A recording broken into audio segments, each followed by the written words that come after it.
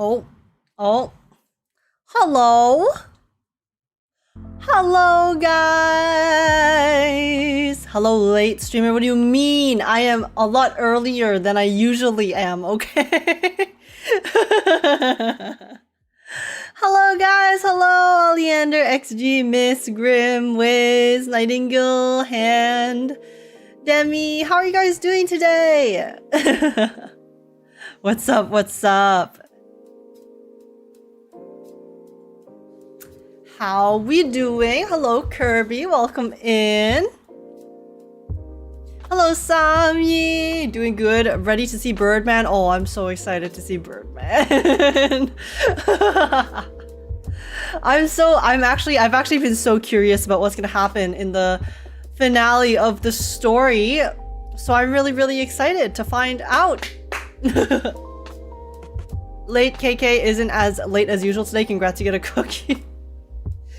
Guys, leave me alone, okay? I'm so busy right now. Listen. But yeah, what's up? Have you watched the Firefly anime trailer yet? Very wholesome. I have not. I was planning on watching it earlier and then just posting it, but then I decided, probably more fun. I'll have more fun watching with chat. So I waited.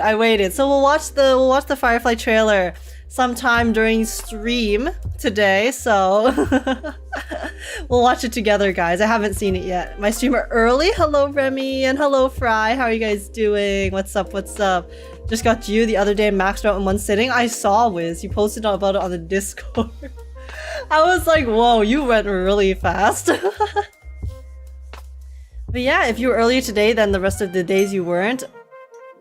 Oh, then why the rest of the days you weren't? Cause I've been busy. I've been hard at work, Fry. Okay, I'm almost hopefully gonna be out of the tunnel soon.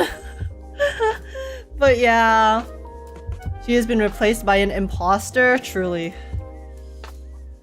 guys. How do you really know it's me? What if a doppelganger killed me in my sleep and then took control of all of my possessions and my stream? And is just pretending in front of you right now. She probably gonna forget about the trailer. I will not forget about the trailer, Fry. I'll watch it today. Trust. And hello, Noble Arya. Yes. Guys, we are elation, okay? But yeah, welcome in, Arya. How's it going? Well, the doppelganger is at least not as late as the real one. Oh, Oleander, do you want to square up? Do you want to fight? We'll know its age when she actually hits. Hey now. Hello, Ethereal. What's up? We'll know its age if she yaps. Listen, Yap KK doesn't end even if I go away, alright? My doppelganger will have to yap to steal my identity. When a body snatcher took over your life and actually made better life choices than your original self. Feels bad, bro. A is definitely getting replaced by AI of herself. Honestly, the AI of me would probably be smarter than the actual me. I'm a dumbass, guys. Listen. I'm doing my best, okay? We're just chilling. Doppelganger not still age, still scuffed KK. Hey, today is not actually that scuffed, alright? I've started decently near the time I was supposed to start, and I'm chilling. I didn't accidentally choke at the very beginning of stream like last time. We take those. You turn the real age into a horse. What we're seeing is Jessica pretending to be aged, but hey, that's just a theory. I mean, if I got to meet you, I'd probably let her turn me into a horse. No, but I'm still so curious. It has to be her. It has to be her, right? I think it's JIU. I think JIU is the culprit behind it all, and I told you guys my theory last time. But I mean, I can say it again later. But yeah, I think JIU just really really believes in those the guardian flying guardian things. So she is, because of her obsession with it, she's trying to make it so that the guardians will come save the town. So that's why she's causing trouble and making people disappear in the town. That's my theory. But we'll see if it's correct, since we're gonna see the ending today. Even if she is a horse, does it change anything? She will still work at the corn farm? That's true, I would still be on the farm. Maybe just in a different department. No longer with the working on farming the crops and eating them instead. So... Hey, listen, if I was a horse, I would get lots of physical activity. So we take those. I never thought about you, but she has a voice line about Jessica. They are friends. Oh, really? Oh, wait, that's cute. Okay, I have to take a look at that later if I remember. That's adorable. She's still Clorenless, so it's okay.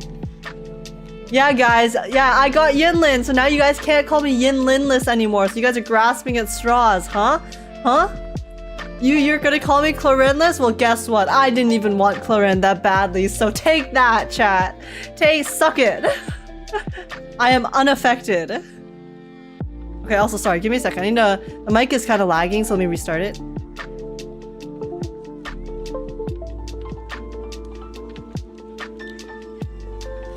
Wrecked, chat.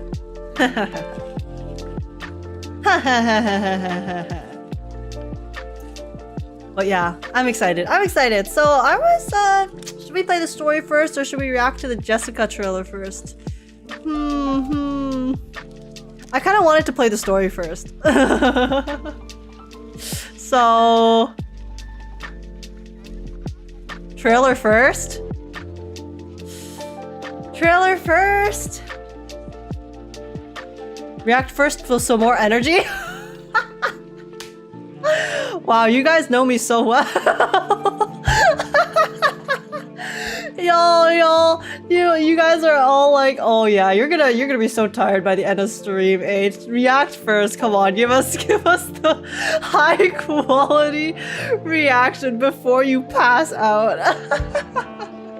You know what? Fine. That's a valid point. Okay, we'll do the react first. Oh, that's funny.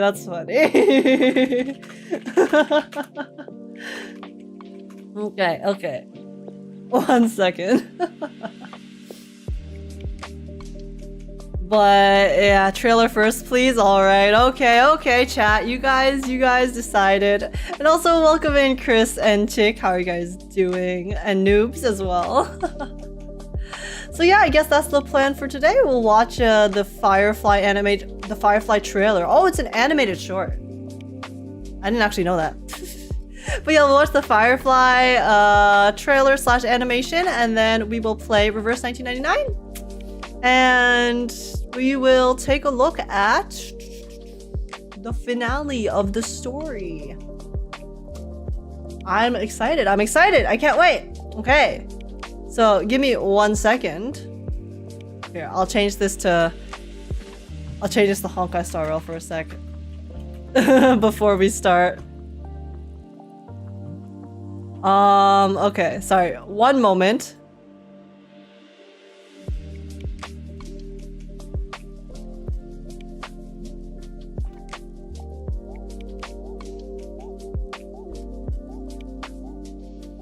Okay. Firefly trailer should be renamed Wholesome trailer. Change it to Woola for the drama. Yeah, I'm going to play Reverse 1999 while watching a Honkai Star Rail trailer while in the Woola category. It's the trifecta of gacha games I'm playing at the moment. Very wholesome and uplifting short animation. I see, chat. I'm starting to understand the vibes of what is going to occur in front of me. Okay, give me a second. Let me finish drinking my honey water, and then we shall watch. And just jump into it. Because hey, we got a very wholesome. We actually got a very wholesome animation from the Myriad Celestia. So.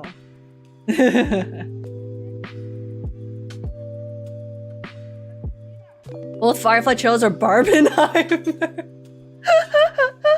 True. true, because it has the happiness, but then it's also depressing as hell. Okay, I got you, Max. I got you. I understand. I just finished making daily Genshin. Hey, yo! I have not done any of my dailies yet today, waifu, so I should probably do that later. But yeah. All right. Okay, so was just trying to finish my mix in my honey water. And then now we can react. Oh my gosh.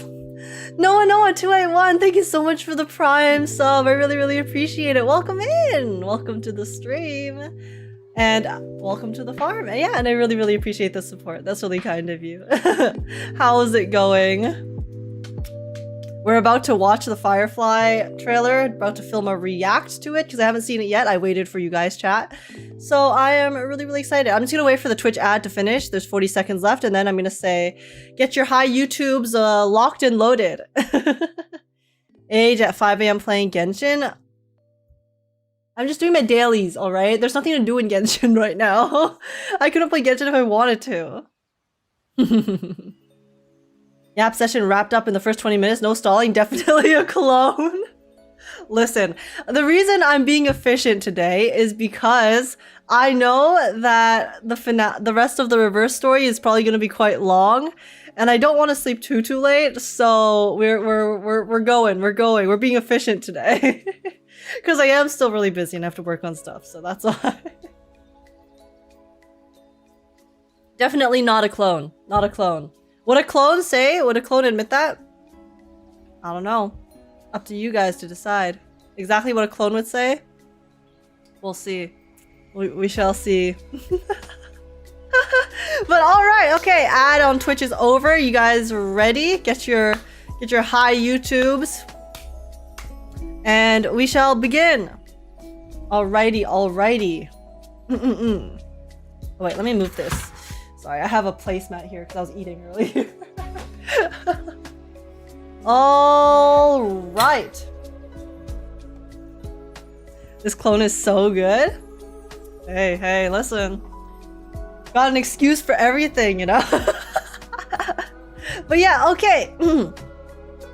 Hello, welcome in, guys, welcome in. Today we are going to be reacting to the brand new Honkai Star Rail Firefly trailer. It's actually an animated short, I didn't realize that.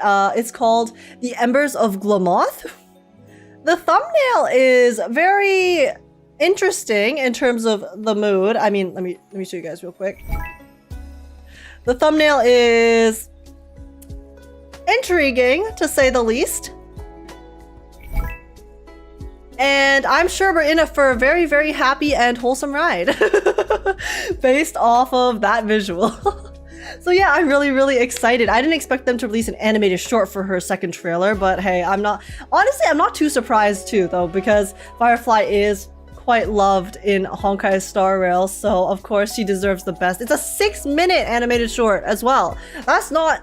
It's not very short, it's quite long, so I'm really excited. I hope I don't get emotional. I probably will, though, knowing me, but yeah. I mean, her Myriad Celestia was was honestly, I think, pretty wholesome and happy. Obviously, we know the implications of the end are not the brightest, but I still thought that the trailer itself was really nice and sweet. So I guess they had to balance it out with absolute depression. And that is what we're going to experience today. So yeah, I'm really excited. Before we begin, though, if you guys enjoy, please make sure to smash like, subscribe on the channel. Leave a comment down below, F's in the chat, for all of our feelings after watching this trailer. And yeah. Apart from that, let's begin. I'm really hyped. So here we go. Okay. I like this clone. Can we keep this one instead of the original? Oh, my heart. That hurts, Fry. That hurts. All right, guys. So, okay. But yeah, she looks like she's having one heck of a time. So I'm sure this is a continuation of the very happy and wholesome and uplifting story that Xiaoji promised us before. So here we go. We had depression in 1999, now we have Star Rail. Star Rail, Star Depression. I'm sorry, that joke didn't land. Anyways, we're just gonna watch. All right, here we go. Oh, it's MiHoYo anime. Oh, wait. So does this mean that they're actually going to start making even more animations for all of us? They did make that Genshin animated trailer, that Genshin animation with Aimer song recently. So does this mean we get even more animations in the future? Ooh, I'm excited. Hopefully. We'll see. We'll see. All right. Command. Firefly reinforced. Oh wait, sorry. Before we begin, let's read the description real quick. Article 22 of Glamoth's military regulations. Knights must give all they have to Her Majesty, the Queen, including their lives. Oh. I thought Glamoth was just a, I don't know, dictatorship or something. I didn't know there was a monarchy in place. Oh, that's intriguing. Okay, let's see.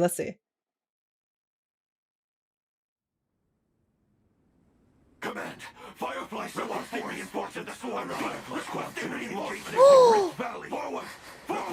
Oh, we're starting off and she's already crying. Or she's not crying, she's like sweating because she's mid-battle. Oh god, all the homies hate the swarm. These bugs are so annoying, man.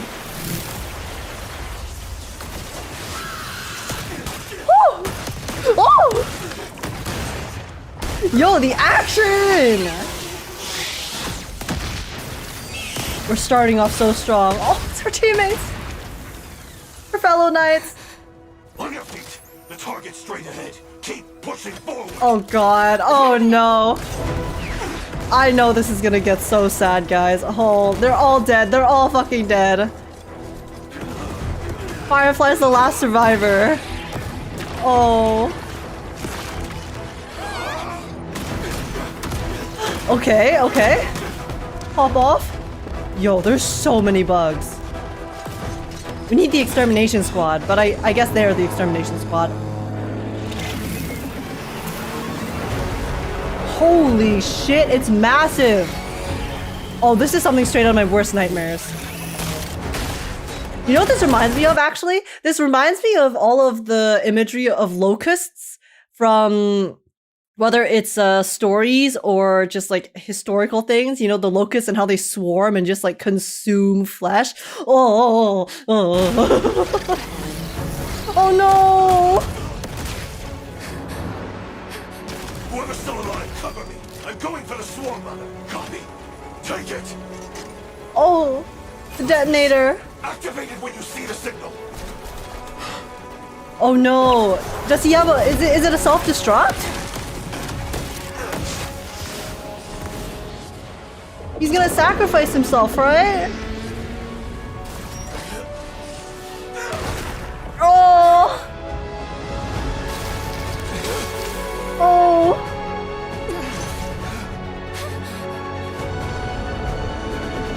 Now commencing scorched earth operations. No, it's his actual voice. Her Majesty. Her Majesty! Yo, fuck Her Majesty, man.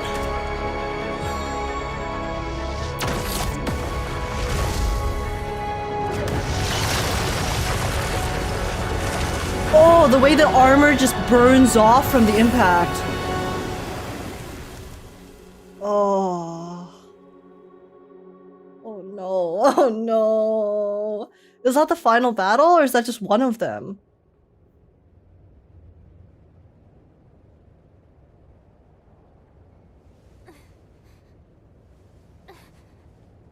Is she the last one alive?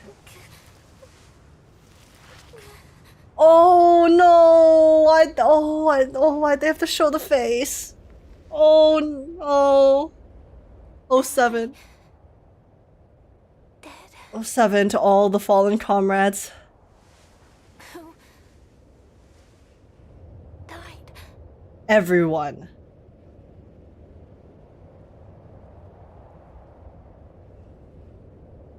Oh my. Oh, there's someone else alive! I think she's gonna die. Like, she's barely alive. outside cavalry. Or Her Majesty.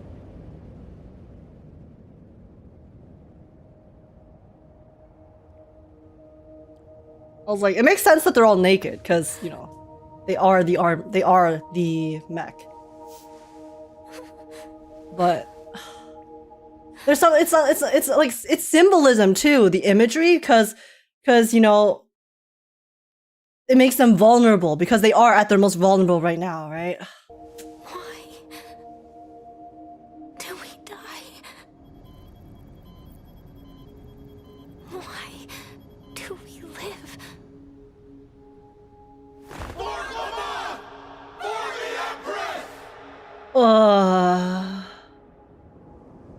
But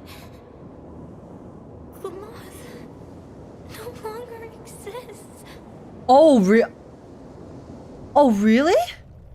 I dreamed of a scorched earth. Oh, this is what she said in the story. A new shoot sprouted from the earth. It bloomed in the morning sun and whispered to me.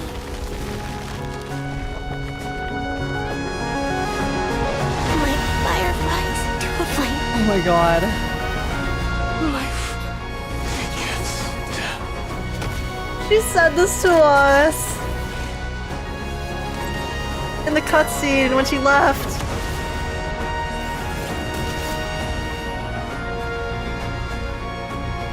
She'll take them all on herself? Holy crap, the power that she has the power to destroy a planet?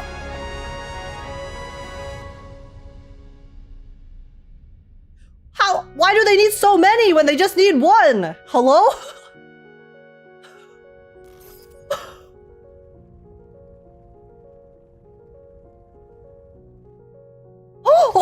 Oh, this is how they found her! Fireflies dancing among the stars. Her new family. Oh! Kafka, save her! Save our girl! Bro. I'm depressed. So, okay, the thing that makes it even sadder is that supposedly in that battle that we just saw, right? I think we're all supposed to assume that, you know, it's happening during, like in the past when Glamoth is still around. But based on what Firefly said, Glamoth is done so. It no longer exists. But then because of this, I guess, because of the duty that has been instilled of them and their purpose, they keep fighting till the end to protect something that's no longer there because they don't know anything else. And then they all died until Firefly was the only one left. Guys.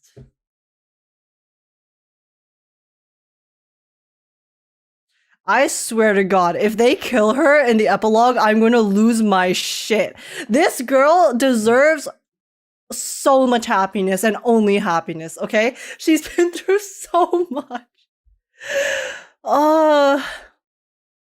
Because we all know the implications of her being the last one alive, right?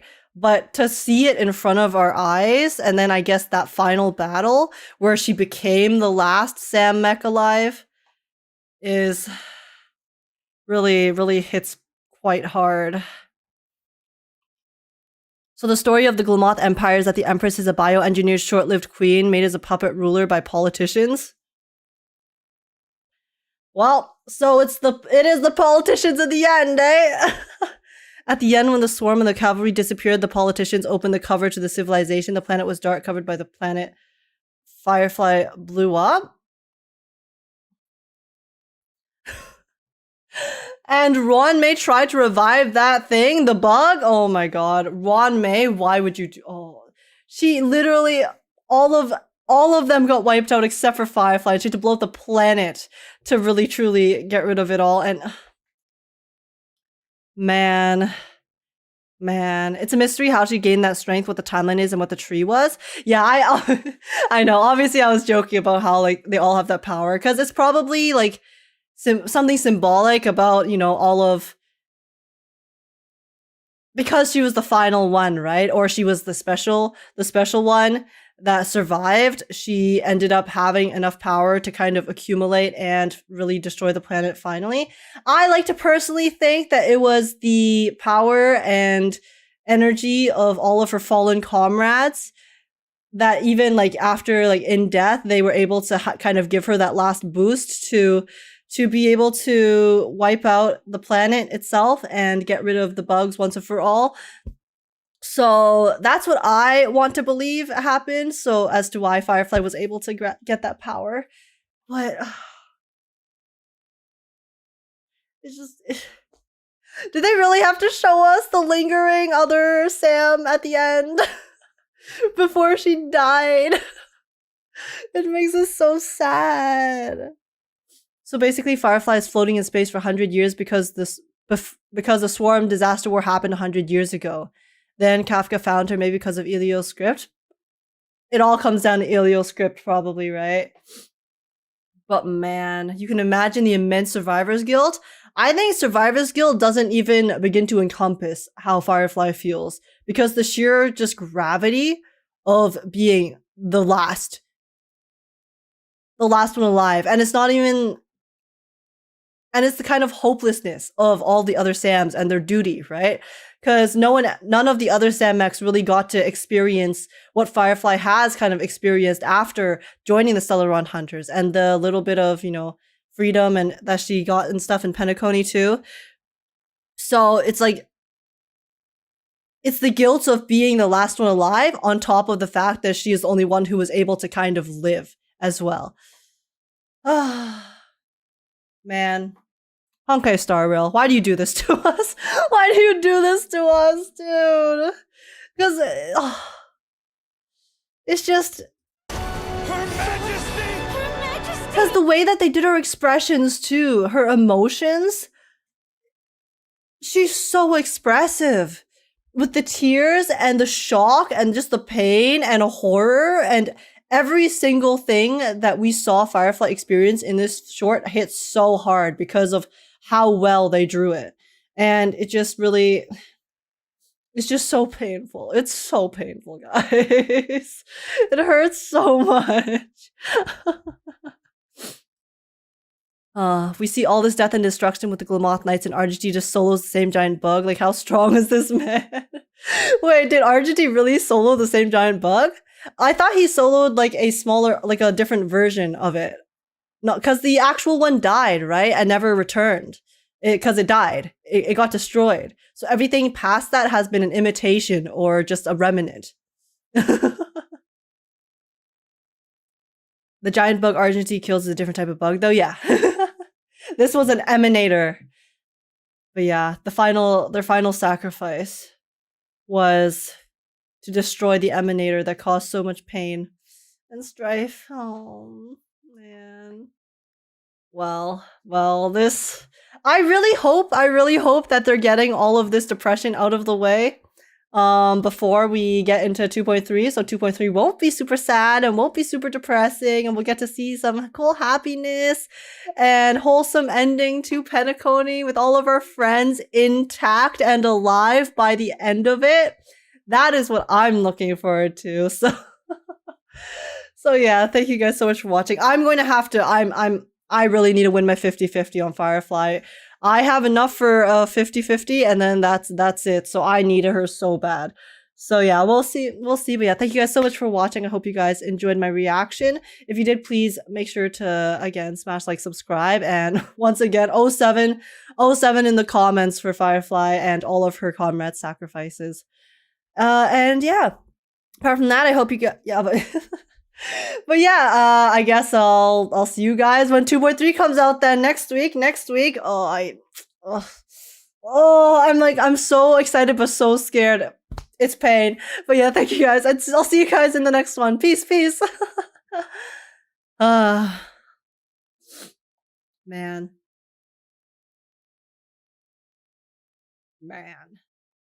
They're both true stings, pretty sure. Yeah, I just like, why are there so many of these bugs? Can they just not? Can these bugs just stop? Even if the entire Sam army was not enough to eradicate the bugs once and for all, what kind of power do we need to get rid of them? And Ronmei wanted to revive them, man. Ronmei, you need to check your priorities, man, please.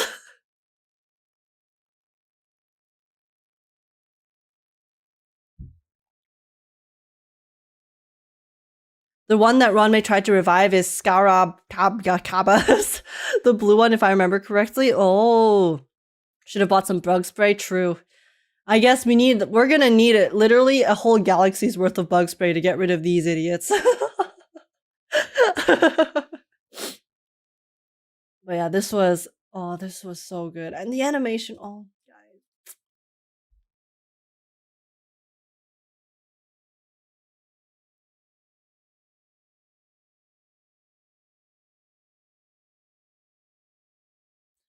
It's so painful. No.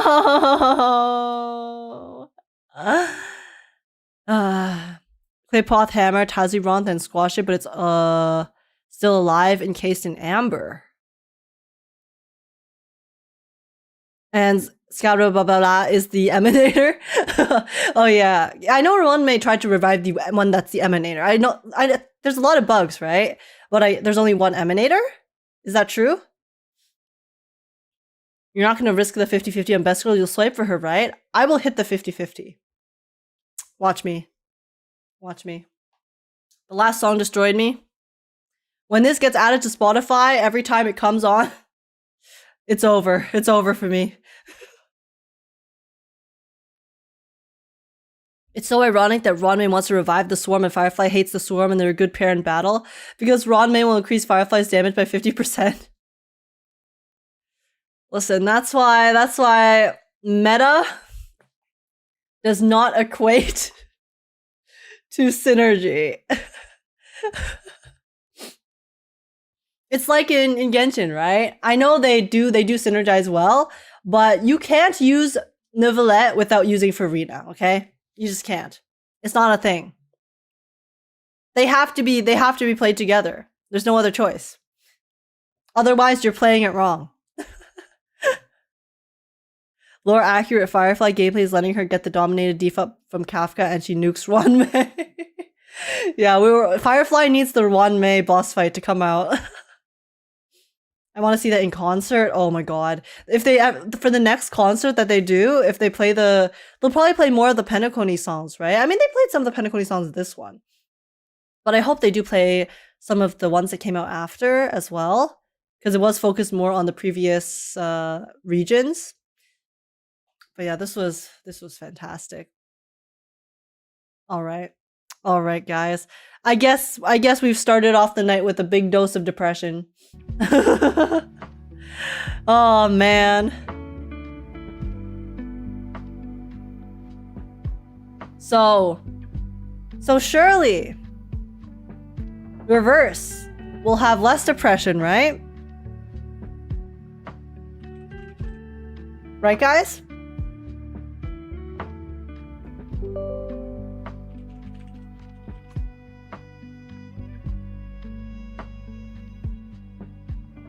Surely we don't get Depresso 1999 tonight. I think the end of the story is going to be epic. Me personally. It'll be a good time. Also, sorry, give me a second. There's some phlegm.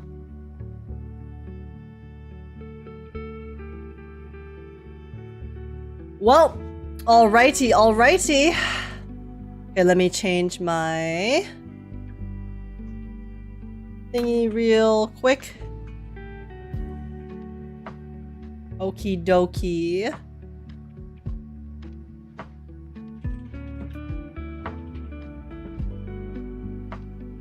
All right. Well, time for depression part 2, or I guess part 4. Wait, did I wake up and join in time for reverse? Hey, yo, no, welcome in. Yeah, you can't run from reality age. Listen, guys, please. Surely we'll be fine. And I feel like this short animation only makes me hate Ranmei even more. Yeah, honestly, I personally don't really care for Ranmei as a character. In fact, I find her kind of scary because of, obviously, her role in the story that we saw before. And the fact that she is a kind of a mad scientist with some very questionably moral experiments that we could read about. So I don't really like Ranmei. Also the fact that, you know, for science, she tried to revive an emanator that we all hate too. And now we hate that emanator even more. So yeah, it does make it quite worse in terms of my perception of Ranmei. I'll still use her in battle because she's strong, obviously, but you know.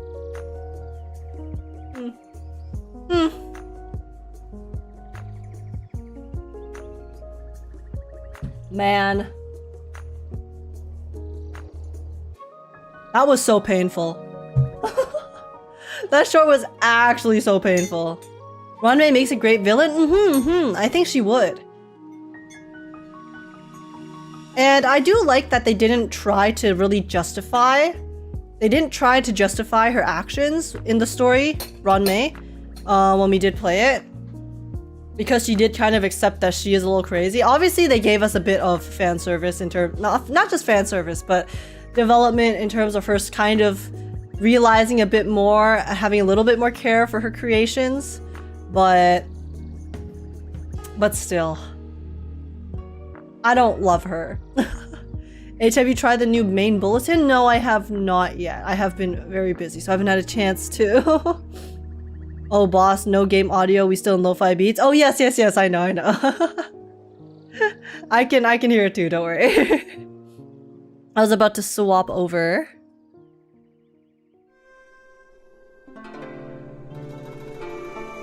There we go, guys.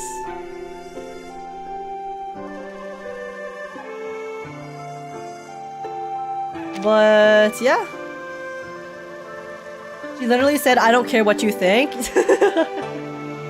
Yeah, Age want to listen to some unreleased reverse EPs to cleanse the depression? What do you mean unreleased? What does unreleased mean, Fat Max? Oh, you did the first one and almost scored 1 million? Hey! Congrats! But yeah, it's Birdman and Horse Girl time. Surely we'll just get Epic Story and not Giga Depresso. I believe. Okay, give me a second. Let me change the settings slightly. The music is still a little loud. I'm sorry. It has to go below 69. My bad.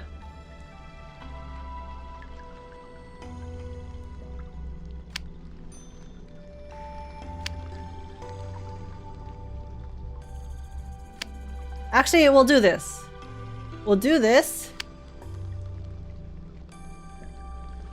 And then I'll change this here. I think that should be fine. Okay, 13k clear drops. That's crazy. Mine's bugged. It says 10. Sounds like you should send a ticket to Bluepock and see if they can get that fixed for you. There's some EPs that aren't released on global. Oh, the Sonetto EP, a Regulus EP, and separate EPs. Oh, interesting, Max. Okay, I mean, I do want to play the story first now, but maybe later, or if we don't get to it later, then next time. Yeah, I'd love to hear them. Yeah, as long as it's for characters that have already been released, I'm okay with it. If it's for characters that we haven't seen yet, obviously I would like to wait before the character comes out. But if they haven't been released on global, but the character's already out, then for sure. You can also send it in the Discord on the music channel too, because I do like scrolling through there and listening to stuff now and then. But yeah. We're gonna get into the story first here. So yeah, last time we left off, where did we leave off? Oh right, Bird Boy got arrested, and then we got turned into a horse. And then we kidnapped our mentor. Or we didn't kidnap our mentor, we tried to save our mentor. from, I guess, the grasp of JIU, NIANGZI, since we've now kind of realized the truth because we're a horse. Not 100% sure, but okay, either way. Let us continue onwards. Hollow-eyed, truth and reflection. It looks like we're going to be going back to our perspective. So... we'll see. Don't you hate it when you get turned into a horse? Yeah, guys, just another Tuesday. Sometimes the horse life just chooses you, am I right? Or am I right? Sand? Okay, I'll take a look at it later, Max. Thank you. Also, Vert and Nendo? I saw, but Nendos are so expensive. I can't afford a Nendo. I couldn't even afford the cool like 3D photo frame merch. That was a really, really nice one. I really wanted it. But yeah, alright, here we go. Hollowed-eyed. We'll continue in.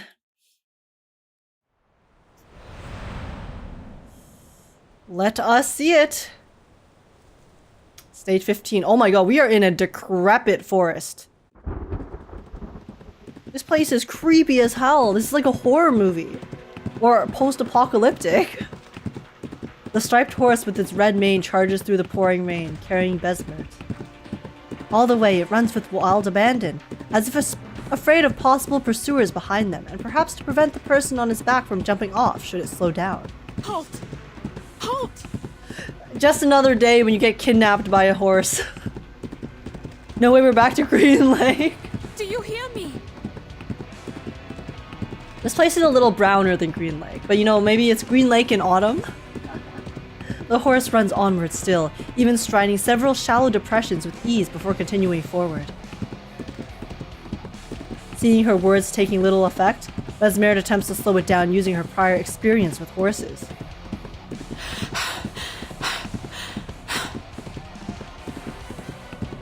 As she releases her breath, she lets go of the mane and replaces one hand in front of the creature's neck, while the other hand caresses the fur on both sides, adjusting to match the rhythm of its gallop. Easy. Easy now. Good job. Oh, she's the horse whisperer. Also, wait, one second. Deep breaths.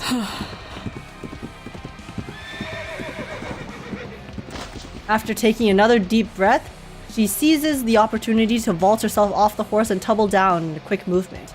Oh wow, it's like, you know in Wuwa, how you can vault the goats? Besmert just vaulted us. Besmert falls into the shallows, just as she intended. Striped horse? Question mark. I wonder who this is.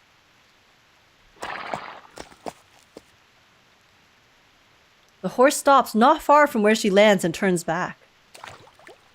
Ignoring the accumulated pain of new and old injuries, Besmert clambers out of the water, but her hands sink into the soft mud along the shallow shore.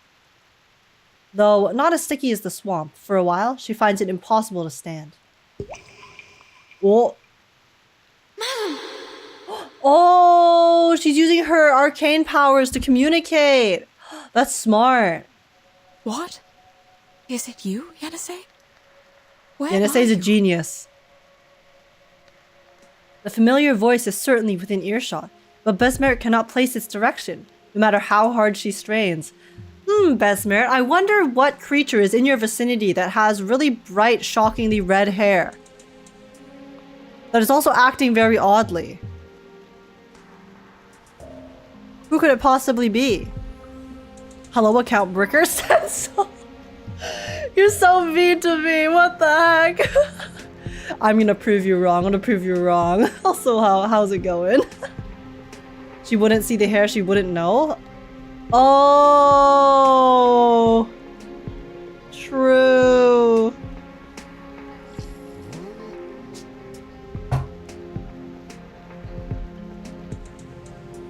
I forgot. I apologize, Besmert. I was being insensitive. That's on me. She struggles to lift herself out of the mud and falls again. Guys, it's bad memory, okay? I have a goldfish memory. Leave me alone. I'm sorry. Are you hurt? I was so anxious. must not let them catch us. It's not ableist, okay? I just forgot. I forgore. She would forgive you. Besmert's too good for me, honestly. I'm all right. I'm good. How did you... I am talking to you through the water. Please hurry up and get back on me. Just the facts, I'm doing all right. I'm glad. Listen. I will redeem myself. I will, okay? My luck for account pulling will turn around. Just watch. You've turned into a striped horse too? Or is this your arcane skill? I am not a striped horse, madam. I'm a Lushu. Both of them are arcane creatures, but not the same kind. And yes, that's my arcane skill. Oh? I can show images and a few sounds through water. I cast it once when we passed by the swamp in Tula, remember? What about the Oh, I Lushu? just realized she's in the What are they? reflection. Did Getien take you away and turn you into this? Wait, guys, look, she's in the reflection here of the horse. That's actually so smart. Because she's also she's communicating through the water right now, so it's also symbolic as well. It fits perfectly. How you just realized? It's because I was reading the dialogue, okay? That strange term she heard from before all this began suddenly reappears in her head. The rain is making too much noise. I can't hear you or the surroundings. Get on my back. I'm not sure how far they are from us. ... I don't hear any footsteps from grown men. Come here, child. Help me up. Yenisei then steps closer and scoops Besmert out of the sinking shallows. Thank you. So, what happened? The situation is getting trickier and This is trickier. one talented horsey. We made a mistake. Getien didn't turn me into a horse. On the contrary, he saved my life. Then who was it? Who did this to you? It was our ex-friend that we trusted, who ended up being a maniacal, evil person. You didn't drink any water last night, did you? But I did. Quite a lot. After you went into the room, NIANGZI and I had a chat downstairs, and she gave me the water.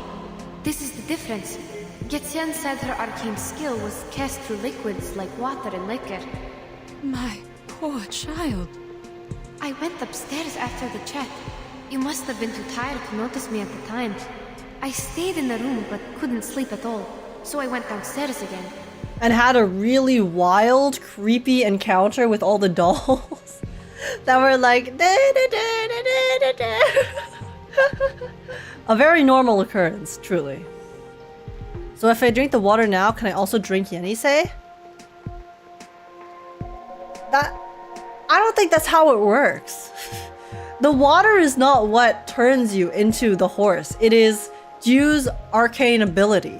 It's just that the arcane ability only works if you have ingested some of the water from her. Or specific water, I guess. That was when I heard someone singing. That song. I'd never heard it before, and I had no idea what the lyrics were about. All I remember is that the melody was soft and a bit unusual. That's probably how her arcane ability activates, right? When she sings the song? Then I found that someone was a group of wooden dolls. They were small and would melt when they touched liquor. Yenisei extracts the frightening journey from her mind, trying as best she can to narrate it in a calm tone. And there were horses in the yard, also humming the melody. They had red manes and red tails, just like what I look like now. Oh, so everyone has the red mane. It's not just because Yenisei has red hair. I didn't know they were loose shoes until now.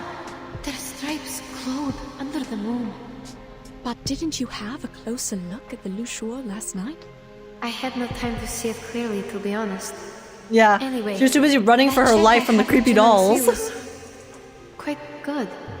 Everything felt so comforting at the time, so I don't understand. Yeah, it's odd because she seemed very genuine when having the conversation, right?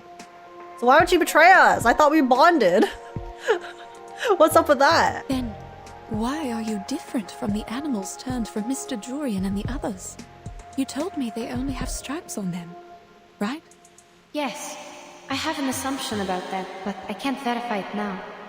It's because she's an Arcanist, most likely, because she's different, you know, bodily. What is it? Yenisei falls into silent reflection for a moment before answering Besmert. Remember the river our team found? Perhaps that was the lower course of the main river, and it included Junangzi's arcane power because the stream across her yard is near one of its branches. The running water might have diluted the arcane power in there. Oh, so it's just not as strong. Usually, a stream of running water is like an independent settlement. It rejects outsiders by nature. Even I have been rejected more than once. Oh, because she can commune with it. The our teammates turned into could be an accident caused by an incomplete arcane skill. Those other striped horses in the JIU. Are they too... Perhaps Junangzi had no idea at all that she somehow leaked her arcane skill into the river. Oh. As for the water I had, she must have made it on purpose. So she targeted us! So she didn't mean to change her teammates, but she targeted us! That's so rude! Both of them sink into a silence made awkward by the revelation. Then, how did Getien get involved in all this? Because he just looks like one of the... not angels, but the guardians. Last night, after he saved me from the wooden dolls... Ooh, we get to see our alone time with Getien, even though we're a horse. The topic of the recollections only just resumed. Only just resumed is again interrupted, this time by the sudden stopping of the rain. Yenisei looks up as if to confirm it has really ended. If the rain has stopped for good, this also means that they'll need to keep moving to avoid being found. The rain has stopped. Oh, that's funny. Even her icon here is through the reflection. We need to find shelter, madam. No, child. I don't see why he had to take you away. What if I was there with you? All I know is he was there to take us out of the danger. And he's injured now. When we confronted the people at the JIU, he didn't fight back at all. I think he didn't hurt them for a reason. If he really meant to help us, we must go save him. It's a rescue mission! We're gonna save her boyfriend! Ayo! Child. All of a sudden you seem to trust this creature entirely. Did he do anything else for you? Like, guys, Besmert's actually so worried for us. Because this makes sense from her perspective, right? Because she's like, suddenly you go from like 0 to 100 with your trust in this suspicious individual that we have been suspecting for so long. Guys, Besmert and Yenisei is the found family mother-daughter duo. I know, they're actually so wholesome. Based on what we know, Getien, Li Zhong, and NIANGZI, they all seem strange. Yeah, that's true. Please trust me, madam. I used to think this way too. Maybe he's fooling us with a fake rescue. Besmert's so mother, Besmert equals Yenisei's mom. Yeah, Besmert's way better than, what was it, Yenisei's actual mom? Because isn't her actual mom kind of a bitch? We saw her at the very beginning, right? But he's not. He even showed me his arcane skill to win my trust. Yes, he read my bones. Oh, so he can read bones. Can you imagine that?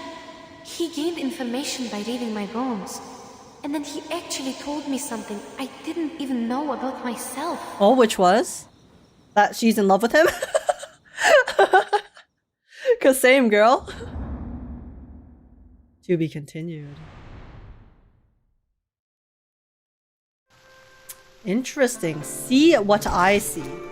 Oh, well, we get to see it. We get to see it ourselves. Wait, that was so cute. The Yenisei's chest piece had a horse and tail. Horse ears and a tail. Because that's what she is right now. If that's the case, can I see him next week for a back problem I've been having? Let me go! Where are you taking Yo, me? back problems? High five. I felt that. I felt that. I have scoliosis. So we're twitting. Age, go this whole episode without simping? But why would I do that? You... If I let go, you will fall, and death will be your end. Bro spitting facts. Hold your life dear. You are a lot more vulnerable than you can imagine. Quit threatening me! It's a river down there! Yenisei, girl, if you fall from this height into a river, that shit is. This isn't Minecraft, okay? That shit ain't saving you. Yes, but you don't know how shallow it is. Even a lantern can't. Let's be float real. on it. This isn't Minecraft, and there is fall damage, okay, on the water. You can't pro bucket your way into surviving. It's dying, unlike the other branches you saw outside the city. Why do you think all of those kids on TikTok ended up killing themselves from that one trend that was going viral where it was like people were jumping off of boats? And then there was like some teenagers that ended up dying because, you know, when you jump off of a really fast boat that's moving on top of the water, it's like you're hitting the surface of the water from much higher with a lot more impact. And guess what happens? Bones shatter, neck flat. You dead. So what? Does that explain why you captured me? Fine. The river is dying. I'm held by a birdman in mid-air. I'll fall and die if I struggle. There's nothing I can do. ... Yes, it's a rare wisdom for a girl of your age to know her limits. ... But I'm not a birdman. I'm a Yao. Isn't a Yao a bird? No, Yao is it's like the yokai, right? My name is Ge Tian. The Chinese equivalent. Yenisei gives up her mid-air struggle, pondering over his name and identity. Age wishes she was Yenisei right now. Listen. Who doesn't want quality time with Birdman, okay? You can use arcane skills. You're an arcanist. Wow, guys, yeah. I'm crying. Racism 1999 strikes yet again. Yenisei doesn't trust him until he reveals that he's an arcanist, and then suddenly she's like, oh wait a second, I'll give you a chance now. If you say Girl. so, then it is so. We have gone for miles. Her I'll leave you attitude here. changed. Beyond the fort. Oh, you'll that see the stuns step. me. That's so funny. She was like, bestie! Ye-tian slows down, just as he said he would. And after a moment, he gently places Yenisei on the ground. Oh, that's so interesting. This is the same background as before, but with a different atmosphere. Given her situation, she had not anticipated such gentle treatment. I don't understand. What on earth is your purpose? Why did you turn humans into horses? I believe you could commit much worse crimes if you want to. Because I did no such thing. Are you doing it for fun? Ye-tian stops to the side of a curved tree growing like a bridge over the vines of a shallow stream, face heavy with a look of contemplation. The more you ask, the more mistakes you make. Guys, why is he so pretty? His whole chest is out! There is no such thing as a wrong question. We really thought Spathadia and Ezra ending racism 1999? I mean, this probably came before. Did this come before or after, like chronologically? I feel like this might have been before Ezra Spathadia story. I will answer one of the questions regarding why I turned people into horses. I did not. The answer is I didn't do it. I did not, Neither Mark. did I have did that not. intention. Interesting. Who did it then? NIANGZI. The lady owner of the tavern. NIANGZI? You expect me to believe that? Precisely. Yenisei shakes her head, not believing his words. If that's the case, why did you leave Madame Besmertz there alone? Do you really think I would buy your nonsense after I saw you take my teammates away? Oh wait, true. So Yenisei hasn't turned into a horse yet. I thought she turned into a horse immediately, but I guess it happens a bit later. 1.5 happens after the main story. So does this happen before or after the main story, though? No, I'm trying to compare 1.5 to 1.6. I feel like 1.6 might happen before 1.5, but I have absolutely no marker or indication to really justify that assumption. If I remember correctly, Spatho's story takes place after Chapter 7, Far and CN. I see. Seems like it's before. Yeah, it seems like it's before. Just based on, I guess, the technology in the town. But, you know, I guess more rural towns could just be a bit more traditional in their methods in general. It's hard to gauge because we don't have the main group with us. Yeah, exactly. You saw the horse in the yard with the red tail and red mane, did you not? Yes, I saw. It's not a horse, it's a lushu. Or at least it looks like one. Looks like one? Shu. I have never heard of it before. It sounds like an arcane creature native to the east. Because it is. Yetian doesn't respond. He only continues to contribute yet more astonishing information. Oh? It is a lushu. And also NIANGZI herself.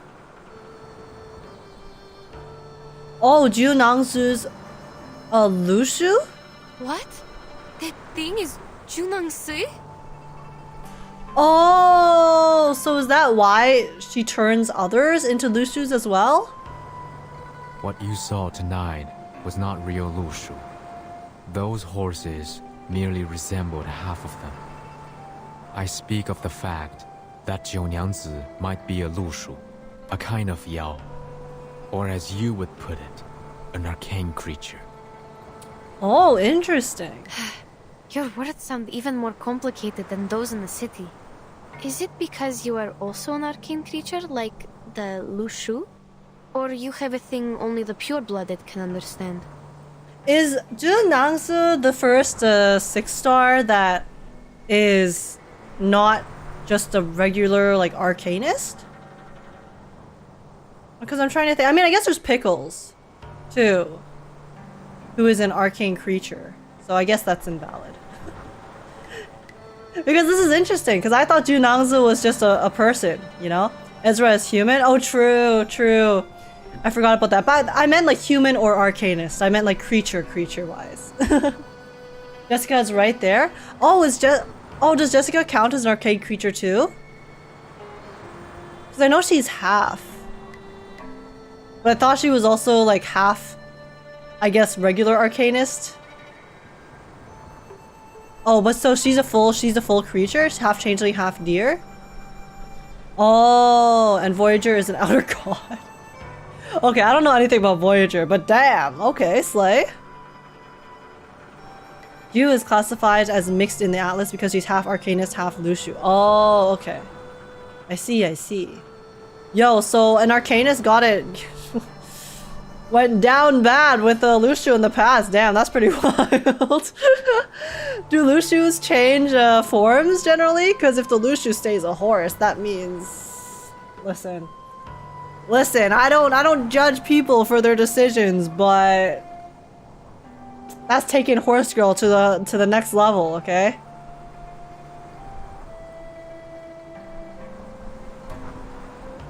Am I wrong? Am I wrong, chat?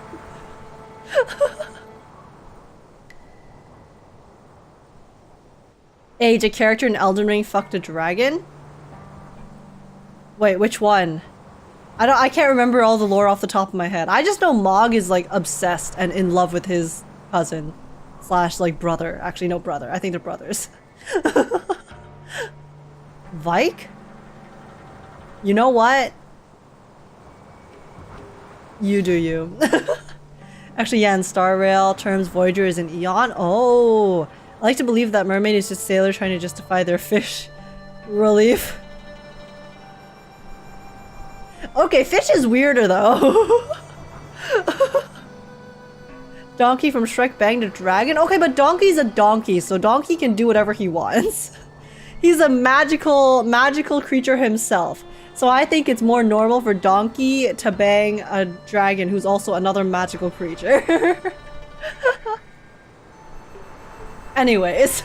We're nothing alike. Lushus are Xiangruis, born with red manes and white faces, covered with tiger's markings. Whoever that guy is, that guy's culture. Dragons are awesome. Everyone should strive to be a Chad like Tommy. Listen. I mean, there's some dragons in. There's a dragon in Star Rail, Mr. Danny boy. In the books, Lushus are And then capable Genshin. of casting an arcane skill named My the Shape favorite. of Will. My favorite It could be boy. the same skill that NIANGZI uses to turn others into Lushus. The shape of will. Okay, so that changes people into Lushus. Do you understand? Yes, I'll try. The Shape of Will is a dangerous and secret skill. As written in the books, the Lushus use it to transform blood into fire and stone into gold. Oh, so they can basically transform anything into something else of their own choosing. Damn. No, not those fake dragons. I want a real giant dragon. Oh, you want them in their full dragon draconic form? Okay, Han. Okay, go off. Jessica's origin as a mix is kind of messed up. Genetic testing to create a man-made arcane creatures. Oh yeah, I remember something about that, about testing. And Voyager actually looks similar to Shipe. Is that because they're both really pretty ladies? I don't, because I know Voyager, she has like the blue hair. And I know she plays the violin. I actually don't, I'm not too familiar with Voyager. So, it's like alchemy. I'm unfamiliar with what you said, but NIANGZI's power seems to be restricted. She cannot fully transform into a Lushu like a Yao could, nor does she possess great power. She's closer to a half Yao. Okay, so he's explaining she's a half-blood. Unlike other Lushus, she requires a certain medium to cast her skill, the Shape of Will. This is also why people did not recognize her. She's harder to identify. Oh, she requires... Oh yeah, that's why she needs water and alcohol to use her skill. Okay. NIANGZI. Half Yao. Is that another name for the mixed blood? Anyway, even if you're telling the truth, how did you know that? It is within my bloodline. Like you find your direction through the water, I read people through their bones. I wonder why he read about Yenisei. That made her so shocked, because she didn't know it herself too, right? How did you know my... Wait, you mean you can read people through their bones? That makes no sense. What can one's physical condition tell you? Many stories, many sounds, even if I was never there with them. So what you're telling me is Gaetian is very adept with handling bones.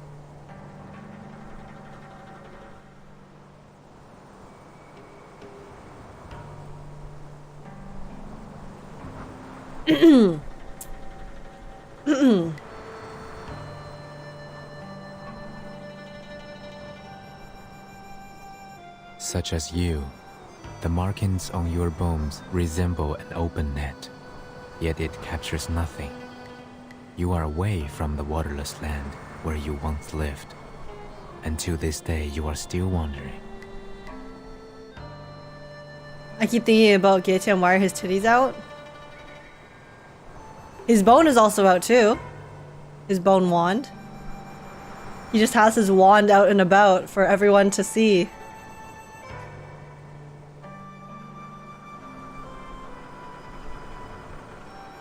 Age's bone says brick to count. False. False. You have no evidence. Do you have Gaetian's power? No, I don't think so. Me and the homies want to see Gaetian's bone. He's very good at handling it. So. What? The girl's eyes widen with astonished disbelief. You will travel far many times in life and turn homeward, like the migratory birds, until you find your lake. Lake? Green Lake? What on earth are you talking about? Have I mistaken anything? I should hope not. Forgive me. I have long since stopped reading others' bones and put them into words. He's just been reading lately. Perhaps I did not tell it in the most precise way, but it should be generally accurate. Alright, stop. And he's like, what are you yapping on about, old man? Wait, if he's a bird, it probably doesn't work the way we think?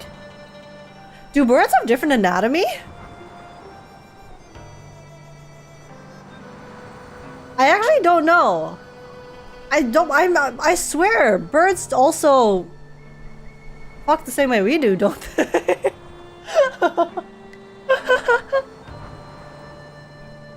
Unless I'm mistaken. That's been a while. Sounds like a scam, what Getian say? Yeah, he's like a fortune teller, telling you your future, divining your present.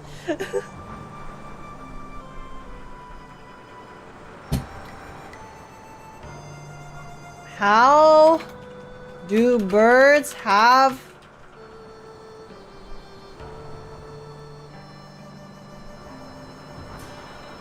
No, it's the same. It's the same. It's just that the bird has an egg. The females have an egg inside them that stays there until it is fertilized with a shell. So birds do also do the dirty in the same way that most other creatures do the dirty. We've confirmed, okay? So it's fine, it works out. I need... So you can still have fun bone play? Okay, we can continue. Exactly. I need some That's the time most to important digest your fact. words. Bizarre spectral sound cuts off Yenisei's reply. Careful. Strange creepers that resemble balls dragging long tails suddenly leap out from the trees behind the two of them. They shriek and charge towards Yenisei, who is most evidently their target. Oh my god, wait, it's these guys again! I love these monsters. These critters are so cute. Squeak! These things again. They already attacked me once in the street. They're so funny. These creatures are the funniest mob in this game. These stupid birds! Following closely behind is a mysterious creature markedly different from the other feathered balls. This one is shining bright! Get out of my way! Out! Shining bright? It is indeed exceptionally bright and long, illuminating the shallow stream in front of them on both sides. It's glow in the dark! It's a glow in the dark bird ball! It's the upgraded version of Angry Birds. Yeah. I thought it was an academic day. Oh, it's red! Guys, we found the angriest bird. You know when you go up in stages and you get different colors? We've leveled up, guys. It's Terrence? As it was. The puppy agreed with your decision. Let us do this.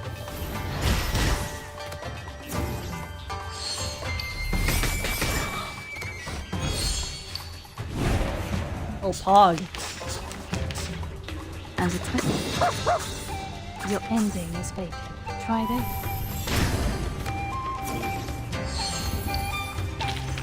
I've seen your struggle written in the stone. Red got the arcane power. Red's the best color. Red power on top. Getian stares in the direction the scattered Zuye ran off, his mind burdened with thought. Have you drunk the liquor? Offered by NIANGZI. Unfortunately, yes. No, but I had the water from her. Why? Oh, true. These Juye might be attracted here by the scent of liquor.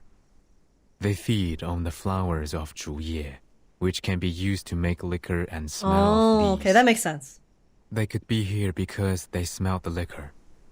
But you only had water. What else could attract them? It's kind of like how if you eat certain things, mosquitoes actually get more attracted to you because of your blood. Like it makes your blood smell or makes you smell differently. So then there are a lot of like the bugs and things that will swarm. I don't know what the items were, the list, but there are specific foods that you should avoid and stuff if you want to not get bitten by mosquitoes.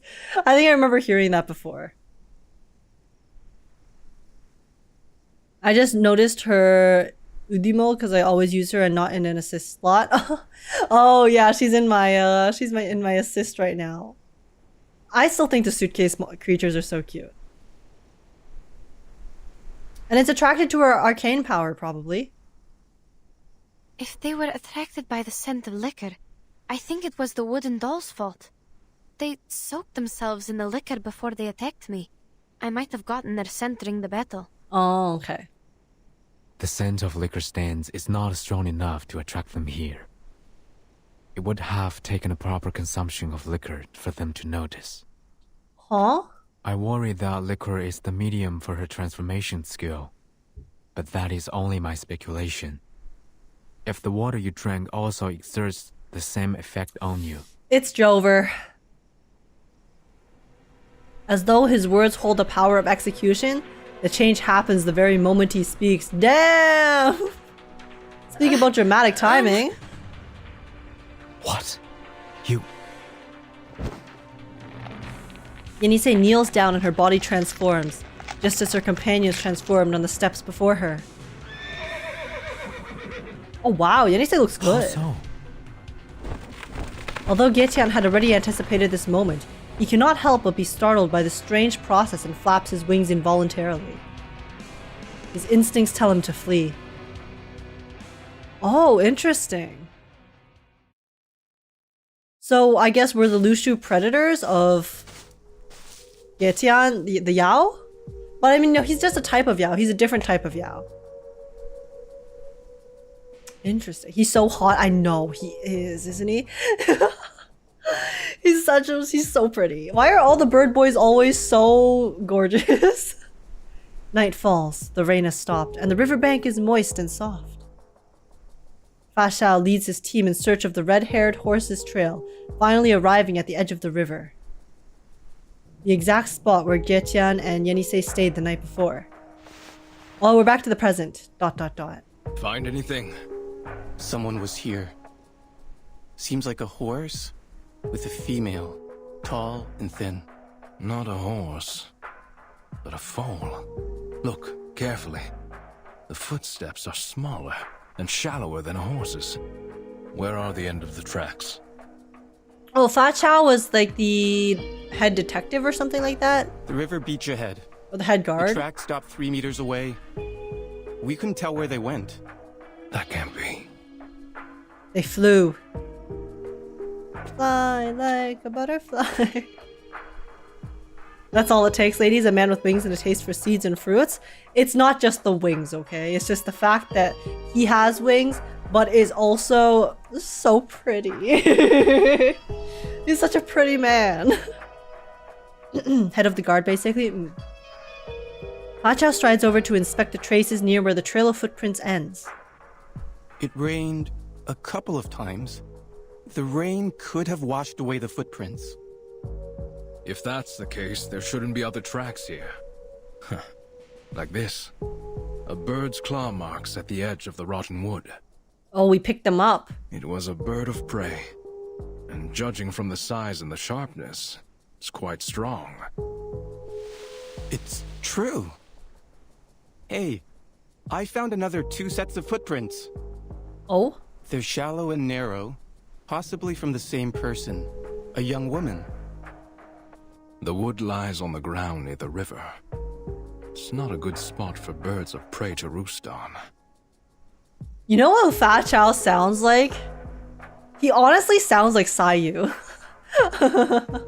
Or Alejandro, oh, I forgot his last name, but the voice actor for Jing Yuan and Sino, amongst other roles. Fa Xiao's voice kind of reminds me of him, actually.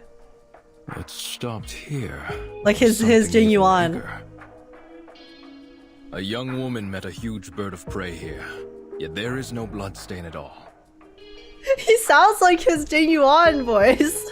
Perhaps the truth behind the foreign merchant's disappearance is different from the Featherman's statement. We need to go back to the JIU. Either way, he sounds good.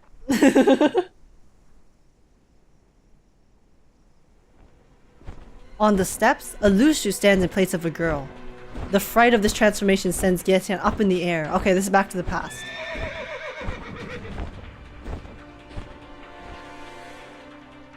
Too late. Oh. So it seems her tea can also transform people. I must report this to the authorities.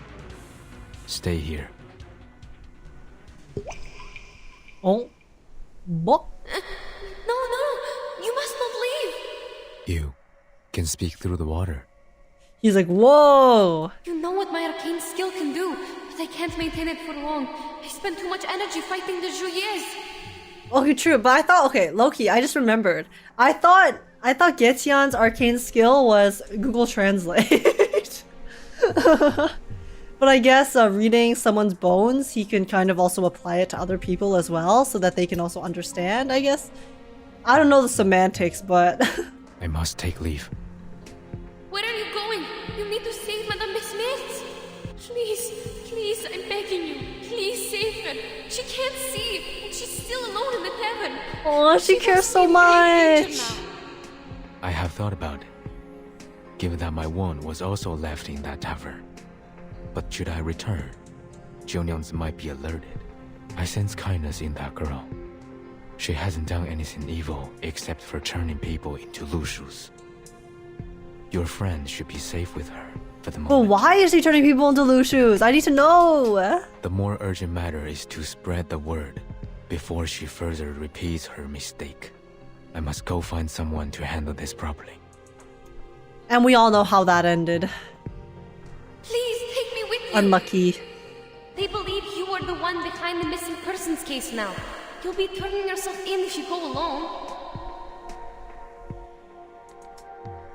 Getian is startled, having never thought of such an outcome might occur. I see. The world outside the mountains is indeed not meant for me to step into. He's like, man, this is so complicated, all these politics. Can I just live as a hermit again? You do use your bones for communications? I guess that is true, right? Because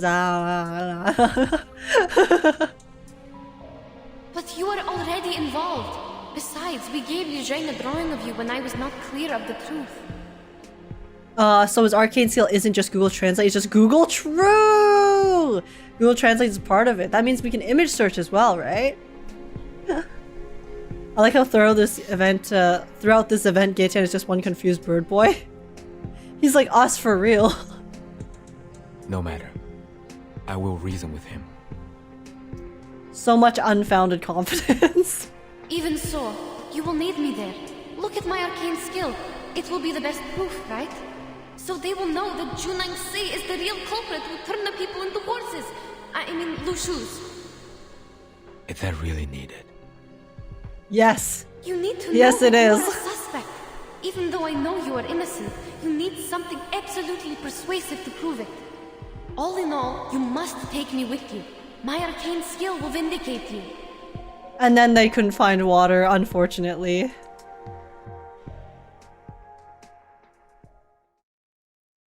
Okay. Okay. So I wonder where it's gonna go next, because they've shown us the history now, so I guess we're gonna go back to the present, probably? Jade or stone. What distinguishes a gem from a rock? Oh, we're gonna follow NIANGZI. Okay. You can lead a horse to water, but you can't make them drink? True. Just like how you can't help someone who doesn't want to be helped. They found water, just that it was immediately absorbed into the floor, so they couldn't find water. Oh, this is pretty. This is a nice background. Only vagrants and outsiders wander the streets on the eve of the Dushua festival. Sorry. It's too pretty. I want a background. Here, you guys can get a screenshot too.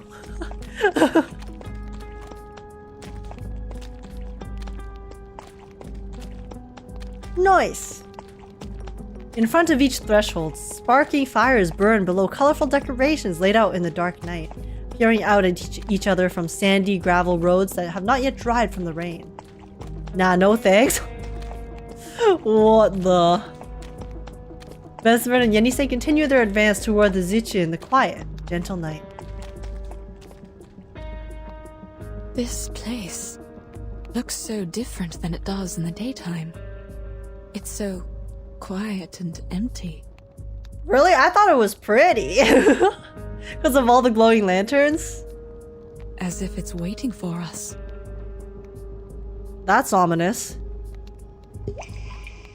Yenisei stops to cast a reflection into a puddle of water, attempting to comfort Besmert. It's nighttime now. They have lit the braziers. There is cloth of different colors around them. Remember our New Year's? We put up tar barrels and made festive fires. There were also decorations on the houses. Yes, I remember that. But the fact that there's no one on the street at all is kind of creepy. Perhaps people here also stay with their families at this time of year. Like we do. She can't see the glowing lanterns?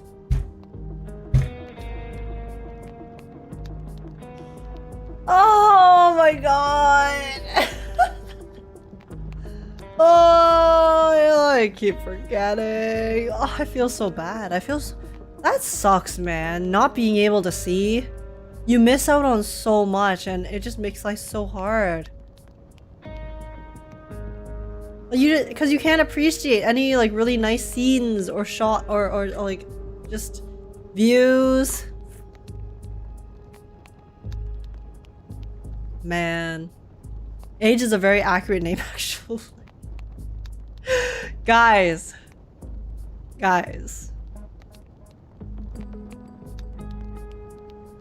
This makes me sad. This makes me feel so bad for her. A heartwarming custom. Well, that would definitely make it even creepier though, if there was no sound at all after they came back to the city. Yeah. Shush, quiet. Old? I bet you a bunch of you are older than me, okay? Listen. Besmert stops to listen carefully to the sound. A moment later, a line of night patrolmen pass by from the corner ahead. They march at ease without stopping, clearly ready for their shift change and the chance to go home. It isn't until they disappear completely that Yenisei's figure reappears in the puddle. The guards here are more reliable than ours in the Empire. At least they don't get drunk on New Year's Eve. Okay, but it's New Year's Eve. Everyone wants to just get lit, have a good time. I'm guessing you're like 40? Dare, I'm offended. How dare you? It's right in your name. Wow. Hurts. Older? Oh my god, Grim. You do know that you're calling yourself over 40 as well, Grim. Since you said pretty sure we're the same age. At the very least, Yenisei enjoys describing the beauty of the surroundings so Besmert is able to see them too. Yeah. And despite her blindness, she's still a very accomplished adventurer. It's true. That's why it's so impressive. It actually makes it even more impressive. Because she has traveled so many places while having such a difficult condition to deal with, right? Madam, we are close to the JIU. We didn't prepare anything other than these bottles. Don't cast any skills for now. You need to rest. We don't know what's ahead of us. Some battles. Hold on. I heard something. Unlike the neat footsteps of the previous patrol, the distant sound they hear this time is of slower and wearier footsteps. Is it NIANGZI? The woman and the Lushu hurriedly dart into the shadow of the nearby eaves. Staggering footsteps. Almost limping. Sounds like this person just tripped and fell. Or drunk. Oh, did they just come from the tavern, maybe? Yenisei follows the sound described by Besmert and looks around. Oh, it is NIANGZI! What is she doing here? Wait, this is a pretty shot. Okay, I know we're currently super sus of her, but listen. Pretty art is pretty art, okay? Come get your screenshots.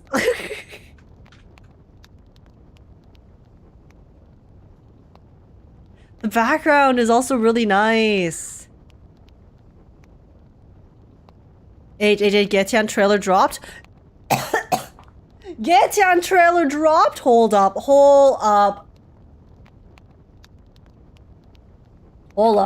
Wait, should we watch it before we finish this or after we finished it? What if it has spoilers? What if it spoils something? You know? We should watch the Getian trailer after you finish the story. Right? Right, guys? Let me check if it has spoilers. Okay. It's like Beethoven being a famous composer despite being deaf. It makes it just 10 times more impressive. Not far from then, NIANGZI hobbles along. She takes 1 step, then pauses. 2 steps, then pauses. And finally stops as she prepares to turn down a narrow alley. She looks completely broken down, as though she has just been in a fight, or perhaps she's just drunk. Why? They can hear her talking to herself in the darkness, her voice echoing intermittently against the silently festive street. Why? No answers for me. Oh. Is everything she's doing like trying to find out something maybe from her past? How long do I have to wait before I... What is she saying? I don't understand at all. Madam, what about him? No spoilers, just more reason to simp for him? Okay, after this chapter.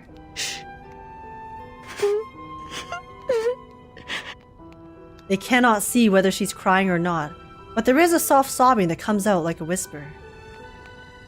Even so, she clenches her fists, as if tightly gripping something. Is this a mistake? What is she gripping? It looks like a little piece of wood?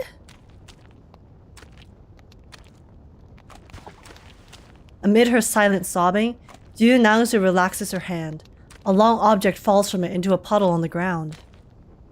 Oh, she dropped something and left. Where did she go? I don't know if she's going to the tavern, but she has left the port. That's for sure. We should go find out what she dropped.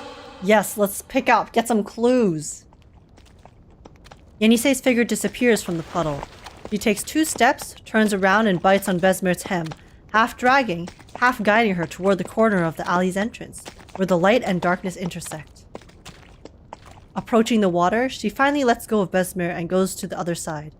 Yenisei then lowers her head as though to drink from the puddle, and deftly removes a piece of wood from it. She shakes the water off the wooden slab and leans toward Besmer's hand until her friend can grasp it. It is a wooden chip. Rough surface and some carvings on it. Is this an inscribed text? Maybe. Please hold it. I'll check the other side. Oh?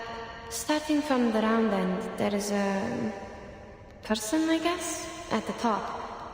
Then there is another person holding a bowl in the middle. And then a horse / Lushu. This is just the process of what she does, right? Because she takes people, they drink the liquor, and then she turns them into Lushu. A person holding a bowl in the middle, and then? Then there is a striped horse at the bottom. What does it mean? A striped horse. Getian once said that Lushu has a red mane and the markings of a tiger.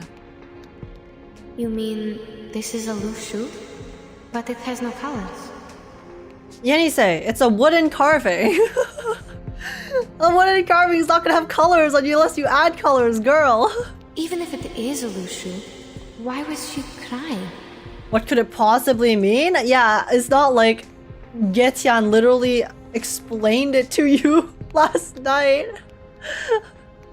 From my perspective, NIANGZI is not a bad person. I think she did all these things for a reason. Some kind of burden only known to herself. Burden? I'm only guessing. What could it possibly be, Since though? we didn't catch her words clearly, there is no conclusion, madam. Maybe horses are colorblind? But I feel like you don't need color to look at what's happening on that wooden stick. You know the process. That being said, the two of them fall into a shared silence. Since entering the city, the dark cloud of their uncertain futures followed them like a shadow. Well, there's no easy answer to any question here. We should meet with Mr. Getien before making any further arrangements. Sure. Okie doke. The woman and the Lushu walk forward at pace. The two increase their speed, arriving outside the grey walls of the JIU courtyard before they might be discovered by another team of night patrollers. NIANGZI's tragic backstory real? I'ma need them to really make me feel something, because I'm just confused. The streets in this area are built with high walls surrounding their homes on all sides, so that people walking by can see nothing but stacked bricks. Stop here. I hear... It is at this moment that Getien flies over the JIU courtyard's walls. Wait, so he just escaped? His wings flutter lighter. Lighter than the previous few times, and he has no intention of stopping until he notices the figure at the foot of the wall. Mr. Getien? How did bro escape? Or perhaps he had no intention of staying until he heard Besmert's voice. It's you. Oh, bird boy. Getien perches on a tree by the roadside, tightly clutching branches bearing leaves that have only just begun to wither. The tree's shadow sways, but he goes silent, only stopping as he recognizes the two figures below. The ground nearby is flat and long-dried. Without a puddle, Yenisei can only grab hold of Besmert's hem and tug on it lightly to confirm her guess. Besmert, though, quickly understands. She listens to the sounds and walks forward to one side, eagerly reaching around beneath the tree. Mr. Getien, Why are you here? did they let you go? Have you seen NIANGZI? She was on the street just now. Whatever speculation you're making, I am leaving. Getien said, "Peace out, bro. I'm tired of all of this. Let me go home and be a hermit once more." Leaving? Are you going after her? No, I was not meant to be here in the first place. It's only natural that I should return to the mountain. He's like, "I have had enough of your human and arcanist politics. I'm peacing." Return? But we're not done with NIANGZI yet. Yenisei and the others are still in the shape of Lushu. She was turned into a Lushu in front of you. Are you going to just let her be? She has told you everything. Yes, she did. Now you're the only one who can persuade others to go after NIANGZI. We are foreigners here. People won't listen to us. True. I am left with no other options. Today at the Zhici, none of us would have gotten away if I hadn't surrendered. That is true. This is a fact that as an observer of the entire scene, Yenisei cannot deny.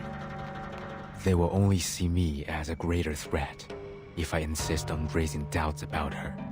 So he's like, "I'm tired. I give up. I tried. Peace. They have I'm known done here." her for a long time, but know nothing about me. My words have no greater effect than yours, for I'm also a foreigner here. That's true. He's not part of the townspeople, right? I didn't even want to go outside my room today. Getien being me for real. He's coming home to our mountain home like the trophy husband he is. So that means we need to live in the mountain if we want him to come home, right? His voice is light, but as gloomy as the night. Still, you're going to just give it all up before exhausting every possible way to end this? A wave of swaying tree shadows causes Getien to fly up on alert. He seems to have finally made up his mind to leave. You need not break my pride. Getians and Miemeng's are never meant to get involved in this. Before a response is issued, the sound of rhythmic footsteps sounds, one after another. Oh, So he is escaping. I was like, they didn't just let him go. Whether it is the patrol or some other city personnel, it is enough to immediately alert the vigilant trio. It's our escape from the Popo arc. Getian, though, does not leave. His actions are seemingly not in line with his tongue. There are people coming. You... I knew it. Oh? A bold and imposing voice sounds out from the spot the footsteps had been moving toward. You two are in it together. The merchant identity was only an excuse you made up to enter the city. They think we're colluding! Aw, shit, guys. This is not good. Especially considering Yenisei is currently still a horse. Isn't that so? No, please listen to me. The stories you told Li Jung made no sense at all. How dare you come back like you did nothing and break into the jail? How in God's name do you think a blind woman broke into the jail? Hello? A blind woman and a horse. With what power do they use to help the Birdman escape? You go first. Mr. Getian! My goodness. The leaps and bounds that they are taking to fit their narrative is crazy. Besmert intuits that she shouldn't just run away. At that moment, the only one who can help her confirm her assumption is Getian. Arcane power? I guess, but like the thing is, we haven't even seen Besmert really display arcane power, right? What is Besmert's arcane power? I was actually curious if like she actually is an arcanist or not. The one being sought for help does not make a sound. He dives from the tree, spreading his wings to cast an immense shadow over the scene. Blindness equals 100 luck also equal 100 IG. Or maybe they forgot that she's blind, like aged it twice. Okay, but she to me is a character on a screen, okay? If I met someone who has blindness IRL, I will not forget that they're blind. He flies between the patrol and Besmert, turning his back to them, then spreads his wings even wider until they completely block the view of those behind him. At this moment, he truly seems like a bird of prey. He's protecting us! Lushus are fleet-footed creatures. Get on her back and leave. I'll join you shortly. He's actually holding them back to help us escape. Girl. Go! My heart. Don't you run! Catch them! My boy.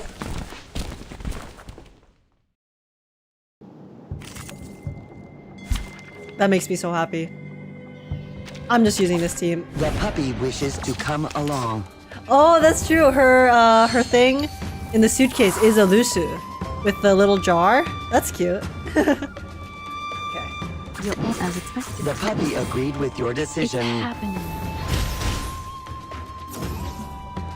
Well, Nothing, but she can sense it very accurately, like a certain someone we know. Oh, like so. So she doesn't have an arcane skill, but she is like attuned to the arcane, I guess. Yetcha might be a bird, but he's also the goat. And now it's the goggles she has that baits us. Why have goggles if you can't see? Yeah, true. Why does she have goggles if she can't see anyways? Huh? That is a bit of an odd choice for accessory.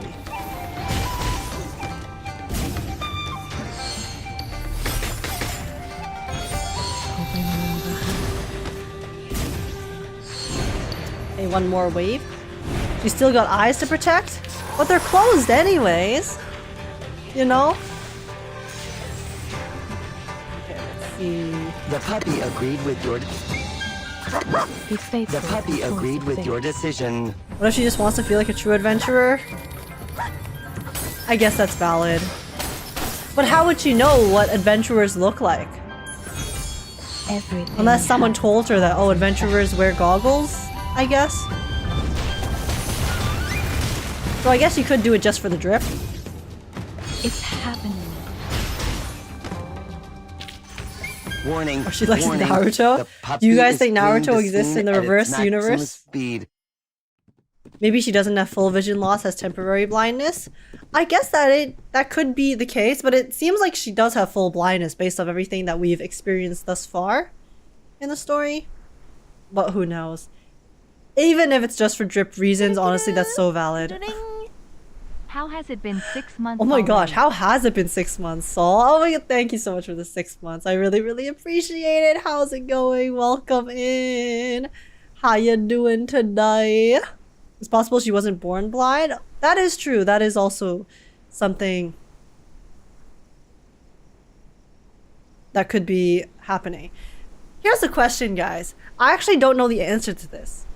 But do you think it would be better to be born with vision and then lose it, or to be born without vision at all? I think as someone who has vision, it's very hard for me to answer because I don't know what it would be like, right? Without vision? Be born without, so then it's not like you lost something, you just never know what it's like. See, I think that's like the answer that most people would give, right? Including me. It's probably you would rather have never had it than to feel like you lost it. Being born blind is better than you never know what you lost. Yeah, but I wonder if that is the case for people who are blind, because I feel like if someone, because it's easy for me to speculate and to just contemplate it as someone who can see, but interesting. And that's actually a thing though, blind people need eye protection too. Yeah, I guess that makes sense. If you're doing like really strenuous activities, or if there's lots of wind, right? At the end of the day, it's still better to protect your eyes. So I guess that is probably true. Hero Academia type question, yeah. Quirkless. But quirks are different. It's a different scenario. Because it can manifest in so many different ways, right? Some people have quirks that you don't even see. But this is like it's a whole like sense of the body. Do you need a bottle? Give every blind person vision for 1 week, then take it away? No, that would be horrible. That would be so bad. Because then it's like they had a chance to kind of experience it, but then they just have to go back to the darkness. Remember the allegory of the cave? People who are stuck inside will think that's the norm for their entire lives. Yeah. I guess it is true. XD stopped the Play-Doh. I saw hatred of Play-Doh. But yeah, I'm just very curious what most blind people would say. Because I don't personally know anyone who does have vision impairment that isn't like, just like regular glasses like me, but interesting to think about. Yeah, I think for me, but personally, I would also probably say I'd rather not have it than to have it for a bit and then lose it. And comic book, Tony Stark cured Daredevil his blindness for a while to prove a point. Did Daredevil like that or not? But yeah. I mean, I'm just very grateful that I, wasn't born with any like serious, any like, like real true crippling disabilities, because, it's hard. Because it's not something you can control either. And yeah. It's rough. Yeah, thanks to Getian's cover, the two successfully run from the neighborhood and arrive at the shallow shore on the city outskirts, where Yenisei has now stopped twice before. At this moment, the night seems to have become even darker, without a single star to light the sky, and only faint moonlight trails scattered across the riverbank. It's been quite a while. Is he? Tony Stark did it to prove he was a man equal to dogs, and Daredevil is a man characterized by Catholic guilt? Oh, God. They use a man equal to gods. I see. I was like, dogs? I don't understand what's going on in the comic books. Yeah, sight is something we often take for granted. Glad we don't live in the darkness. Yeah, like both sight and sound, right? But I do think sight is probably something that is much... I think losing sound is definitely better than losing sight, even though losing sound also really sucks. Because you never get to listen to, life and music and just so many things. But it's still easier to function in society having sight and no sound versus having no sight and sound. you know. Yenisei cannot help but think of Getian's experience at the Zuchi that same morning. Have faith in him, child. He is able to defend himself, since he managed to escape without others' help. I believe he is not aggressive. He left his wand behind when he tried to save you. A long period of waiting, pregnant with anxiety, is finally broken by the sound of flapping wings.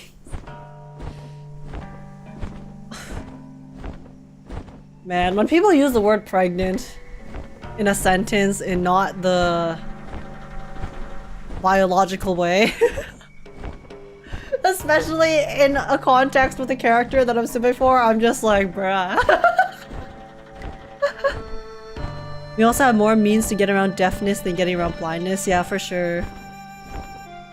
I would die if I lost my hearing. I'm dependent on music for emotional stability. Yeah, music is very, very powerful.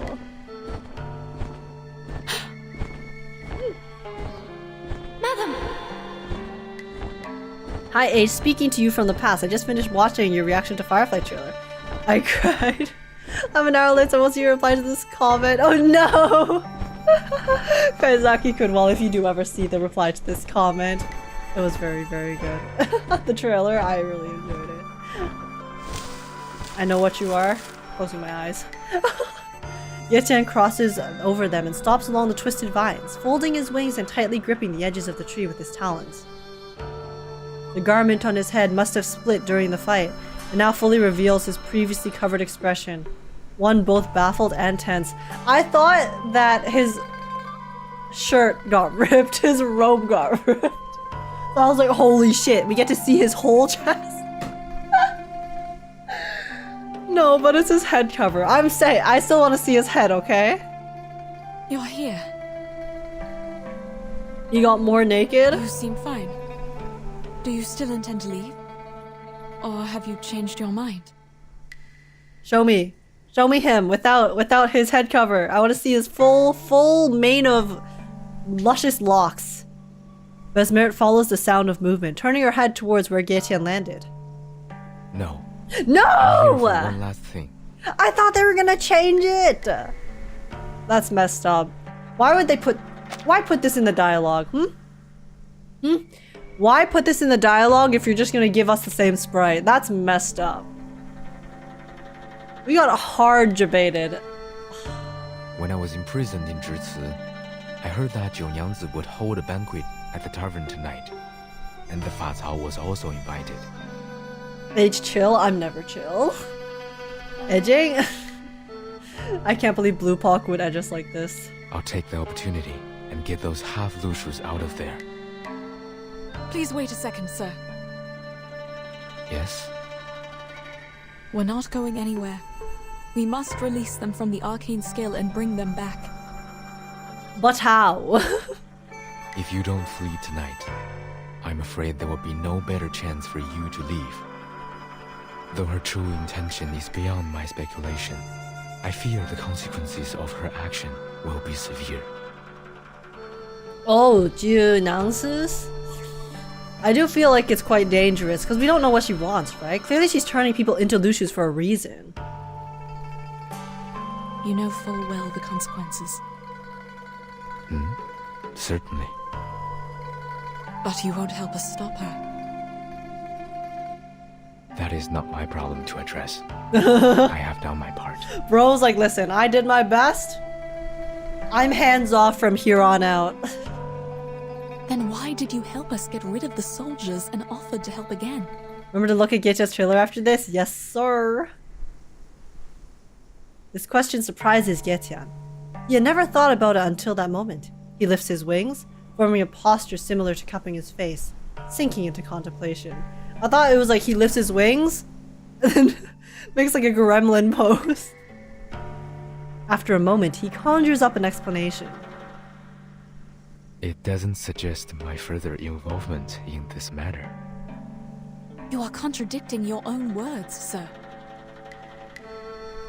Getian lowers his head and looks toward the drying earth near the embankment, out across the river's calm surface. Very well. I'll put it differently. Look at the street. It is empty tonight. There was a time when people sent lanterns down the river on New Year's Eve. Even the simplest lantern would glow like the moon on the water. Oh, he's sitting on the branch. Those lanterns, carrying people's wishes, floated down the river. The further they went, the more wishes were granted. Some would cast arcane skills on their lanterns to keep them from getting wet. But most of the lanterns still disappeared in the depths of the mountains or at the waterfalls. So it's like people don't have that carefree attitude anymore, I guess? I used to look down at the city from the mountaintop, watching those lanterns float down the streams and merge into a He light looks so belt sad. in the dark. He looks so sad in this art. Also, guys, screenshot time. Come get your bird, man.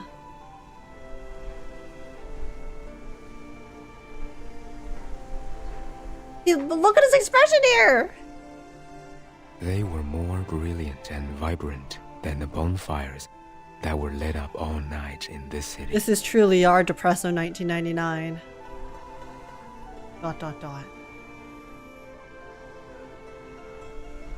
The Lushu follows Yetian's gaze and looks toward the river, only to see the bare and narrowing river looking more and more like a stream in her eyes. This sad reality of the present makes it difficult to imagine the scene described in Yetian's words, despite the nostalgia overflowing from his tone.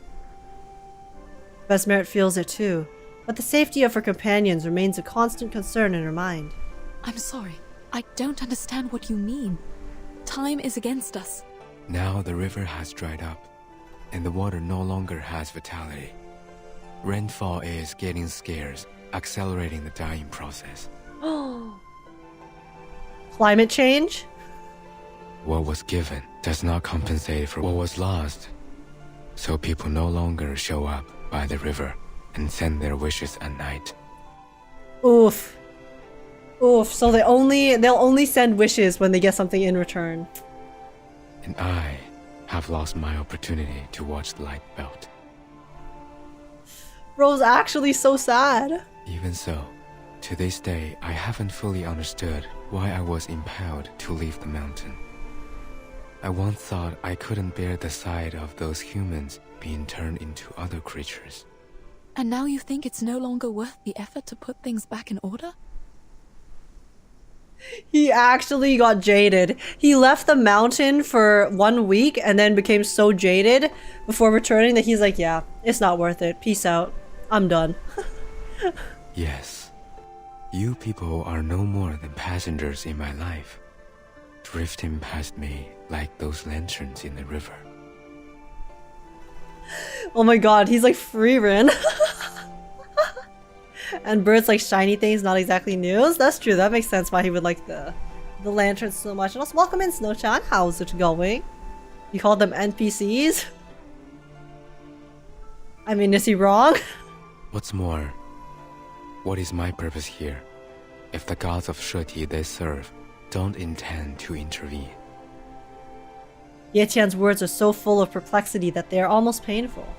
He poses questions like cutting meat to feed a tiger, knowing that there will be no reward after throwing them out, but still, he insists. Yenisei, who has been silent on one side for a long time, seems to understand his feelings, and so she continues to remain silent, only looking at the pitch-black surface of the river. The river, too, looks back with its own quieting babble. The lights in the river are gone, and there will be no more in the future. Yenisei gazes at her reflection of Lushu. It isn't until Yetian says there will be no more that she suddenly lifts her hooves and steps into the silent river. Oh! What is she doing? Is she gonna use her arcane skill to make him less sad? Of course, Besmeret can also hear the sound of her entering the water, but she only shakes her head. She knows what the girl is going to do. The moment has arrived for her to offer her assistance. Even shallow water could also be dangerous. Trust her. She knows what she's doing. Oh, what are we about to see?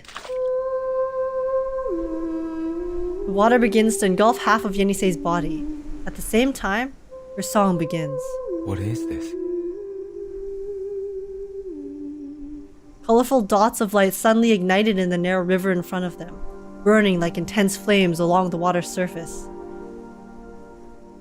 Then, the dots of light meandered to the soft riverbank, drifting with the song, like travelers on the long river, journeying without end. The place where the light passes through now shines brighter than all the decorations on the city streets, more than many years' worth of river lanterns that had passed through the mountains. She's trying to cheer him up. That's actually so sweet. That's so cute. She's turning the river into primordial water. No, that's bad. That's bad. That's bad. No, don't do that, Yelise. There are river lanterns. Yes? I can't see them, but I can feel the light. Are you appreciating them with your own eyes? This is wholesome. I don't. Oh, Yetian? Faced with such a scene, Yetian is struck dumb. He can sense Yenise's arcanist origins in her bones, but he cannot even begin to imagine what is happening at this moment. Mr. Getian, the fact is, you've seen too many people and grown attached to too many things since you left the mountain. They float in your mind, glistening like the river lanterns, and you're saddened by the idea that they will be gone one day, like the lanterns drifting away from your sight. Wait, this is so sad.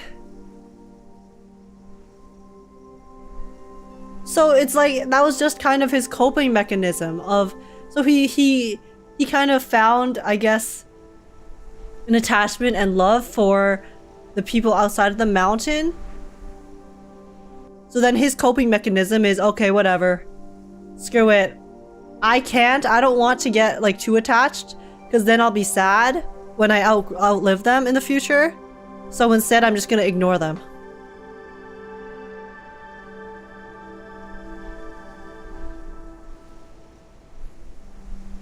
Depresso 1999 strikes again. Classic immortal character tragedy. It's true. None of the immortal characters can escape it. But have you thought that those bright, agile and hope-rising flakes of light would gleam once again? The path of destiny is not always a dead end. ... It's too soon to give up, Mr. Getian. This is so depressing, man. Here. It is your wand.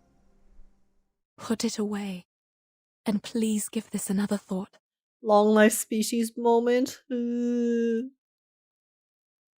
It's a heartwarming scene. It is, but the implications are so sad. Man. New Year's Eve. Happiness should always be the focus of a celebration. Or at least, it should be.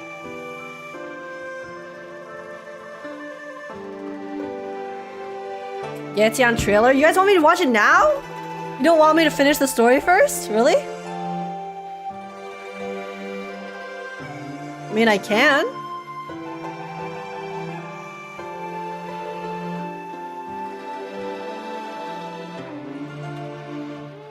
I say story? Story? Trailer?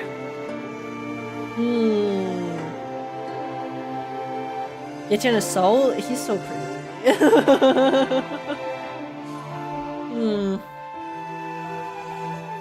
I don't know, I kinda wanna like watch it after I finish the story though. I know it did just come out though, but the glazing is crazy for this trailer. People are talking. Oh, really? The Getian trailer? Yeah, story and then trailer. Yeah, I do want to finish the story first. So how about that? Okay, I won't forget to watch it before we finish the story tonight. People in stream, I mean. Yeah, everyone wants to see the trailer, and everyone's saying that the trailer is so pretty, and he's so pretty.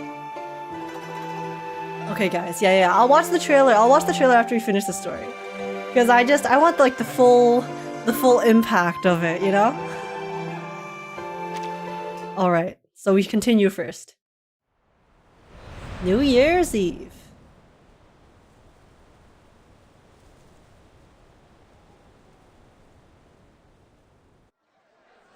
Oh, I thought this place like turned into like really decrepit, but it's just the lighting. In the tavern courtyard at night, the sky is still gloomy with the promise of rain yet to fall, and mist shrouds the heads of all present. But the festive atmosphere of the banquet seems unaffected, and the damp mist is easily dispersed by the clamor and high spirits. Oh, 九娘子, you are welcoming us at the door this year. Because Li Zheng said... Oh, welcome guys! You're all here! What's going on? You seem absent-minded. Here, 竹叶 flower seeds. I know this is the only flower you would use to make liquor. And here are 2 festoons with auspicious... Why are these patterns. NPCs so nice? Not a fancy kind, but I made the pattern myself. Put it on the wall if you want. It will look as lovely as the horse paper cutouts you gave me last year. Oh dear, this is too much. I'll hang them up right away. Look, she's so sweet.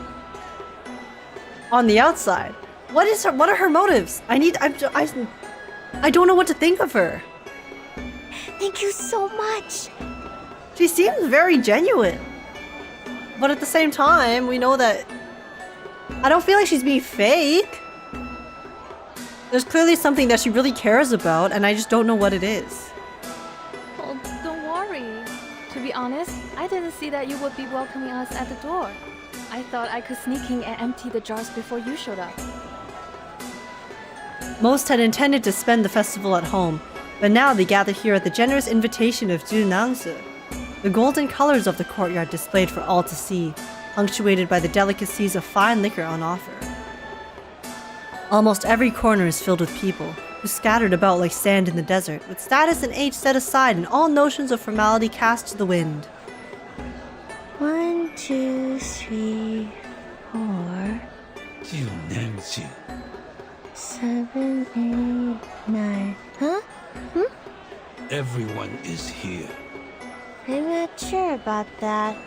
I haven't counted them up yet. That might be Fa Cao. His family is here. Without him. Is he still patrolling? This late? Is he still looking for the foreign ladies? One of who you turned into a horse? Perhaps. But it is not polite to keep other guests waiting. I see. Then let's start the party first. I'll save him his liquor. All right, everyone.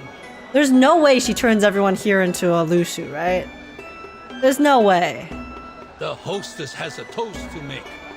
Please pay attention. Where's Verton in all this? Verton, none of the crew are here. This is like a separate story, I think. Thank you. But there are theories that Besmert, who is one of the travelers here, is probably related to Verton in some way because of the fact that she looks quite like Verton. So Verton isn't in Aperion, Verton isn't born yet. Yeah, I think this happens way in the past. Because there's theories that Besmert is Verton's mom. NIANGZI just stands up above the crowd, hoping that everyone can see her. Although her mind begins to blank, some heartfelt words bubble up, brought to the fore by the encouraging gazes below. Everyone here knows that I can't read and can't say some sweet words like toasting. Just say whatever you want. Don't interrupt her, you imbecile. But Oh, alright. Well, where was I? she's so absent-minded. A toast. Right, a toast. But I can't do it myself, so I copied a line from the book at the place where I work now. I like how it sounds. I thought you couldn't read, NIANGZI. I bid thee all to drink and be merry. Do not stay thy hand from thine cup. Hope I didn't pronounce it wrong. It means people should drink and drink more, so you shouldn't say no to it. Yo, the voice acting, I think it's intentional. Because she's making her sound like she's really just not paying attention. Because she's not. Is that so? Well, whatever. Anyhow. The VA is actually so good. Without waiting for everyone present to react, she looks up and drinks her bowl dry in a single gulp. Damn. The bowl is now slightly tilted, indicating that it has been emptied. NIANGZI's gaze glides over each face, one by one, and she finally laughs with glee. Wait. Is she evil? And Marco's dumb. Thank you so much for the follow. Welcome to the stream. Welcome to the farm. I hope you enjoy your time here. How's it going? You can read slightly? Like as long as they're small words, I guess? But wait, guys, this line of dialogue is so sus. It's so sus. She has been absent-minded all night, not really paying attention. And then the moment that everyone drinks the alcohol that she has provided, she laughs with glee. Because now she can use her arcane skill on all of them? Is that what's going on here? Bruh. Also, screenshot time. But bruh. Wait, sorry. Bruh. Yo. I keep trying to give her the benefit of the doubt, but it's just... She's acting so evil! Evil, you mean having a hobby? Yeah, having a hobby of turning people into lushus, aka horses.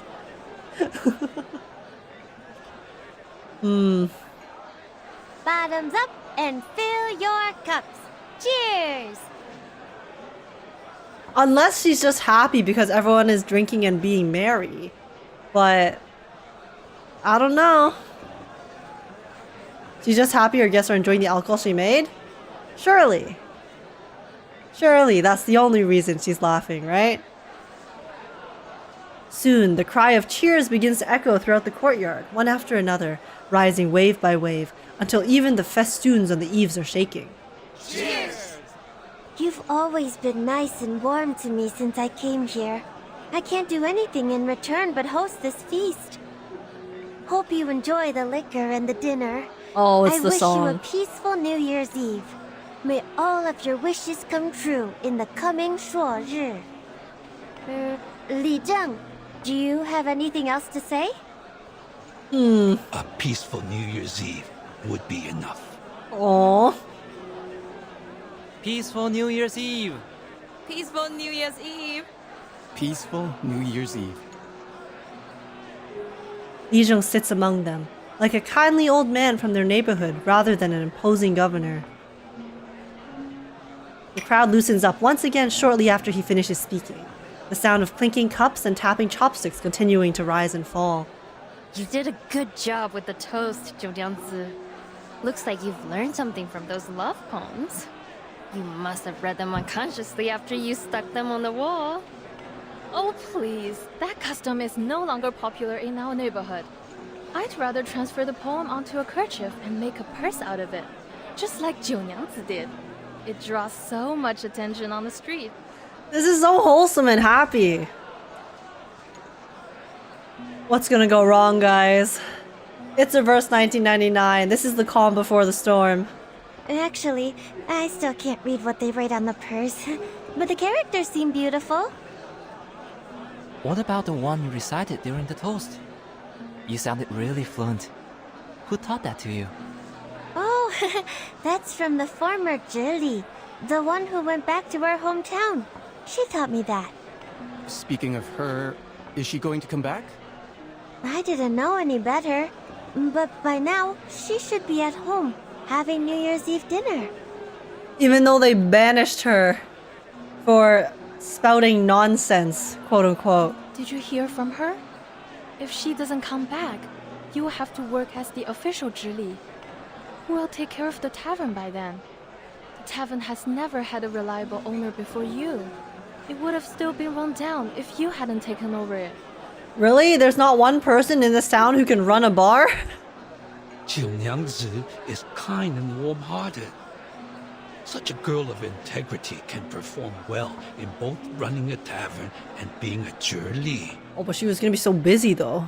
You have high regard for her, Li Zheng. Are you telling the truth or showing partiality? The truth, of course. What she said in the Jersey a few hours ago is still vivid in my mind. It's harder than it looks.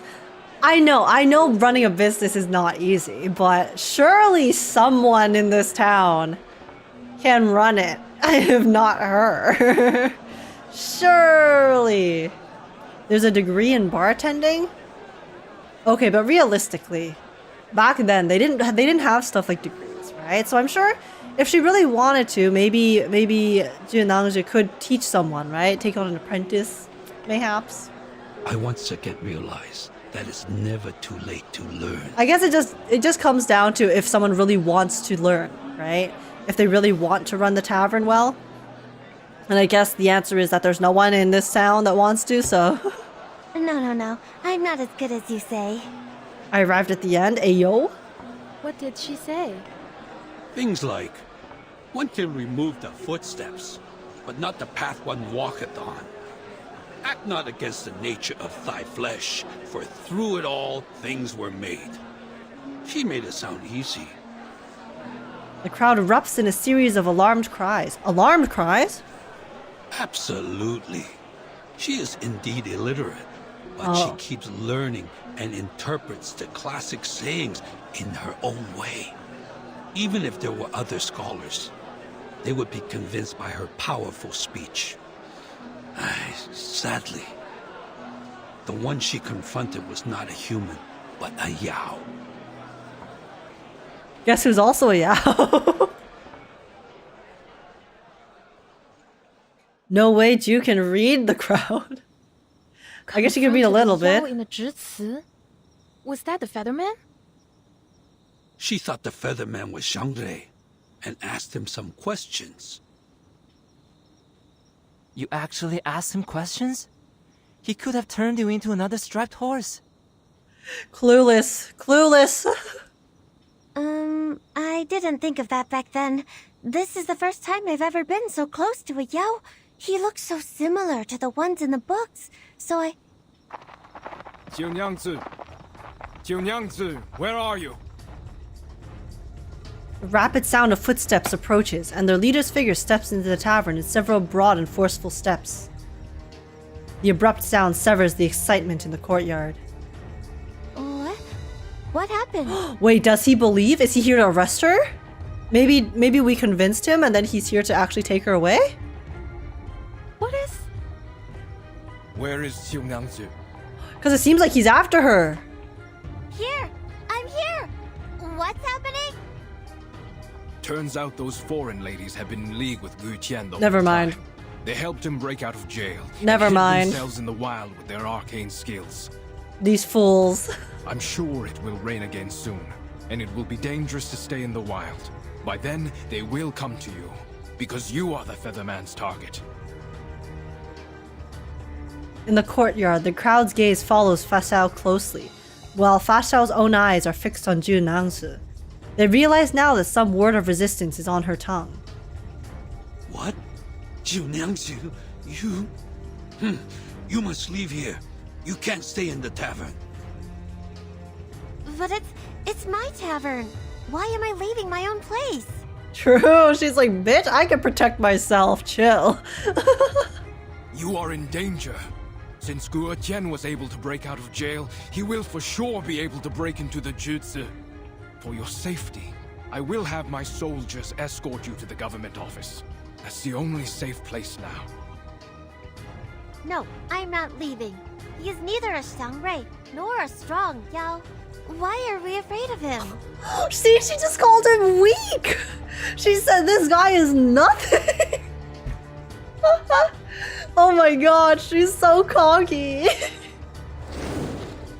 Yo, that's slanderous. Oh, the sound of wings cutting through the air overlaps the end of NIANGZI's question.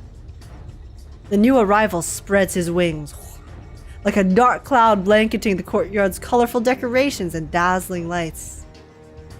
She is limited, he's not. True.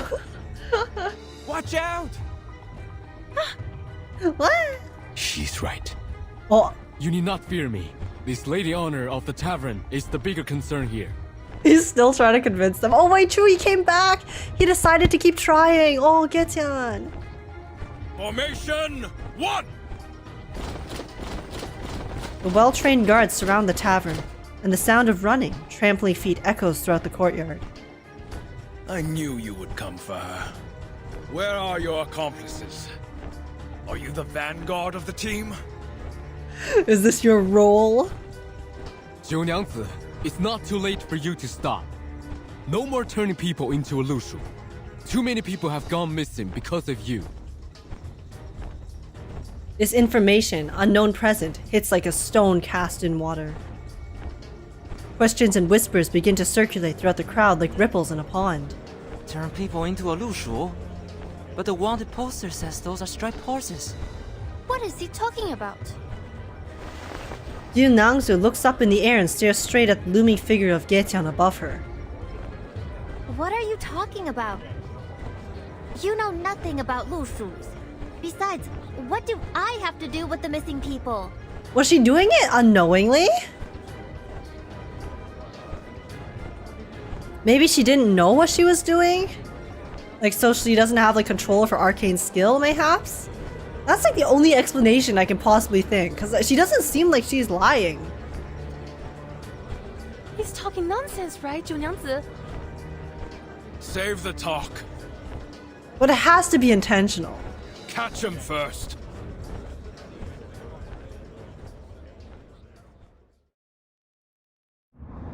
Man, they wrote the intrigue so well in this story. I really can't tell. Now she's gaslighting? She's probably gaslighting. And I am being gaslit. To come along. Oh my god, he's so pretty! Wait, he looks actually kind of silly. With his little bird legs.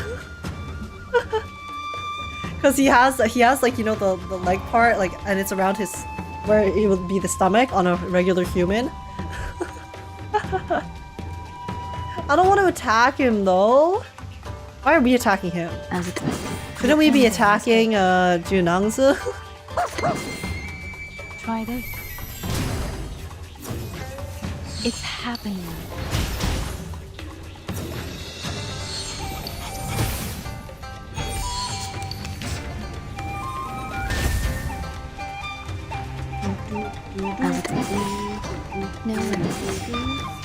Also, Virgus, I don't know if you're like saying that because you know or you don't, but just a quick reminder to everyone in chat, guys, no spoilers, okay? I know I ask a lot of like rhetorical questions, but I don't actually want them answered because we're reading and we'll get through. We'll get our answers. The puppy agreed with your decision. If we eat his bird part, does that count as cannibalism? Well, we're not a bird, so cannibalism is only if it's the same species. Warning. Oil up warning. Gaetian and put him in the puppy is fleeing the scene at its maximum speed. I'll oil him up, but I don't want to put him in the oven. He's hot enough already.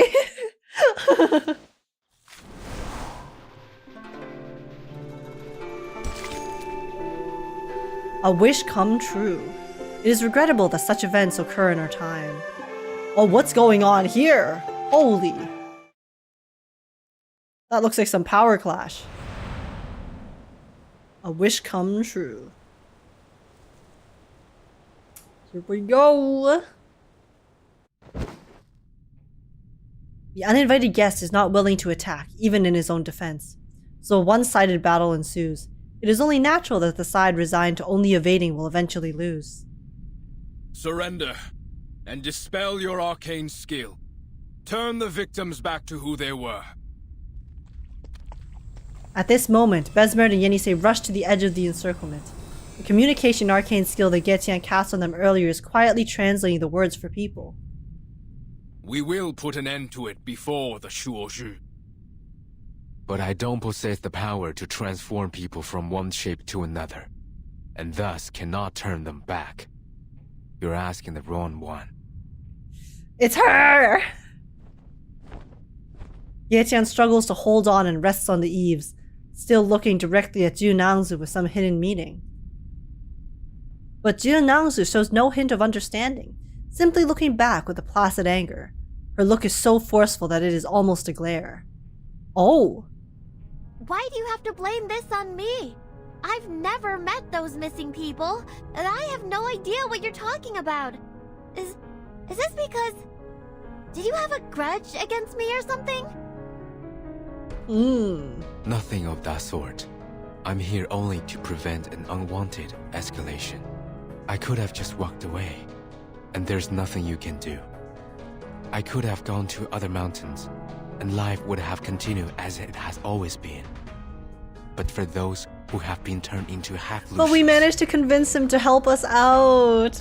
no one can get them out of this trouble. NIANGZI stands stunned before him. After a moment, she struggles out an accusatory remark, but her voice trembles slightly. Been turned into half-Lushus?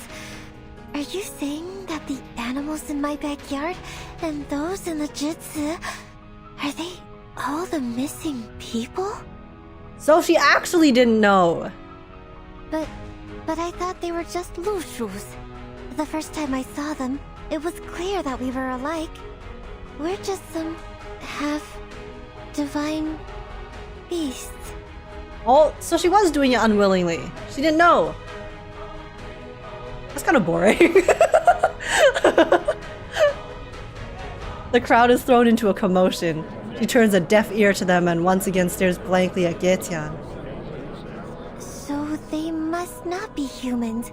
I've done nothing to transform them. I'm just taking good care of them so that they can tell me where they're from, and if they can, take me home. Oh.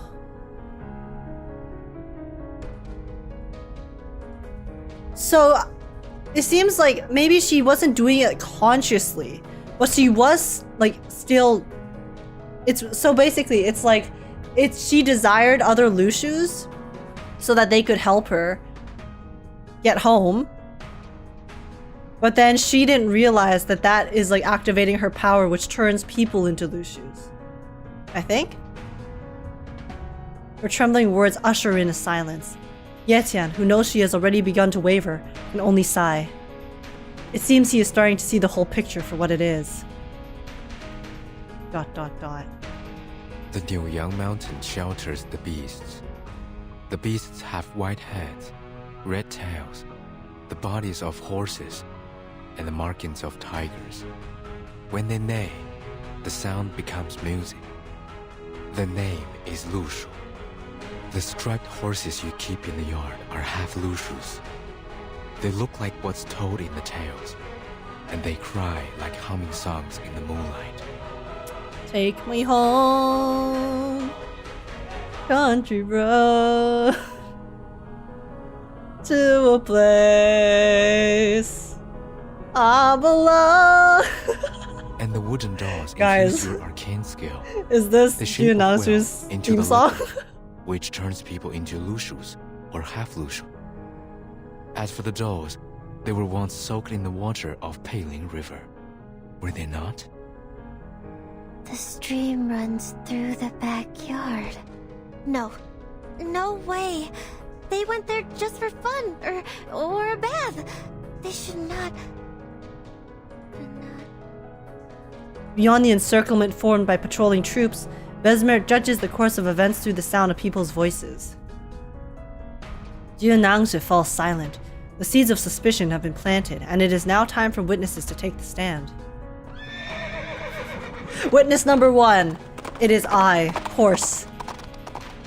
Hidden in the crowd, Yenisei crashes into the soldiers of both sides of her. Sharp swords and spears brush over her Lushu's skin, but she seems completely unfazed, charging straight towards the direction of the water jar. What? Who let it in? Catch it! It? Excuse you, I am a girl. The water leaking from the jar creates puddles in the crevices in the courtyard. Although it isn't much, it is still enough to buy some time. Hello. No, this is yeah, I was about to say, I was like, wait, where's my reverb? Where's my reverb, guys? It's you! Li Jing immediately looks up at Gaetian, as though wishing to catch a glimpse of the arcane skill cast from his still figure, only to find nothing there. The markings of a tiger and a red mane. Exactly what the Featherman said. But its reflection is a woman? A gasp sounds out from the crowd. Oh my. The reflection. Is that the foreign lady from the street earlier? Yes, ma'am. NIANGZI also casts a bewildered gaze towards Yenisei. You are a Lushu. You're a real Lushu now. This is what a Lushu should be. Hmm? But why are you still here? I don't see what you mean, Miss NIANGZI. Oh, you're hurt. And you shouldn't be here. It's not right. She lightly taps the pool of water with her hand, as if soothing the invisible reflection of herself. I thought you were able to recognize your teammates and had already left here. Huh?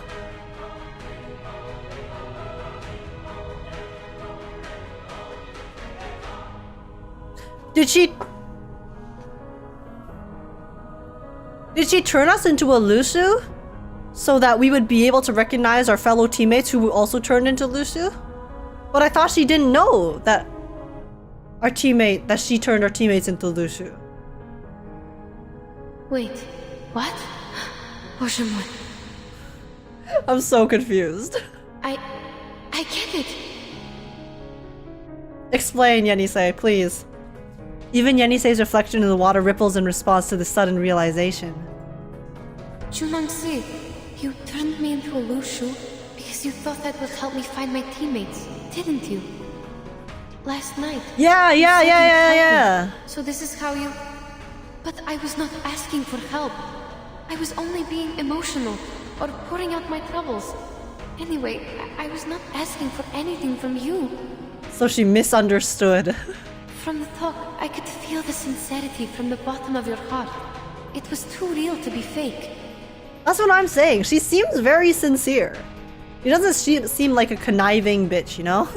I understand you were trying to help, and that was enough.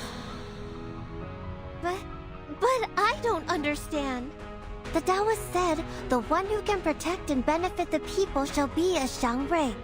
If you can, but you don't, that would be wrong. Oh, so she wants to be a Xiangrui.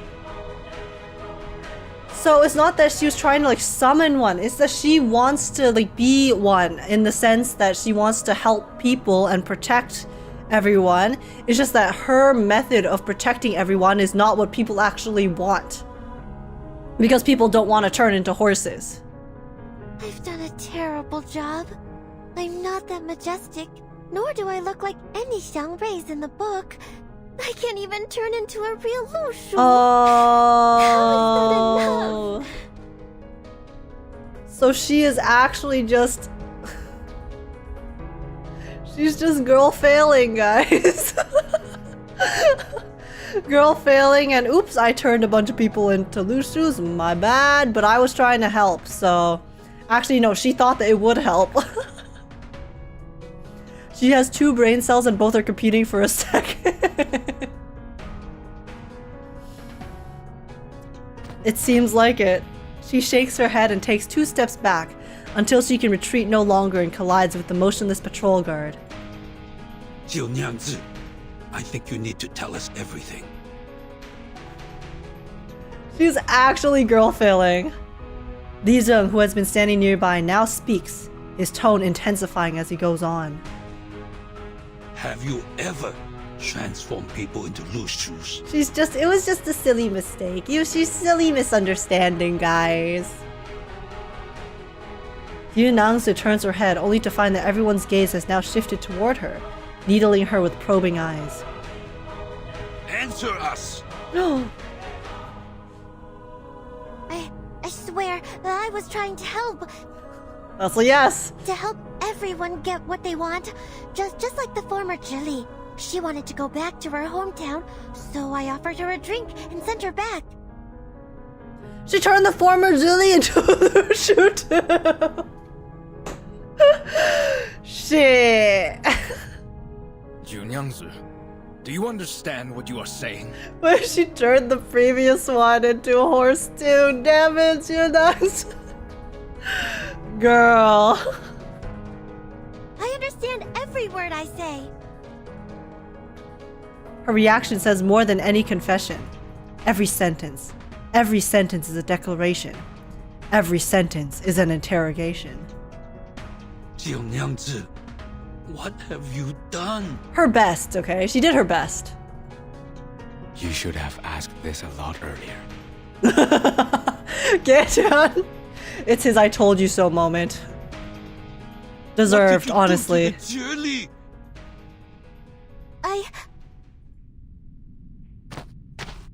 With Li Zhong, who has always trusted her, turning on her in anger, JIU Nangzu's reaction is to grab her own arm tightly as if for protection.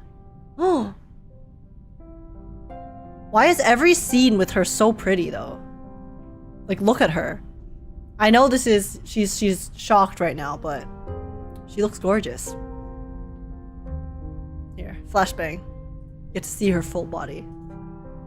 She wants to step back again to keep herself from the intense emotion, but there's nowhere left for her to go. All she can do now is answer. She came to my tavern and complained that you didn't understand her at all, and that she was considering going back to her hometown. But it seemed far away from Pei City. She looked sad and tired and didn't know what to do. So you turned her into a Lushu so she could get there faster! Guys, she's actually so generous. I must grant her wish, mustn't I? The Taoist said a Lushu can easily go 1,000 miles within a day. If they start running, go faster, that will be over 10,000 miles. Yep. Probably why they thought turning them to Lushu would grant them a wish. She just doesn't understand the consequences. She's just a silly little girl, guys, okay? If that's how I can help her, I should definitely do that. JIU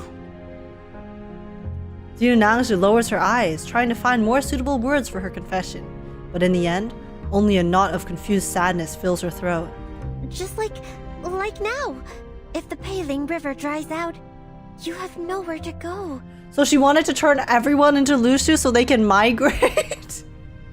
So she did want to turn everyone into Lushus. Just turn into Lushus, and then you won't suffer.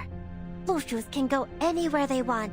To the north, to the south, wherever they want. Girl. I can grant your wish differently, even if I can't recover the river from drought. I was thinking going away freely might be a good choice. But in the end, what I'm doing is wrong? For a moment, almost everyone is at a loss for how to deal with this revelation. Every sentence seems to them to be absurdly wrong, but the tone with which she speaks is completely sincere. Yet, no matter what explanation she might offer, it only reveals that the true culprit of the disappearances was, in fact, JIU Nangzhi herself. NIANGZI, you... Oof. No one familiar with JIU Nangzhi anticipated this moment, that on the eve of the festival, a time of joy and reunion, they had to come to grips with the colossal disaster caused by such a simple act of childishness. But if not by doing this, then what else can I do? Just be yourself, but I guess being herself is turning people into Lucius, so little bit of a predicament we found ourselves in. The matter is too chilling and heartbreaking for an early spring night. Lucius don't have taxes either? Exactly. It's actually just a huge W. How can you prosecute that face? We can't. Like, she's so... she's just so earnest. Yenisei, who has remained silent for a long time, takes a step forward. JIU Nangzhi, remember what you said to me last night? Liquor has many different names, but they're still liquor. You can put on many different clothes, but but you will still be the same JIU. Likewise, whether you turn me into a horse, a donkey, or a lushu, I will still be the same Yenisei. Horse or donkey? This is actually a very complicated situation. I actually felt so uneasy all throughout this. Yeah, I wonder how it's gonna resolve, right? I mean, she just turns people back into regular people, I hope. I don't know if she knows how to do that, though. You don't have to force yourself to become the people's Zhangrei. I think it's only an unreachable symbol. What matters is that the JIU I know would do whatever she could to help others.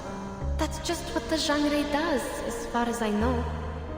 Even though some results turned out to be not so satisfying. Not so satisfying is a bit of an understatement. As the Zhangrei itself. So now you just need to turn us all back.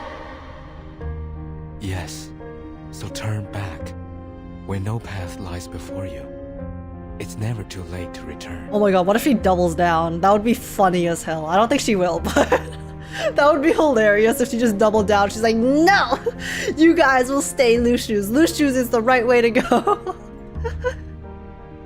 Seeing Li Zheng, who has been silent for a while now, nodding, NIANGZI's worried expression begins to stifle a few beams of hope. She doesn't know how. I will do my best. NIANGZI turns around and whistles. Immediately after, the sound of wooden footsteps follows and gradually echoes around the courtyard. They circle in and silently jump around her. Alright, you can talk now. It's okay. It's the creepy dolls! I forgot what they sounded like. Now I've been reminded. What? Oh? These handicrafts are able to talk. Oh, are the dolls gonna rebel? Oh shit. How could you be manipulated by them, NIANGZI? No, you're getting it wrong. Don't save me. Li Zheng, I'm not manipulated. They're just wood. Well, they're indeed my friends. No. That's not for now. They just talk like that. That's not what they mean. The elder's patience teeters now on the verge of exhaustion. Yet his responsibilities force him to stay calm and wait patiently for the end of this farce. This shall be the last time I put my trust in you. Ask them how to transform people back. Oh wait, I didn't want. No, I wanted them to find the truth, but I didn't want him to like completely lose faith in her altogether. But if you can't, NIANGZI knows that there cannot be can't allowed at this juncture. There can be no can't allowed at this juncture. She turns her head to look at the patrolmen surrounding the entire courtyard and the locals with their fearful faces. Finally, she shakes her head to clear her mind of any unnecessary emotions and focuses on just one thing. You heard him. Now, please tell me how to turn them back into humans, will you? Oh, so the dolls were telling her what to do? Yo. I thought that she created these dolls. Seems like that's not the case. If it requires liquor, I'll get it for you. Wait, no way. No turning back. The white-haired Taoist, the yellow drawing on forehead. You forgot. The Taoist? I didn't forget anything. And you... I see.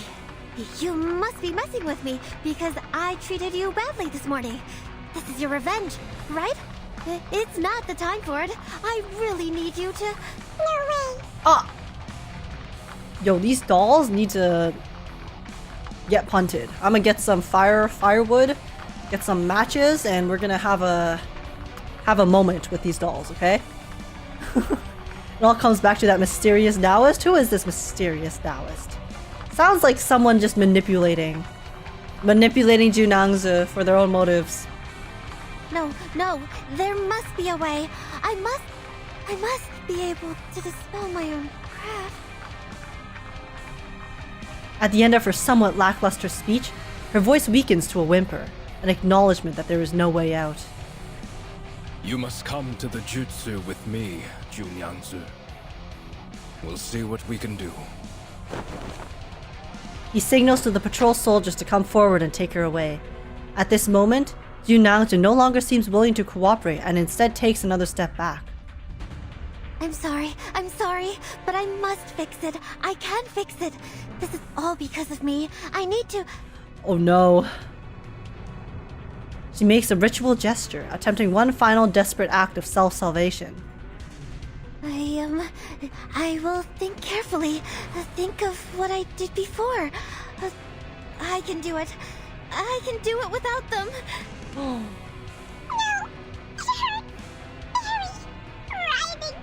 What? Writhing pain? Are they causing her writhing pain? A dim light emanates from her forehead, like moonlight or the silver stripes on the Lushu's skin in the dead of night. They turned her into a Lushu! These dolls. I knew these dolls were no fucking good, guys. It's all the dolls' fault. Oh my goodness. The sound of more wooden dolls leaping wildly rings out. They emerge from various corners of the courtyard, breaking through the encirclement of patrol soldiers and locals with unexpected force, heading straight towards NIANGZI. The miniature wooden creations begin to grow rapidly in a twisted transformation before NIANGZI, who is now overwhelmed by a sudden burst of pain. They shift from a human form into a strange, enormous beast. To this point, almost everything has been preceded like the prophecy. What prophecy? Now there's a prophecy? Since when? What is going on, guys? Balance mode? Oh, okay. My goodness gracious. You're not yourself when you're not drunk? Yo! Oh, these beasts look sick! Wait, my camera's in the way, but look at them! Oh! All these monsters look so nice. It's panting. Okay, it's the dolls. I got that. Why is it hurting so much? The Taoist has never told me. Yo, this Taoist is a manipulative MF. The Taoist has never told Girl. me. My head. Can I gouge this drawing out and give it back to him? Oh, so the drawing on her forehead is from the Taoist. So I guess this power is too? This ability? Dude. This girl got taken advantage of, shit. No, don't. I am fine. I'm sorry. So please don't. No. What's happening? You people? Where are you? Why are the lights out? I can't see anything. I can't feel my hands or my body. Yo, is she good? What on earth is happening? Are you okay, girl? I think the answer is no, but... My goodness. Holy shit, it's the abundance deer. Hey, it's two abundance deers in one.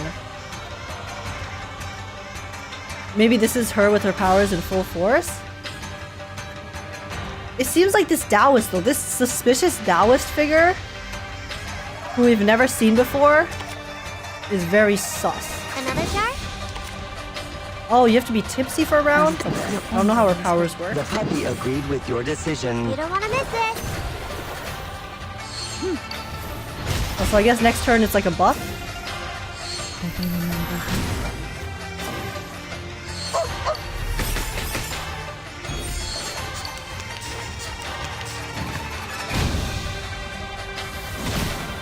Interesting. The crimson red manifests fire. Oh, it's a follow-up The attack. sun stands for wind and thunder. The latter does not belong to the 5 elements, so it is our chance to break the ritual. Crimson red manifests fire and the cyan stands for wind and thunder. So you have to attack the green one. So, if you notice anything, please instruct us. What I got from that is we have to kill the green one The first. southeast will be the weak spot of the cyan-colored wooden creature. Southeast? What southeast? Please make it clearer to us. Thank you, We're running Besmert. out of time. Facing the south and seeing the moon rise to the southeast, one may find the position of Kai. I can barely You hear see him. the fire appears along, so the ritual has a flaw. Move with me. Is this? Careful.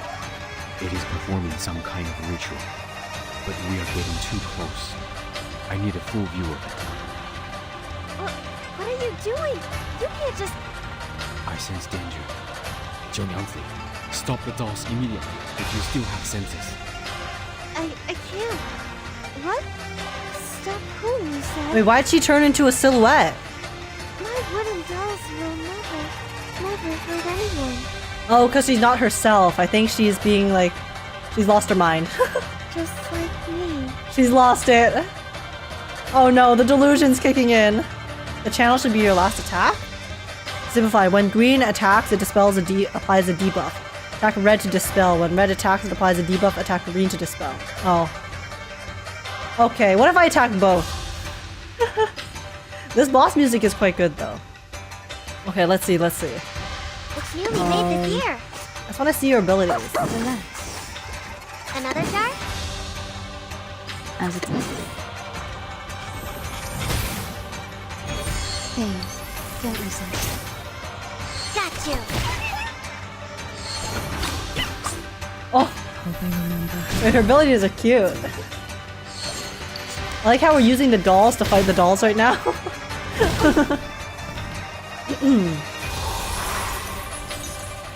Okay,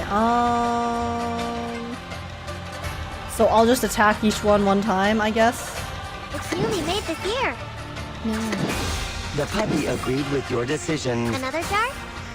There they are. Thank you for your thought. Green is Bolt Strike. I will not lie, guys. It's fine. I don't need to know the mechanics. We'll beat it. We'll figure it out. We're chilling. Ooh, I want to see your ults. Oh, she rides? Oh, wait, she rides a Lushu in her ult. That's so cute. Okay. Okay, let's do this. It's newly made this year. Let's do this. Relax. Wait, what am I doing? Let's do it like this. And then we'll do this. Another jar? No. Oh. Yeah. I did not need to do Pickles ult. Okay, it's fine. We'll watch Pickles run. Go, Pickles! Go! You got this, best doggo. There they are.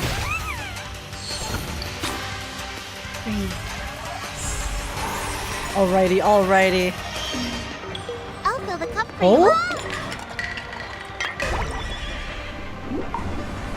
Wait, whoa. Wait, her ult is so elaborate. The animation was so cute. Hey, first limited, guys. First limited. She really got all the budget for this song. It's about Thunder Array applies Bolt Strike, Flame Array applies Heartburn. That's about the attacks, more about the array in the top left.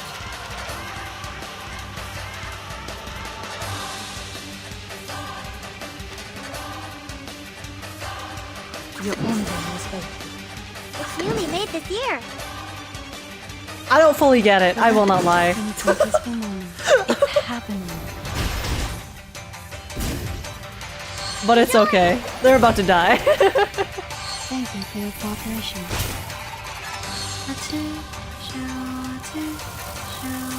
Yeah, Ray is pretty confusing. It's fine. This isn't even the final boss, right? Sorry. I'm sorry. Oh no! Mommy, I'm sorry. Is it because she got abandoned? How does she get here? She wants to go home, right? What's wrong? Holy guacamole. Wait, it hurt itself.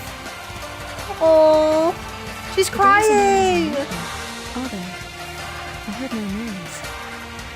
No, guys! They aren't. No more dolls or rituals. It's over. That's your means. You made her cry. I know. I'm sorry. ... Wake up, JIU. I heard something. She sounds dead inside. They didn't say goodbye and they left me, right? She talking about her parents? Yeah, right. Like always. No! They are much naughtier than the Foundation's kids. Oh, she's abandonment issues. Oh. She has her mommy issues.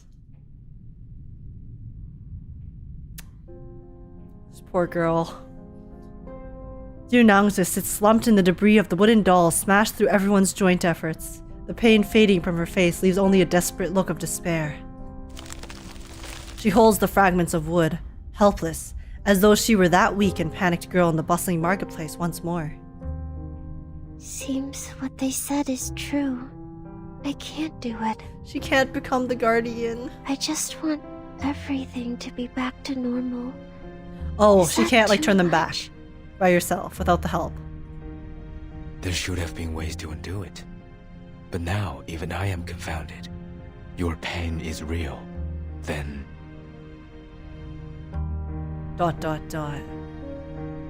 You having the worst day of her life while we're just headbanging to this theme. Yeah, I mean, I would say maybe the worst day of her life was actually when her parents did abandon her, so this was like second. I think this would probably be like second worst.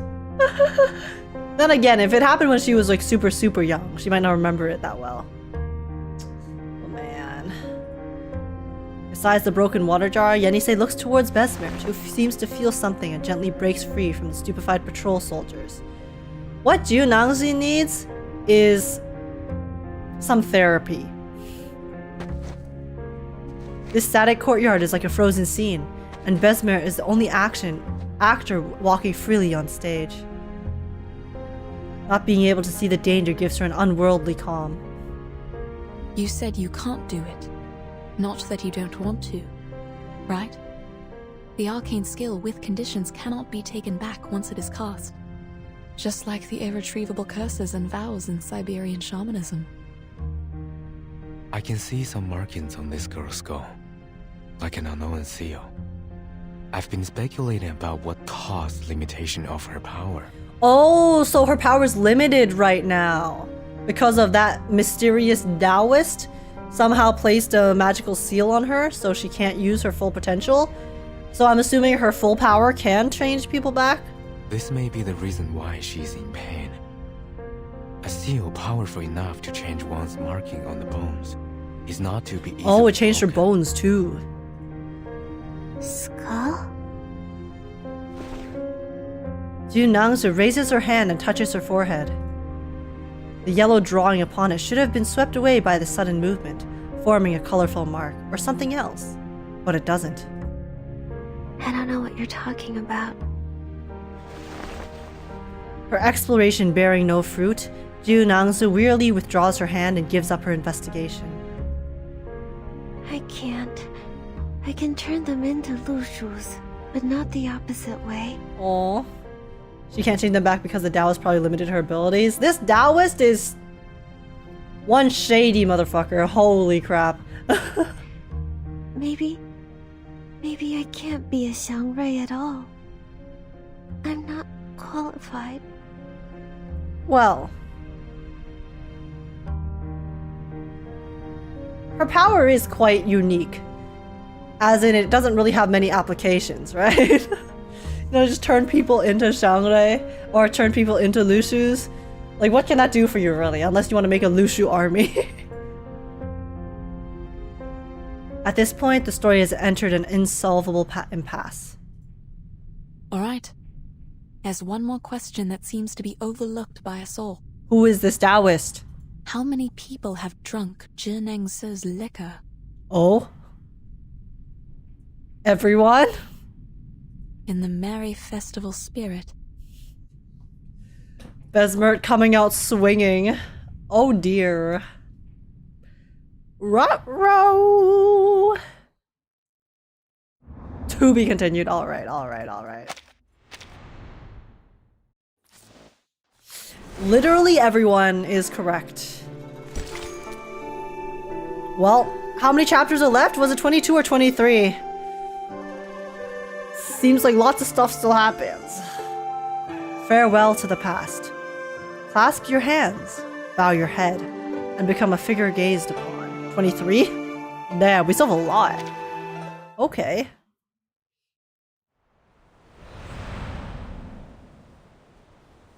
You're almost there. Yeah, farewell to the past. Do we get some backstory here?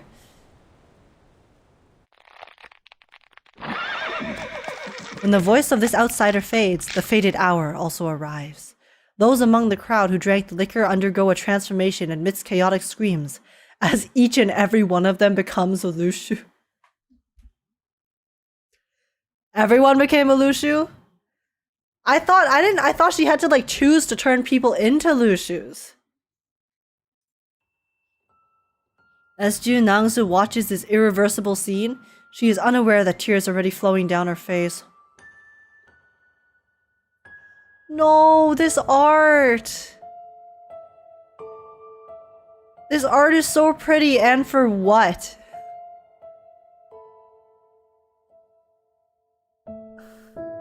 She's so sad.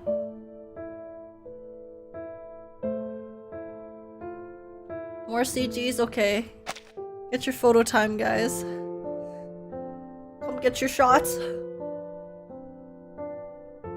While NIANGZI cries her heart out. Man. She has made no progress at all. Everything is no different now than it was a few years ago, when she was even more reckless and naive. The Taoist told me that my mother was the 9th Lushu from the very beginning of time. Who is this goddamn Taoist? Great, though distant. After all, except for the moment she turned from a human into a Yao when she was leaving, I don't quite remember her. Baby NIANGZI? Alright guys, sorry. CG heaven. Wait, she's so cute here! Oh my gosh, look at her! She's so cute. She's so cute. Guys, help. Your mother was the Xiangrui, the people's guardian. What is a Xiangrui? The spirit of auspiciousness, the great Yao who protects and benefits people, like your mother once did. But a Xiangrui is not supposed to have any personal feelings.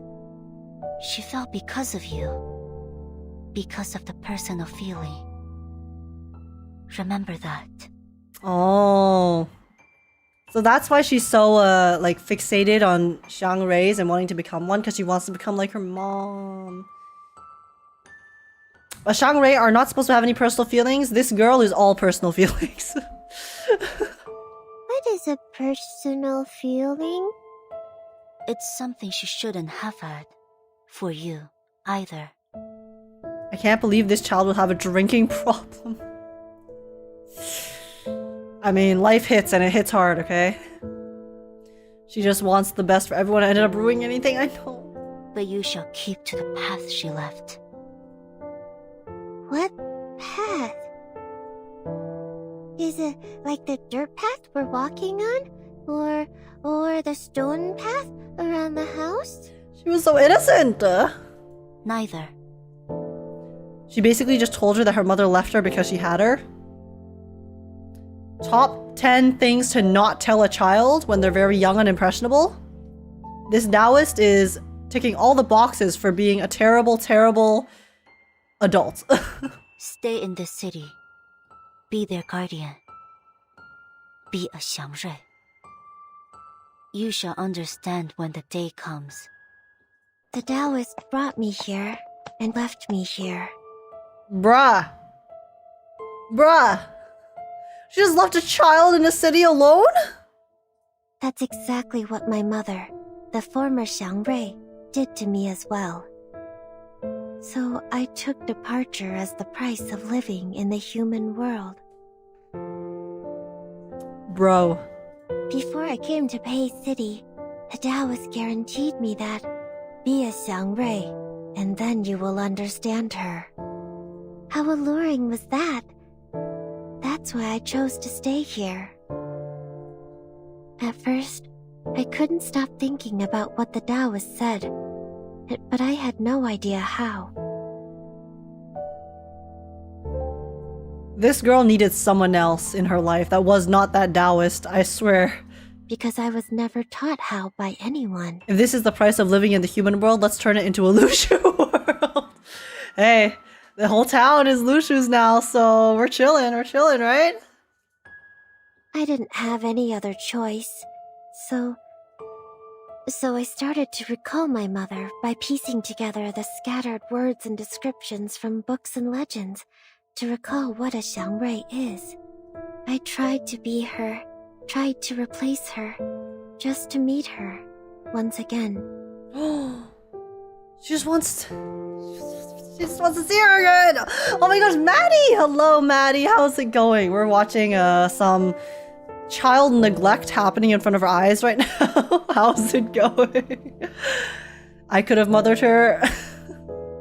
Literally anyone could have mothered her and just like not told her that, oh, by the way, your existence caused everyone misery because it caused your mom to die or leave, essentially. So yeah. Just another day in the life of a child in reverse 1999, I guess. Hey, honestly, as far as children go in reverse 1999, NIANGZI didn't have it that bad, okay? Like, I know this is pretty rough, but I mean, look at Verton. Could be worse. At least if I got to meet her, I would ask her, what was on your mind? Trauma power scaling is crazy. And look, it hasn't stopped for Verton. It just keeps getting worse and worse. Then she meets a girl, she has a girlfriend, you know, finally meets someone that she really cares about, and guess what? Haha. Someone you cared about, past tense, very instantly. Ezra arguably had the best childhood? Yeah, because it was like a normal childhood, right? Mostly. I mean, I don't actually remember much about Ezra, because I didn't get a chance to finish his story before it went away. Spatho is the only character who has a mother and a father and they're happy. That's true. But Spatho did have her own struggles with, you know, sports and the industry, and then pushing herself to the extreme with, and like letting go of her health to try to accomplish her dreams.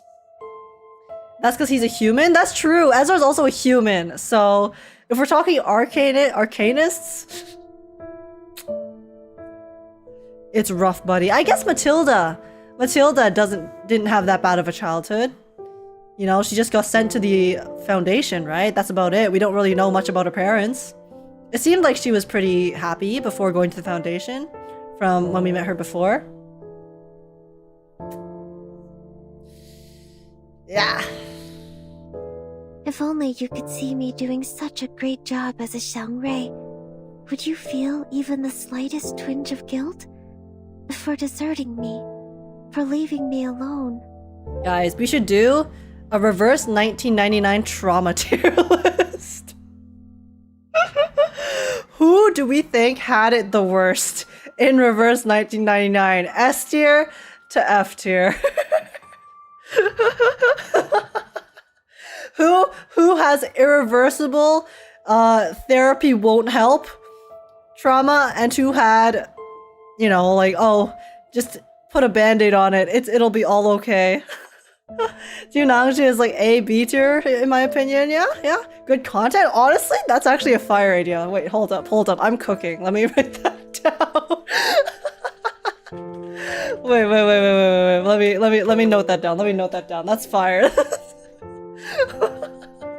Reverse 1999 trauma tier list. Oh my god. Reverse 1999 trauma tier. That's crazy. Alright guys, alright.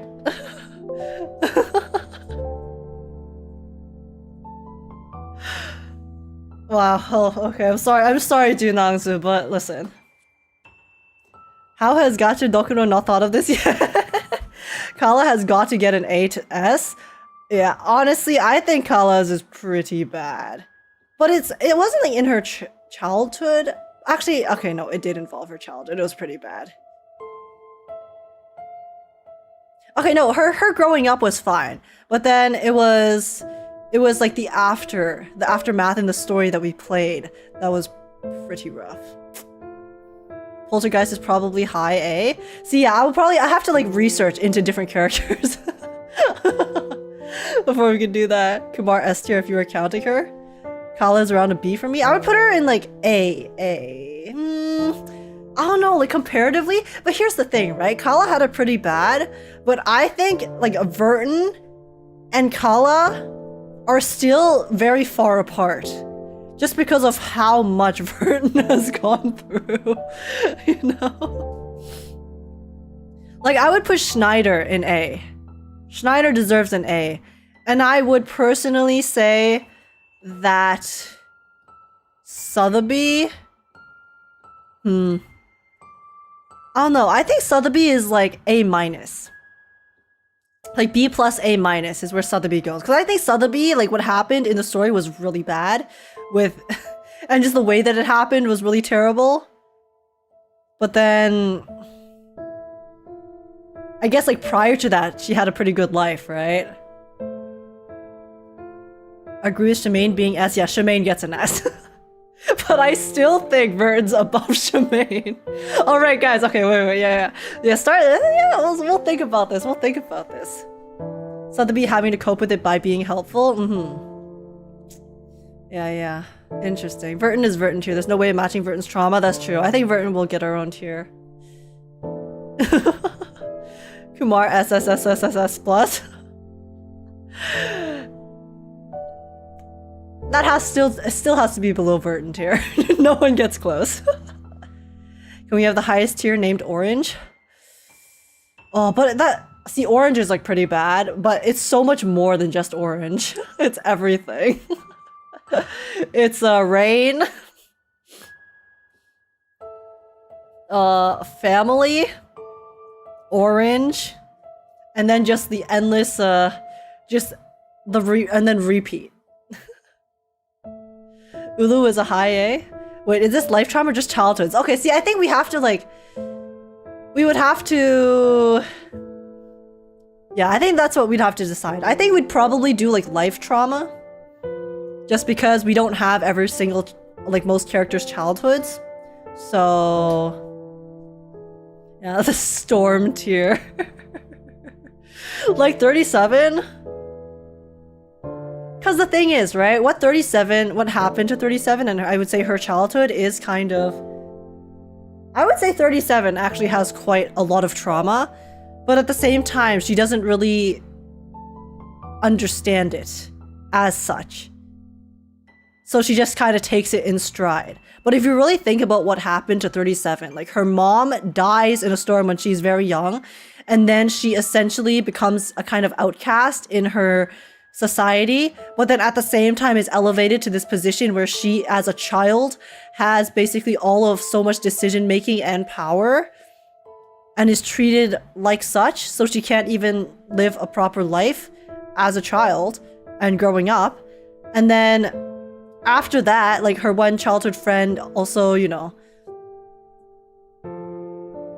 it's like I guess it wasn't too bad, but then the whole end of chapter was it 5 or 4 or 5 was pretty rough. And then, you know, everyone fucking dies from World War II or World War I, whichever war it was. 37 is B because she hasn't processed it. Yeah, that's the thing. Yeah, she hasn't processed that it is trauma. Anyways, okay, we're gonna do that later. I'll have to like brush up on some character lore, but okay, that's a future stream. Sophia has it arguably worse. Yeah, I think Sophia has it worse than 37. Also because Sophia, I think, has more of a normal mental state, so she's able to process things a bit less oddly. But yeah, okay, anyways, let's continue with JIU. We're stealing from her thunder. Right now. Actually, wait, let me make some more honey water since we're here.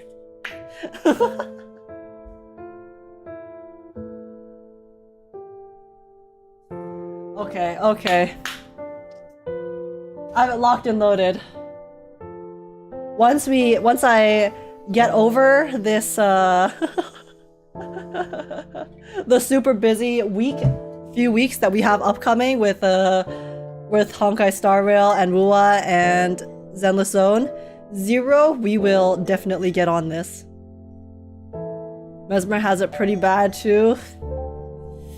Yeah, a lot of characters are kind of going through it in this game. It's actually just Trauma 1999. Well... Okay, JIU was pouring her heart out to us and then we got sidetracked. Let's continue. Looks like I've neither truly understood her, nor a Xiangrui. The whole Mesmer family is just another can of worms. Oh my god, the Mesmer family's so bad. That was so bad.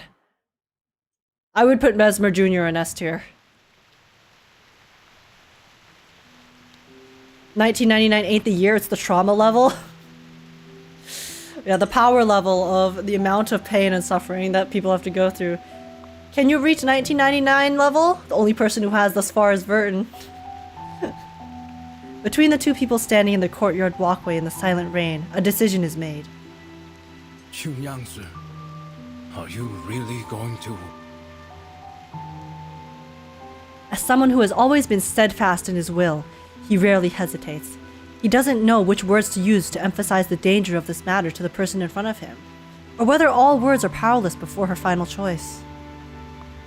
And so, ultimately, he remains silent. It's fine. I know there's no one who could jump over it.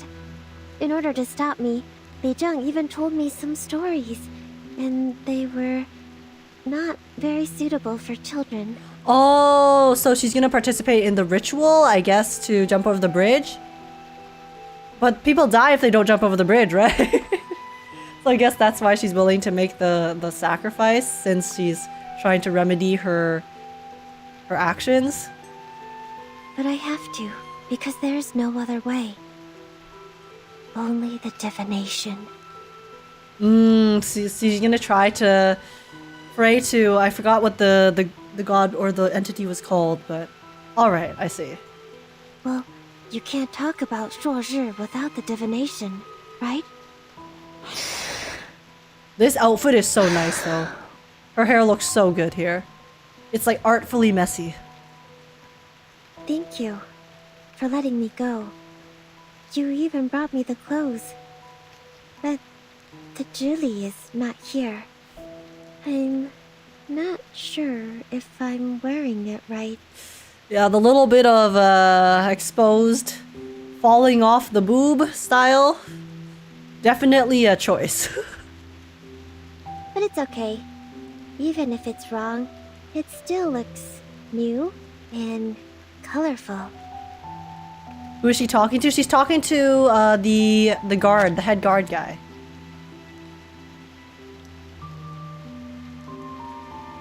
Fa Xiao.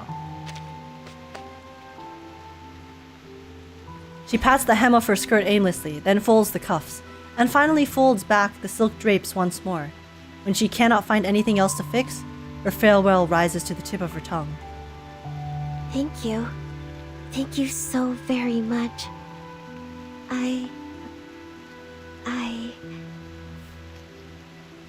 Oh, she's trying so hard. I'm leaving. Then. No! You'll come back. You're fine. You have main character plot armor. We're good, JIU. JIU steps back and places her hands beneath her forehead, palm to back. She bows farewell to Fa Xiao in the hallway and the Lushu turn from Li Sung. A gesture of gratitude and an apology. She has never performed such a ritual before. This will be the first and last time. Perhaps we will find another way. You don't have to. See, even though like they know what happened, it seems like, you know, everyone obviously still cares about her. After seeing that she didn't do it intentionally and she really is trying her best to fix the problem. They still care for her, right? She's lived with them for so long and she has been such a bright light. So that's good to see. He doesn't finish, because anything he wants to say would be untrue. An example of unwarranted comfort from a survivor toward their aggressor. Oh. So, but they are still hurt, it seems. And so, NIANGZI says nothing. She shakes her head as if she hasn't even heard his proposal, retreating into the rain, and then turns around and walks toward the outside of the Zichi.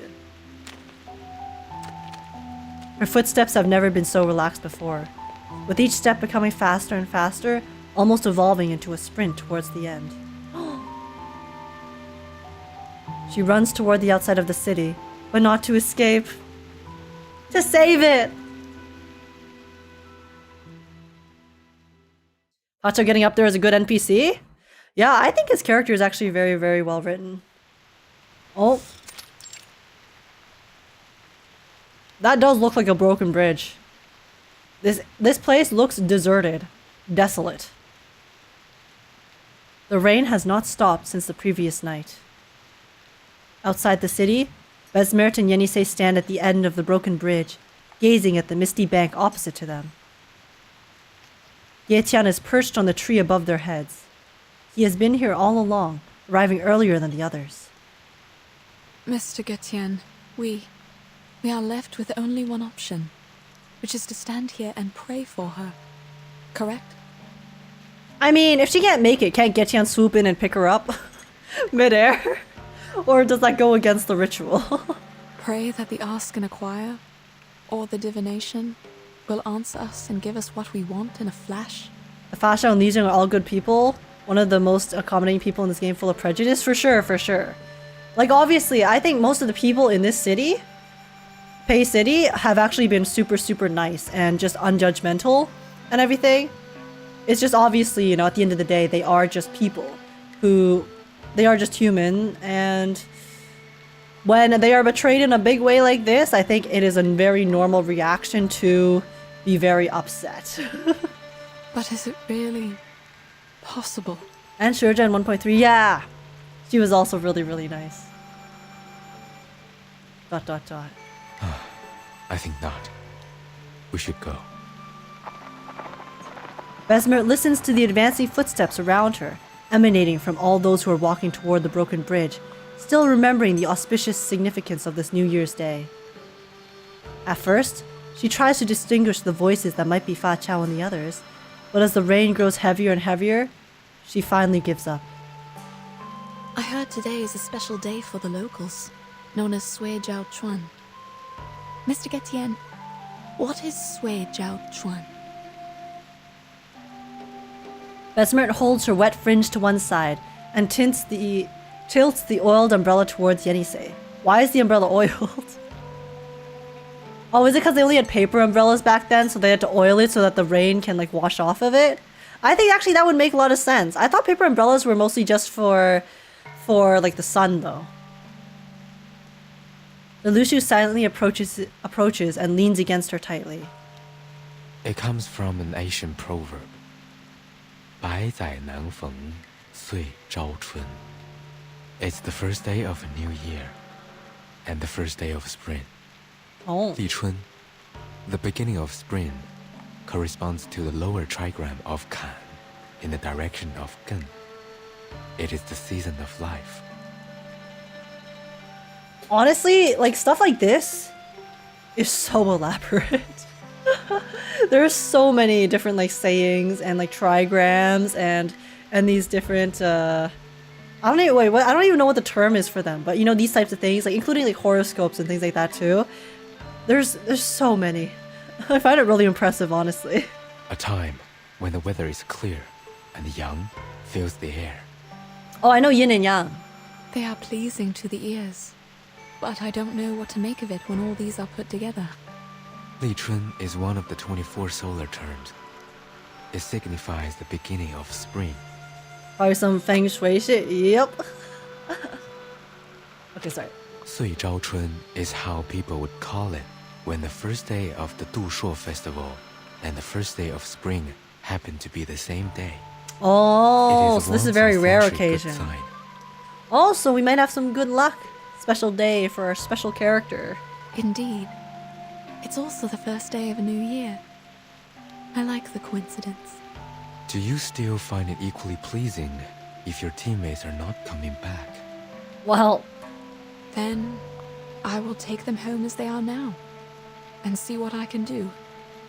and then they will become cavalry in the Russian army. dot dot dot. I know the words are hidden behind your silence, but this is the best option for now. After all, as you just said, prayers are not enough to bring them back. They could, for a time. But that's only what happened in the past.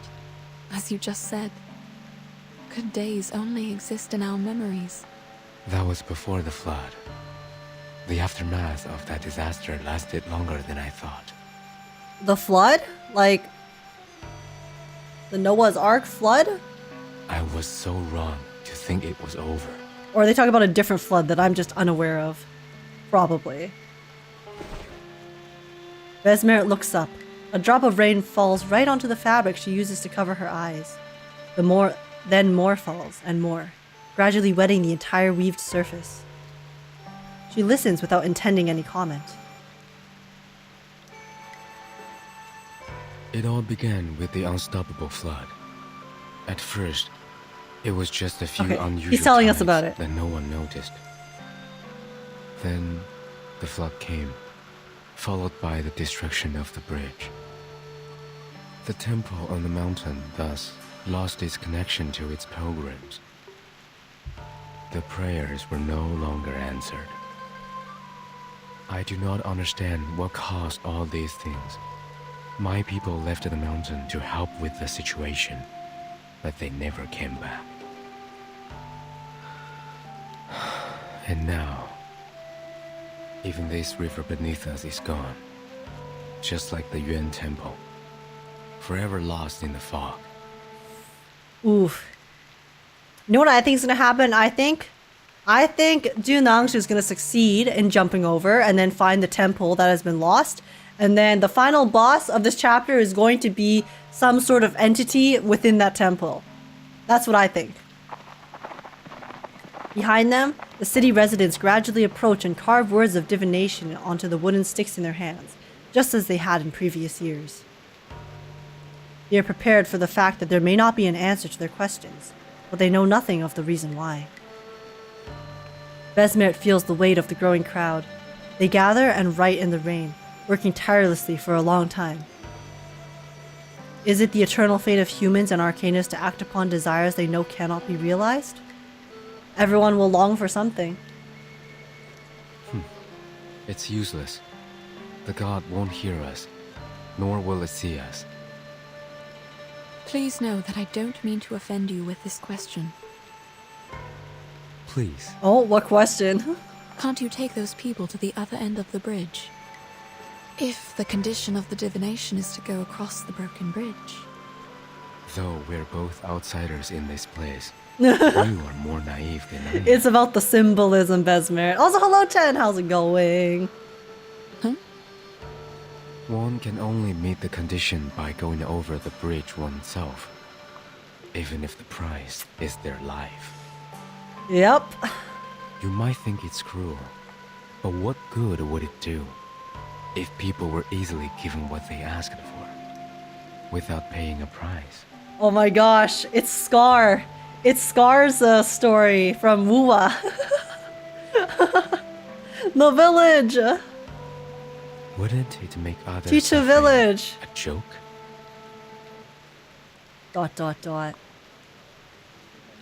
Yetian lowers his head to look at Besmeret and the quiet Yenisei beside him, thinking that they perhaps do not believe his words. 3 must pay a price. I mean, many paid a price in that village, that's for sure. He rarely needs to say much to others in such a short span of time. But since he has already started, he might as well finish. Yeah, finish yapping, my guy. My king. You don't believe me? I'm trying to understand. It's all the same. I can take you to the other side of the bridge. But you must not be disappointed if it ends up fruitless. Pardon? I can take you there. Take me away. Yeah, Tian, can you take me to your home?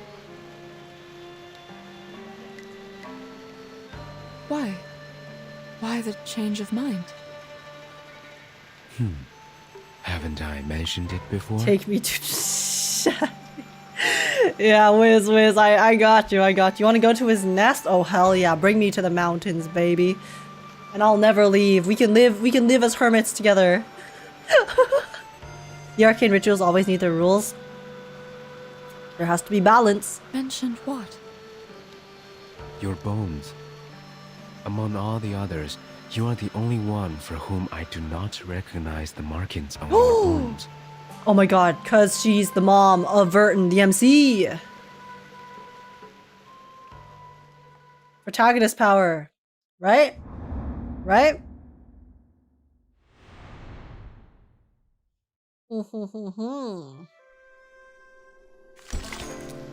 Another way out. Alright. 3 left. I like how Verton is 0 on Math Island. Exactly. There's something unique, right?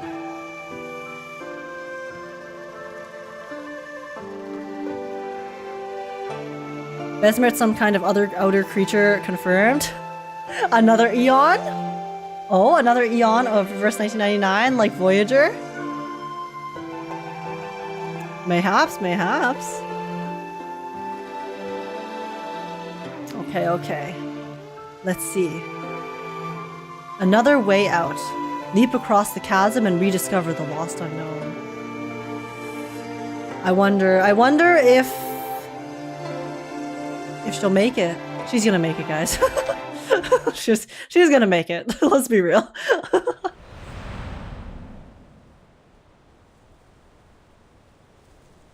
Another way out.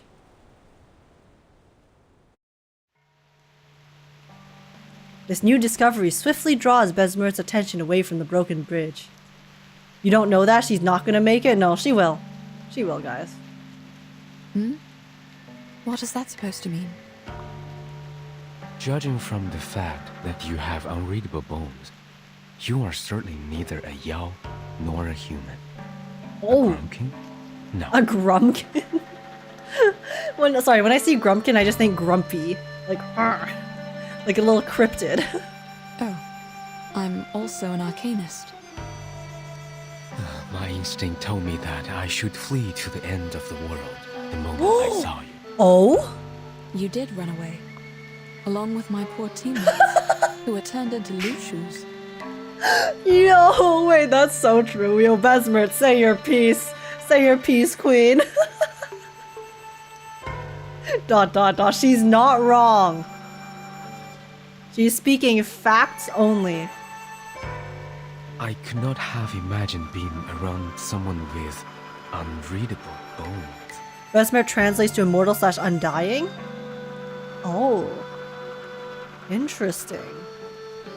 Besmert ate him up, it's true. That was savage as hell. It wasn't as strange as I thought. Not much difference, you mean? Like the people here believe that there's no difference between humans and arcanists, which makes me very surprised. Yeah, me too. It's honestly such a nice, it is a nice breath of fresh air that there wasn't really that much racism in 1999 in this chapter. But then again, like honestly, I think the person who was like the most racist, quote unquote, in this chapter was probably Yenisei. Because obviously of the values that have been instilled upon them, right? But she was still like a good person, right? She didn't really let it, she wasn't outwardly that racist, but at the same time, there were some moments where she was a little bit, just a smidge. There were some prejudices, okay? What did Yenisei do? Well, Yenisei doesn't like humans. I think that is very obvious. But she's a lot less forgiving of humans than arcanists. But that doesn't mean that she treated the humans badly, right? That's a bit more of just like a societal kind of... I would say she has a bit more prejudice than actual like racism. Based on the bones I've seen, they are different. It's just that. Doesn't make a difference, right? It's nice that we went from very racist from 1.2 to not so much in 1.6. I mean, I'm sure it'll come back, and listen, what was it? 1.5 was there was quite a bit of racism in 1.5, but it was like a focal point of the story and the character development, so it was well done. We are the same when we desire something. Yenisei is probably used to the treatment that most Arcanists are subject to. Yeah, exactly.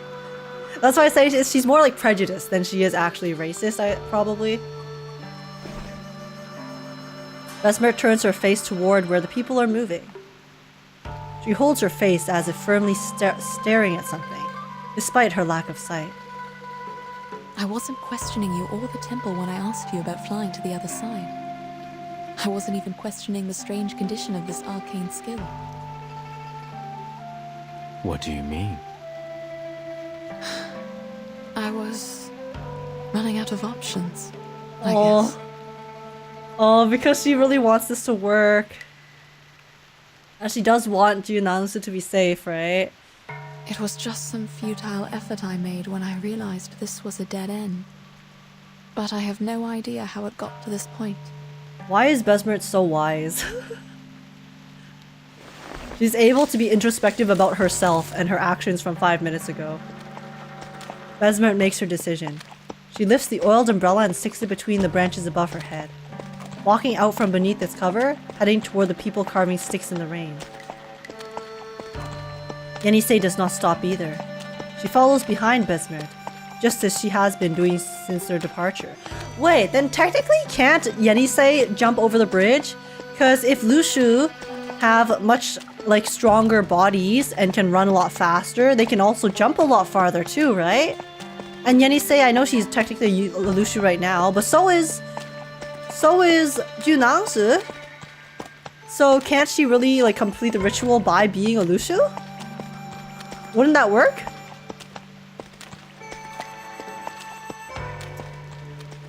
Where are you going? Maybe. And hey, have a good stream. Glad to see you. Oh, welcome in, Ahmed. Thank you. I am. We're having a great time. Apparently, when you're blind, you gain new eyes. Yeah, Yenny jumping far, you're making me chuckle. Wait, can Yenny not jump? I have questions to ask. Even if there are no answers? Yes. I think it is the same for all these people. They keep asking, even though they hear no answers. Besmert walks forward, almost reaching the broken bridge, until Yenisei grabs her sleeve. It's okay. I know what you're going to say. Oh. Yenisei reveals her image in the rain. The surface of the water is lightly patterned by raindrops, and her face is rippled by their falling. Sure, she'd be like, blah, blah, blah. Lucius have better stamina, don't know about their strength though? I guess that makes sense. But I think, like, realistically, if they have a more powerful body like that, like, stamina-wise, then they most likely also have a stronger body in general. Because also, like, the shape of the body too, right? Because they do look like horses, it allows for more mobility. Fortunately, her heart is no longer swaying like her reflection. How are you going to do it? We don't have any wooden chips like that. I will use my finger, mud, and water on the ground. Oh, they're gonna do their own carving. You can ask too. Whatever means you use. What I want to know. Besmert crouches down and pokes her index finger into the soft mud, writing a few acrylic letters. Then others. Then still more. By the time she finishes writing the entire question, the first letters have already been eaten up by the heavy rain, like seawater washing away etchings on a beach. Child, what's your question? Say it if you like. What was Besmert's question? That's what I want to know. I think I will write it down. With a hoof? Yenisei doesn't believe that doing so will have any purpose, but she cannot refuse Besmert. Oh. As she gazes her face into the pool of water, She once again activates her arcane skill and asks the question that has been waiting in her heart. Oh, I'm curious. The red-haired girl suddenly disappears from the pool of water in front of her. Instead, a line of acrylic letters composed of warm-colored dots appears on the clear water surface. Mimo... Bo... Mimon... Boa... I don't think I could read that. The girl looks at the water and realizes the line of words doesn't even need to be fully legible. It's acrylic age? Well, that's what I thought, but then it looks like an E, so I was like, oh, maybe? Rain pounds and waves rise. The water trembles with her question. Where is my water? Oh. Interesting. The sudden emergence of more animal footsteps prevents Yenisei from becoming lost in deeper thought. The red-haired girl reappears in the water, her tone as unsparing as usual. Are they still going to carry out the fortune walk? Yenisei turns around. These animals, neither Lushus nor striped horses, have left the city's unattended Zichu and coincidentally arrived here. They are stood there naked and tired, unadorned in any festive decorations. Sorry, I'm losing it. The ribbons and flowers Yenisei had seen on the first day in the bustling market have disappeared. Not suitable for the present situation, after all. Yeah, it feels like we're attending a funeral, guys. ...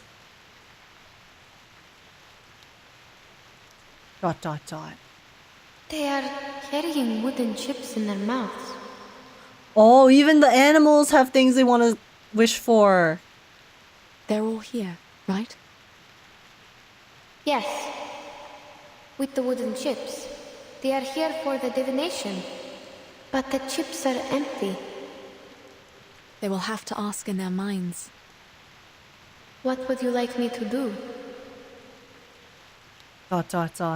You can be their mouths, hands, and eyes. You can also do nothing.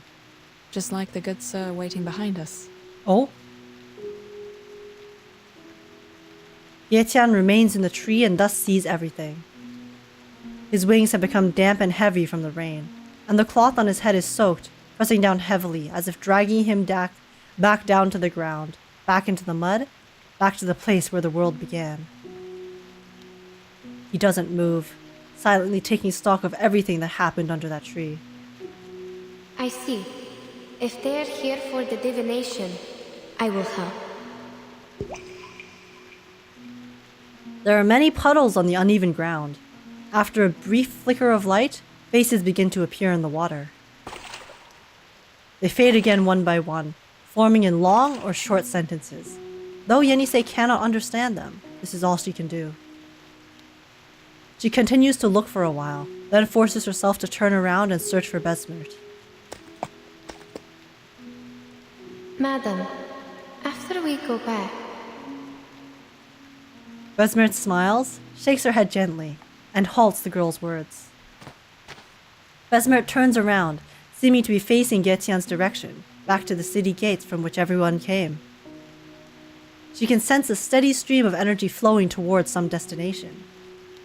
You're wrong. It can hear us. Getian is in the tree, shaking off his wings like a swallow, shaking off the reasons for making him feel so excessively damp. He knows that Besmert must not be talking to him, as the blind arcanist continues to work in vain.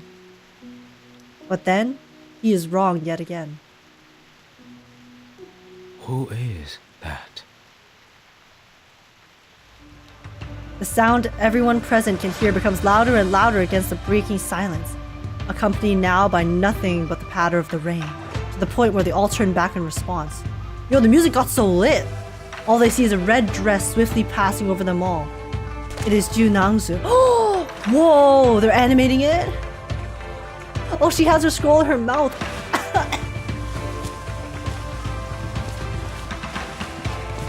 Oh my gosh! Oh, this is so cool! There she goes. Run, girl! She leap. Did she make it?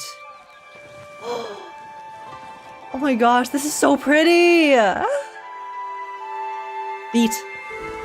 Oh, you feet enjoyers, you're thriving, aren't you? Oh, and then her scroll unravels. Oh, and then her wish is that she wants everyone to turn back into humans, right? Oh, the transition into this art style. Yo, this scene is so cool. Oh my god. Happy Chinese New Year. Anime girl late for school, but in ancient China. Yeah, she's late for trying to turn back people into humans after she turned them all into arcane creatures. Both those familiar and unfamiliar with her quickly realized her identity, despite the change. Why did she do it? Did she really jump over the broken bridge? What could possibly have happened to her after doing so? Oh, did she disappear? A myriad of questions hovers in the minds of the confounded witnesses. Instead of the toast, she has the lost scroll in her mouth. Exactly. It was her. The noise I heard. It was NIANGZI, right? It was an unusual disturbance when she jumped over the bridge. Oh, so she, I guess, left this realm? That was NIANGZI. Mr. Liu, did you see that? Yes, that's her. That's really her. High heaven, she did it. She jumped over. Or she turned into Lushu. She became Lushu so no one has to. In shock, someone hurriedly pokes their head toward the opposite bank of the broken bridge, but stops and withdraws at the cliff's edge. They are seeking a definite answer, but fear the steepness and height of the cliff. Naturally, they never imagined someone might cross it. That... That's right. It's NIANGZI. I saw her turn into a Lushu. Madam, she turned into a real Lushu. Oh?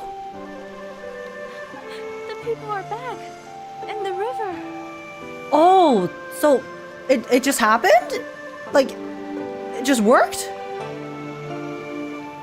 The river! The Pele River is rising! So is NIANGZI gone? Beneath the cliff no longer lies a canyon or a low river, but a constantly rising torrent. Oh, she's back! Oh, true! NIANGZI was speaking as herself just now. I can talk! My body's... What's happening? Oh. No more NIANGZI? The people finally react. They look at each other excitedly, a red light illuminating their faces like the dazzling courtyard fires beneath the festival walkways, or the strip of light that appeared on the river before. Their divine wishes have been granted. Wait, my body is back? Yes, ma'am. NIANGZI almost leaps into the air to embrace Besmert. NIANGZI, she jumped over the bridge. She jumped over, in the human form. She ran very fast, okay? She didn't fall. I'm not sure if I saw it clearly. I think for an instant, she turned into a real Lushu. Is this the power of the divination? The magic of Ask in the choir? Oh wait, the people in the city have come back. So maybe... A voice now long unheard also sounds from beside them. They're teammates! What the... Yo, but that's the thing, like, while they were Lushu, did they realize they were Lushu? What's going on? Oh, my head hurts. Because the thing is, right, NIANGZI was still aware, but that might also just be because she is an arcanist, so maybe she has a different reaction to becoming Lushu. Mr. Krulik. In the crowd, All the companions they once lost are now returned to them. Oh dear. I had the strangest dream. Welcome back, jackass. No more horse girl? I mean, you turned into a horse permanently, right? And Mr. Urian! Everyone! They are over there! Madam, let's go see them! Without waiting for an answer, Yenise waves from a distance and immediately runs toward them. Here! We are here! Oh, she's so happy now. It's indeed a rare occasion. Welcome back, racist man. Hell yeah. Don't worry, no one misses this guy. I mean, it seems like Yenise did. But they have been through a lot, so. Alright. Ask and acquire. Oh, here we go. And so, the river flowed. Are we leaving? Where's JIU? Is she just gone?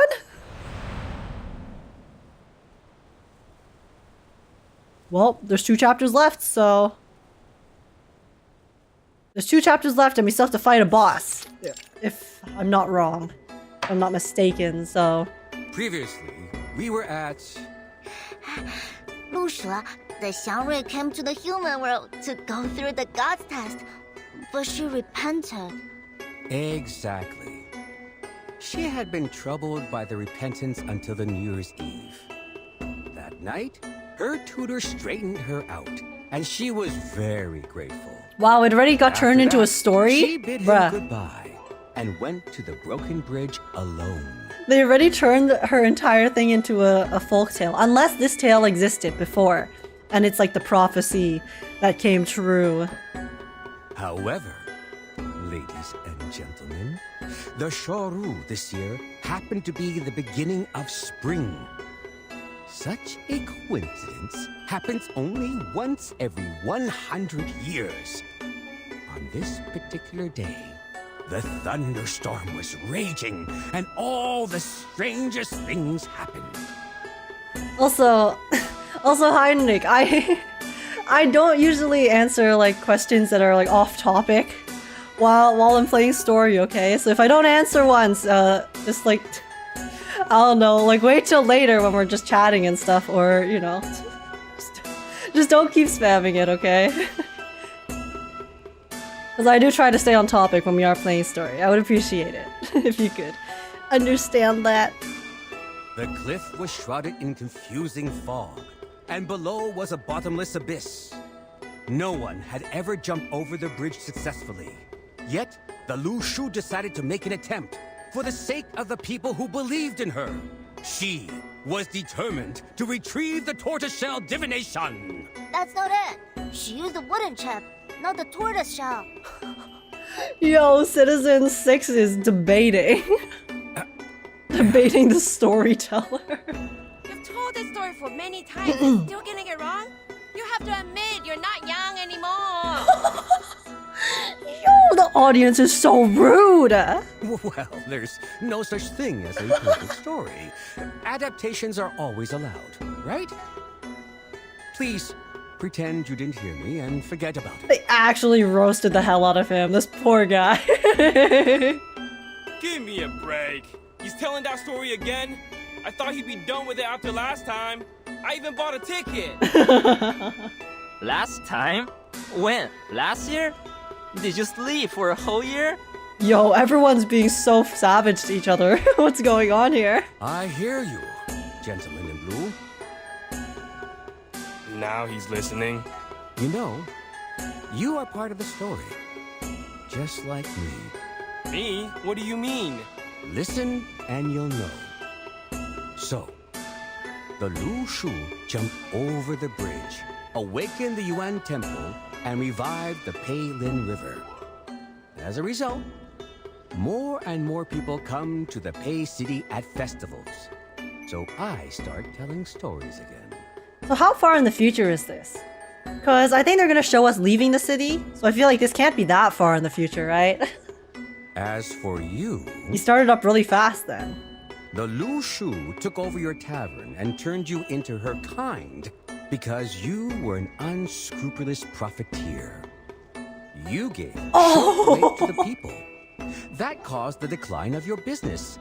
Yet, you blamed it on the poor harvest. Ooh! Oh, so this was like the previous owner of the tavern that was going to crip it before JIU NIANGZI showed up, because they mentioned it earlier, right? They were like, yeah, this tavern sucked before you took over, girl. Yo, rip. He can throw it back too, apparently. He's not taking that lying down. But I think the Lushu saved you from the plight. He said, square up, brother. She ran the tavern for you, and you had a good sleep during that time. In a word, you did nothing good. But things ended up well for you. He said, you are literally useless and accomplished nothing with your own power.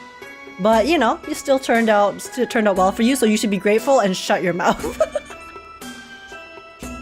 Yo, Storyteller 07. That was a good clap back. What? No way! I want that too! If only somebody could finish my essay when I fall asleep. Yeah, I wish I had that too, guys. But you know what? Actually, I didn't have that back then. But don't like people who are still in school nowadays have ChatGPT and shit that can just write essays for them, and it's actually really hard to tell if it was written by AI. I swear, like, actually, not to sound old, but like kids nowadays literally have it so much easier. But at the same time, right, like, even though essays were hell, they did cause me to learn, right? So it is pretty worrying to see that there's so many schools and stuff and so many people cheating on tests and essays and assignments nowadays. Because school sucks, but they do still teach you stuff, right? But now we have AI detecting programs, but how accurate are they? You know? Already writing a political essay at this age? You have a promising future, young man. Pretty sure you can ask ChatGPT if it wrote something. Yeah, but you can also use other AI programs, right? I'm sure there's a bunch, many. But I think you should go home now and get some sleep. You need to rest well so you can continue with your studies tomorrow. And it's not even just essays. It's even, you know, like tests. When people have take-home tests and things like that. I mean, even before, you know, people could cheat. But I feel like nowadays it's a lot easier to just cheat on assignments and tests and homework and stuff. So you just don't have to do any of the work at all. You don't even have to research, right? To answer things. So I don't know. I am glad that this was not an option for me when I was younger, actually. Because knowing me, I probably would have cheated on some assignments. But instead, I was forced to learn. So I am grateful for that. AI detection programs are very bad in quality. Many people's essays have been flagged when they're not. Yeah, that's the thing, right? It's impossible to tell because the AI just writes so well. It's like, if you look at a well-written essay versus an AI essay, if you give the AI certain prompts, like good enough prompts, and even just like proofread it yourself, right? You could get the AI to give you an essay and then you edit it.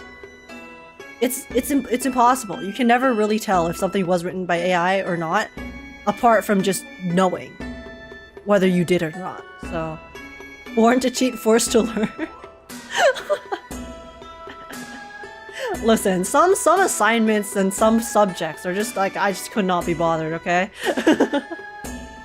After all, the essay matters much more than the story, right? Is it really cheating if you're still learning it? That's the thing, right? If you have to answer like multiple choice questions, things like that before, you still have to do the research yourself. You still have to look for it. But now it's like, if you put in the question into like an AI program, it can just answer all the questions for you. You don't even have to look at it. So you just don't learn anything. So, I don't know. AI can be useful, but it also, I feel like that it is, that much power is like also, you know, sometimes can be a bit of a detriment as well in certain ways when people abuse it. And miss the festive hustle and bustle. A farewell brews in front of the city gates. This is the place from which people come and people go. But where did they come from? Cotton Eye Joe. I have so many things to write about this time. Enough for me to write a travel note. What should I call it? Travel in the East? Journey to Pay City? Besmer, I got a great name for you. Notes on Shuori. Where did I get that? It came from the heart. What can I say? I'm a master at my craft. Neither of them sounds good. There are already too many travels and journeys. I think you are different from those others, madam. So... Yetian escorts the group to a spot near the city gate, where the road splits into two. On one side lies the road up at the mountain, and the other lies the road down. Yetian escorted us to the crossways? Oh my gosh, he's such a gentleman. Cheating requires you to be smart enough to get away with it. I mean, I guess. So Heimerdinger would not approve. In the words of 37, there's a difference between the brute force of computational programs and the capabilities of human mind. It's true. It's true. Well, yeah. Spoiler age. Sorry, my bad, guys. I'm sorry for spoiling the name of her notebook. What can I say? I'm just very good at guessing. All right. You turn back human? Yeah, everyone turned back human after NIANGZI kind of like sacrificed herself for everyone by jumping over the bridge and disappearing into non-existence. He slowly descends to the ground, standing still, stiff and slightly uncomfortable. I thought that was a whip sound. The human companions of the two arcanists retreat in caution and fear from the strange bird creature. Indeed. He's so handsome. Why would you? Others, why would you go away from him? You have experienced it in its entirety. Silly humans. They're missing out. What do you mean? There was a beginning, and now here is an end. Forget not where you came from at the end. This is the entirety. Okay, Gaetian. I mean, you've spoken pretty normally for most of the story, so I can forgive you being a little bit more... What's the term? Speaking in riddles now and then. I can forgive it since you were mostly speaking in a way that I can understand. Thus, happiness is found. Oh, he's smiling. I'm sorry that I still don't understand your riddles. Yo, Besmer speaking facts. Poetic? That's no No, matter. more like riddles. Cryptic. That's no matter. Sorry to interrupt you. Can we go? I really want to go home right away. Oh my god, this bastard, he's still on it. He's like, oh my god, I need to go home. Oh my god, when? I'm such a baby, I'm crying. If I don't go home, everything's gonna go wrong. Oh my gosh, shut up, Kralik. Ah, then we shall. I hold a grudge. I have a grudge still. This is rude ass. Please wait. There's one more thing. Certainly. Please. The questions you asked, have you had the answers? Well, true. They asked some questions that we don't know. I mean, we knew Yenny says. ... Bro, you got to stay in a mystical city? I know, right? Like, I know he wasn't, like, aware for most of it, but I'm sure they still got to stay a few days there. And their main concern, the reason they were so obsessed with going home was because they were like, oh my god, we're not going to have food or supplies.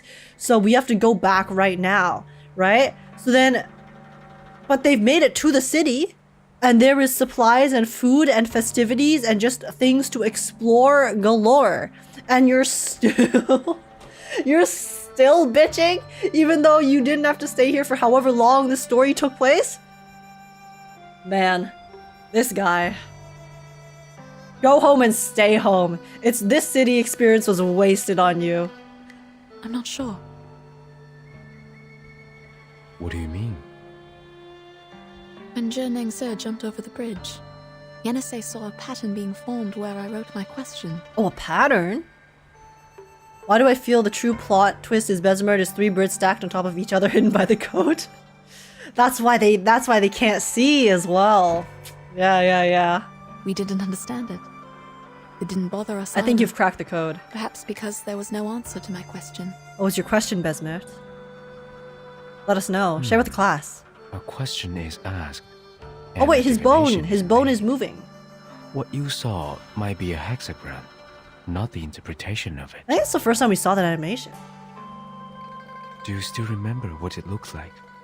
Oh, he can decipher it for us. Okay. Yenisei thinks for a moment and uses a rock hammer handle to draw crooked and twisted lines in the sand, with occasional breaks in the middle of them. His bone wand! His words. He called it that. He just had it flapping about, okay? It changed a little and ended up like this.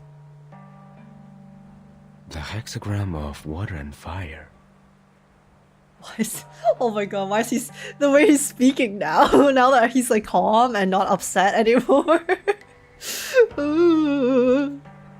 I'd assume this belongs to an elderly person. What about yours? An elderly person. Oh, Besmert's belongs to an elderly person because Besmert's immortal? Like her name translates into? This is confirmation, right? Yenisei is stunned for a moment, then draws a few more lines. By the end of it, her offering is already rather messy, so much that she stretches out a section of it. Fortunately, Getian can still read it. Yo, Getian! Okay, wait guys, sorry. This is Shu, the hexagram of waiting. I'll let him finish first, but... Though I don't know what could be derived from it. Guys, the fact that Getian can decipher Yenisei's drawings is the most impressive part of this entire sequence to me.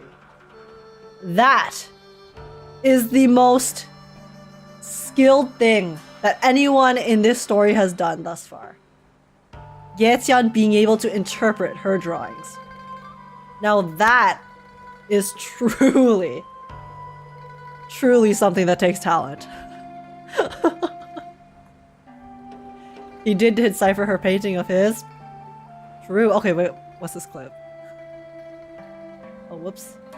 Ask. Oh wait, his bone is moving.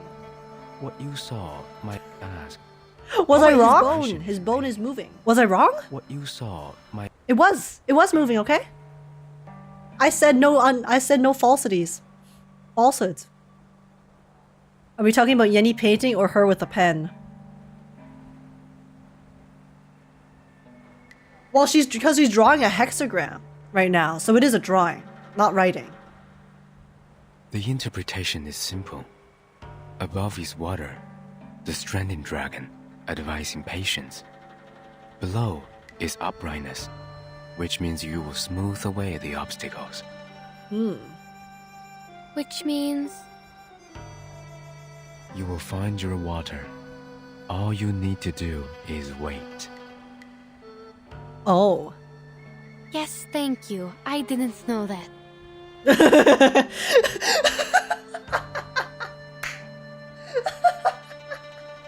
She's so mad. She's pissed.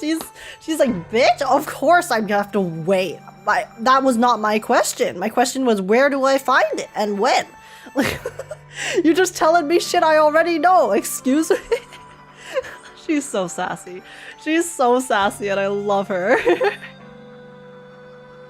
As for your hexagram, you have gone across the river. A decision has been made. Who is he talking to now?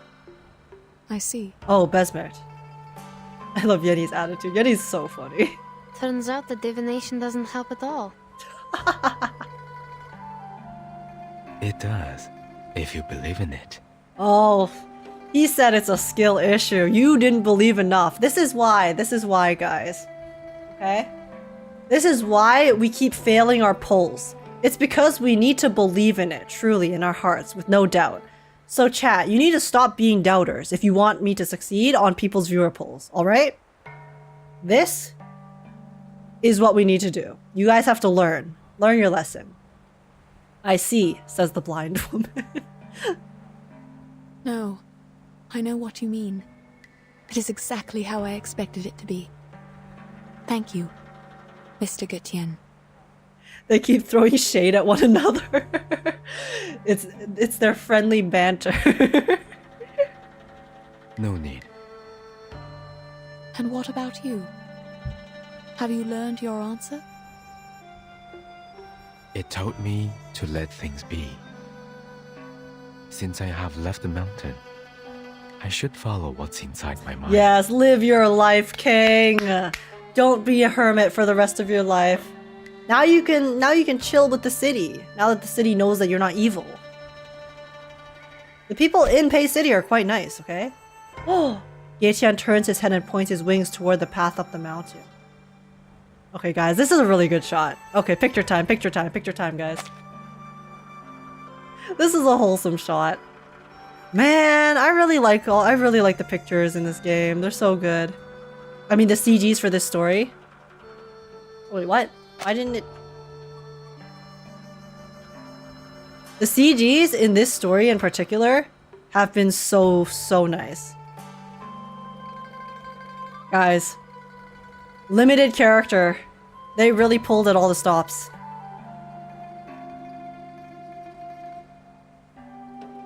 I remember that at the end of the Peiling River, where the lanterns float, stands a great building. Oh?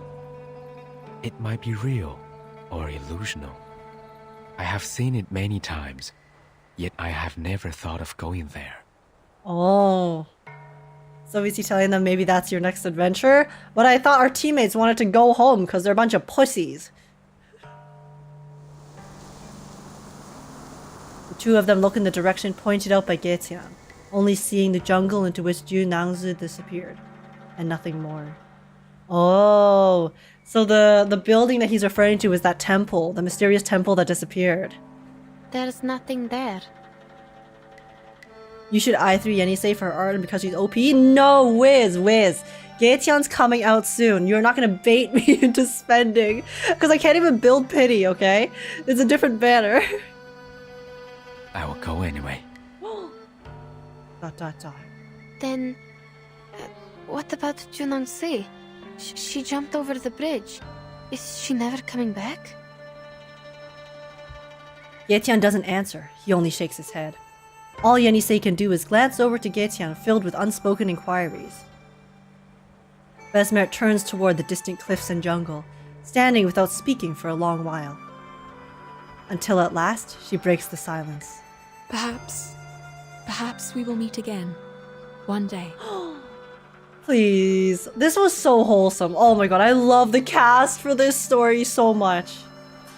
Every single person in the cast, honestly, was so fun. Even the NPCs.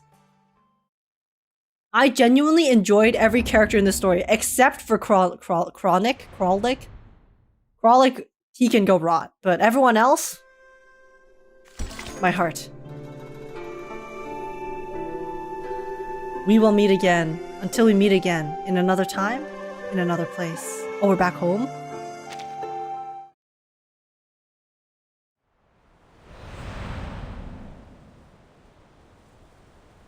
We will meet again.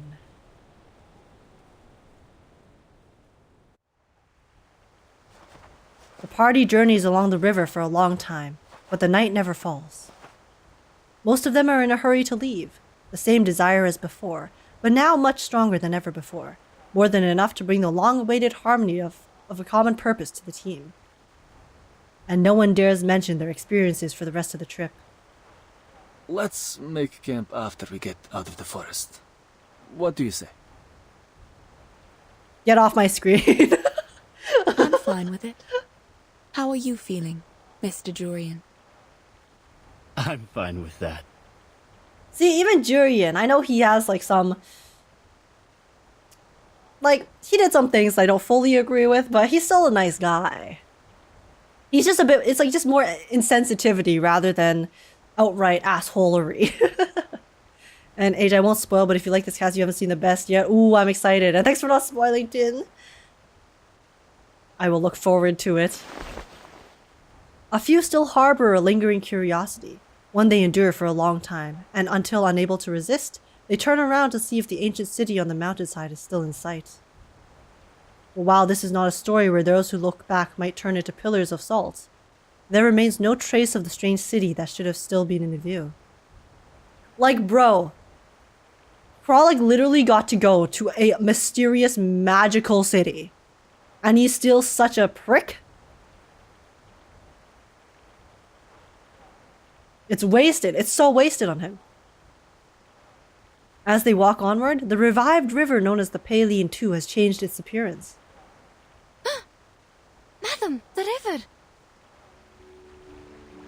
The once wide river invisibly splits into slender tributaries behind them, spread out across the lush spring meadows like a rope net.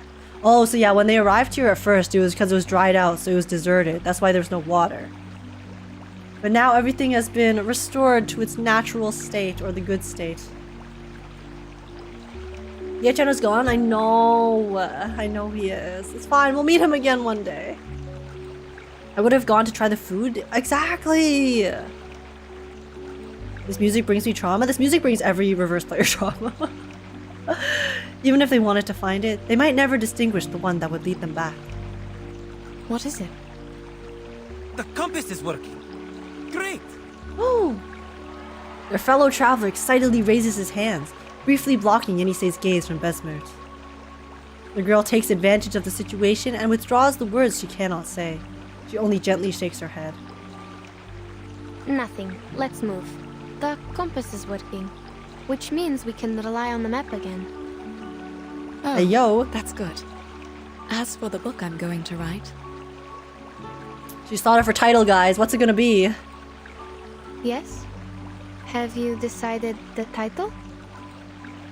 Yes. I will call it... Is she gonna say the thing? She's gonna say the thing. She's gonna say the thing. Notes on Shuori. She said it! She said it! Guys! Let's go! Notes Title drop. on Mic drop. Shuori. Yes, that's the title. She flips over a page and continues reading. Also, these are the notes that Besmert wrote. I forgot that we were like reading the story. The title is actually not a good choice for a book on geographical discoveries. On one hand, there is no doubt that Shuori is a difficult word for the target readers of this book. On the other hand, the word notes, in most cases, is used to describe the collections of informal essays. They usually record the daily talks of professional writers, and thus include a variety of ideas and inspirations. As a geographer, however, I don't possess enough knowledge of literature to write the real notes, nor does the assistant who takes dictations from me, unfortunately. Oh, man. That laugh is so cute, guys. Guys, please. Wait, I can't even play it back yet. Even so, we have decided to use these words for the title. Postscript. The title has also been included in the first draft we sent to the editors of Motherland Documentary and the Department of Publication Review. It's so cute. It's so cute. Oh my god, I love her. She's so precious. I know. This entire chapter is reminiscing. Yes. I think it's very fitting, actually, for the type of story it is. I think someone mentioned earlier in chat that this story is kind of told like it is. It's like storytelling style. Kind of like the storyteller was telling his version of the story earlier, right? So it's very fitting. It's very fitting. Since that's what they're doing with the game itself and how they're telling us the journey that they went through. The next page is missing. Let me see. Oh, found it. June 4. Sunny. I never knew the journey back to Omsk would take so long. My assistant and I set off from Yekaterinburg last year, and we didn't arrive until now. In Omsk, we met the governor again. I left him some drafts of this book in return for the help from the local Scientific Research Association. Those drafts have recorded the steppe ecosystem around the Om River in detail. The way she says Om. Before we arrived in Omsk, we followed a herd of sheep across the river.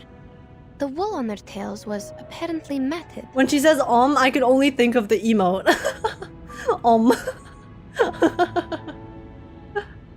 I recorded this detail because the way they crossed the water was almost a miracle. It is known to all that sheep can be easily drowned because their thick wool holds them back in water. Yet, things seemed different for those sheep.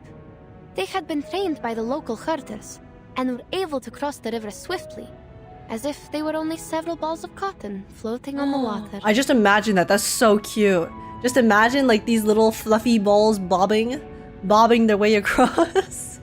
That's adorable. When they came to the shore, I noticed that their hooves were in the shape of a Oh, round it's radio. cake with one slice Like missing. pufferfish, yeah. Verton! They climbed out of the water with their little cake hooves, shook themselves dry. Oh, she's and listening to continued this on the entire next story on the pasture, radio. Never hesitant to go forward, never looking back. Verton, do you know that's your mom? Seeing all Your immortal these, mother? I hope I would be as determined as these sheep in my future journey. Today's article was an extract from a geographic manuscript from St. Pavlov Foundation Far East Branch, recorded by Yenisei. Next is the news broadcast. No, who wants news? Go back to Yenisei. Retellingception? I know, literally. They had Yenisei retell the story to us, and then had Miss Radio retelling the story to Vern, who is retelling the story to us, the audience. Dude, this is actually so many layers. Vern thought the story was boring. Vern fell asleep. Miss Radio? Yes, I'm here. Listen, she's tired, okay? I don't blame her. What time is it now? It's 4:15 p.m. Oh my gosh, my girl. The nap went on a little longer than I thought. Yes. How are you feeling? I think I had a dream. Many animals were jumping over a broken bridge. Oh, she dreamed it. I read you a story which has zebras and sheep in it. Zebras and sheep? I don't remember that. Did she call the Lushu zebras? Excuse me? Is Timekeeper in the room? Hello, GF. I am. May I come in? There is something I need to confirm with you. I'm sorry. Who's that? It's me, Sonetto. I might have taken too long a nap. Never mind. Please, come in. Wait, does Verton have secret arcane visions? I'm not sure. I mean, maybe.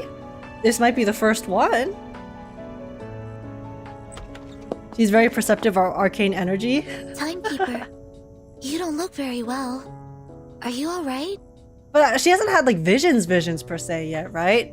I know she can perceive it very, very well. Like when we went to the island, but Aperion.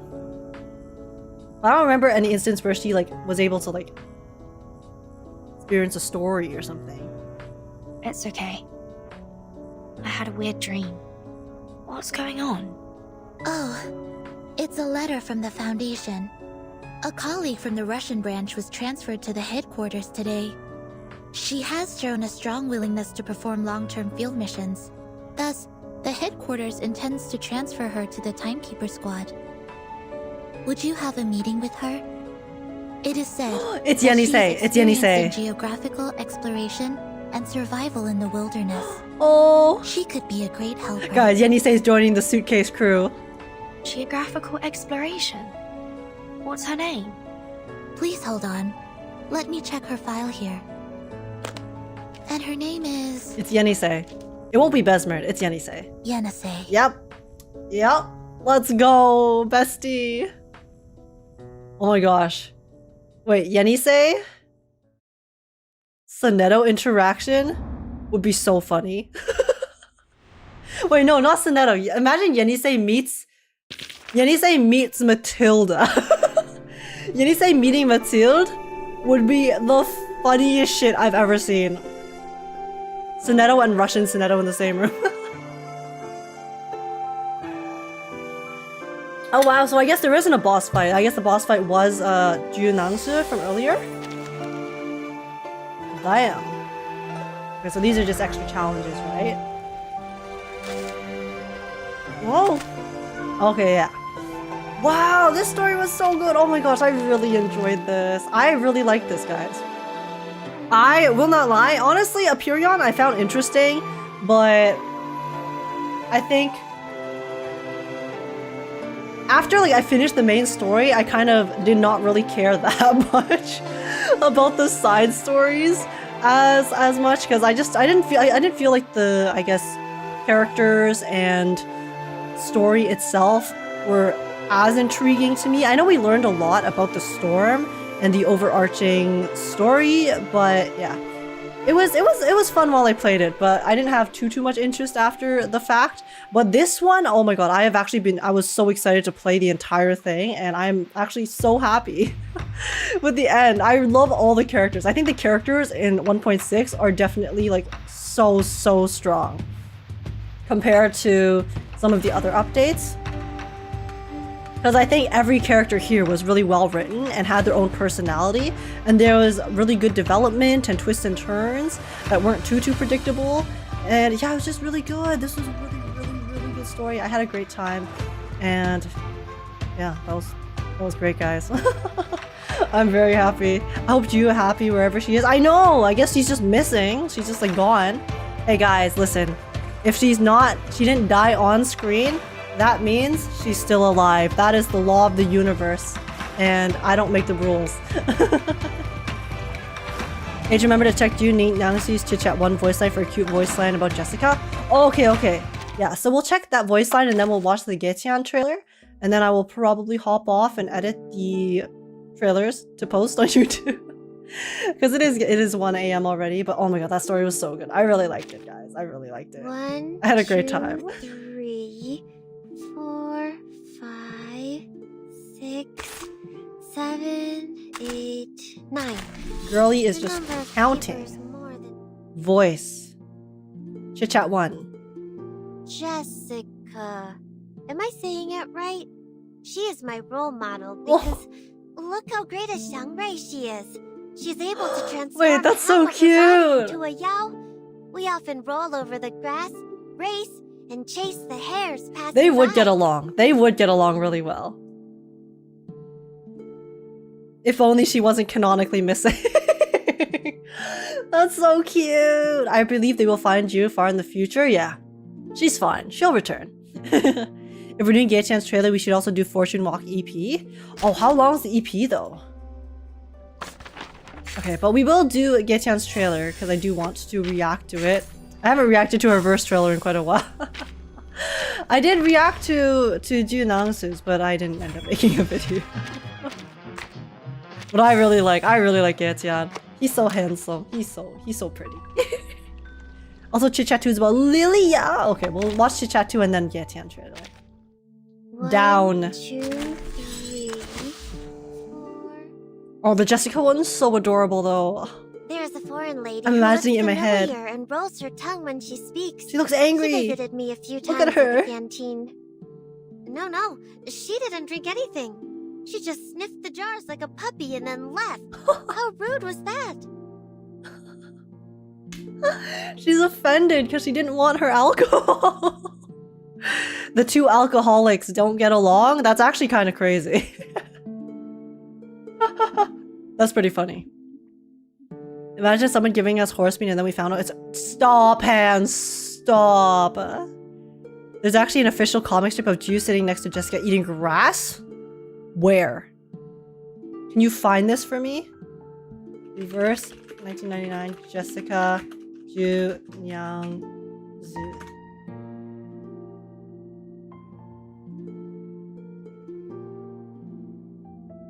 Comic.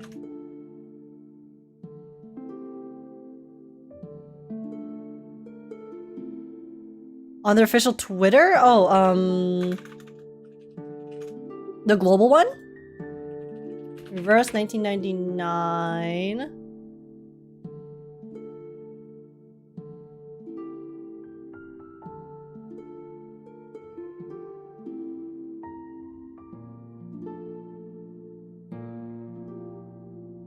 Where is it? Which one is it? I see 2 comics, but I don't see Jessica in either of them.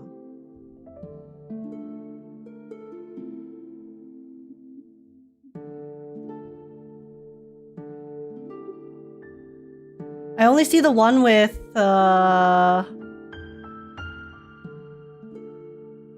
Anan Lee.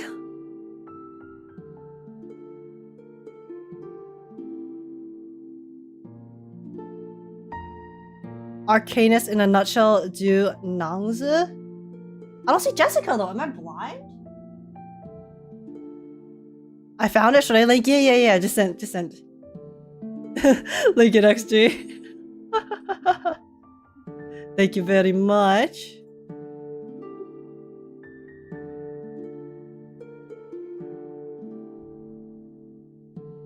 Does YouTube chat allow links though? Actually, wait. I can't remember how I have it set. If it doesn't work in chat, just send it on the Discord. Oh, there it is. Okay. Okay, here it is. Thank you, XG. Please allow me to train with you. Train? I don't quite understand. Do you want to play with me? Oh, they're so cute. Could it be that the grass here contains the kind of supernatural energy? Maybe I should try some too. Oh, stop. They're so cute. Oh. To have all these critters at her command, she is a Xiangre, as expected. It's time for a routine dental checkup. Let's start with you, NIANGZI.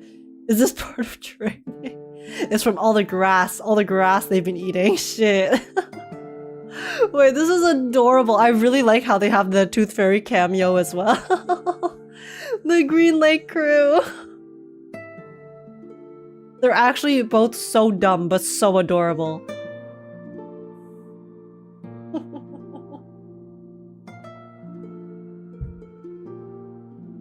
Wait, I love this so much. This is so cute. Oh wait, is it a part 2? Were there 2 comics? No, there's just 1 comic. Okay, anyways. This is so cute. What is this gif? What? There's so much art of her. Oh, this was her trailer. This was her trailer, right? Oh my god, she's so pretty. Tooth Fairy is passively aggressive. As always, that's my queen. But yeah. Okay, guys. Okay. All right.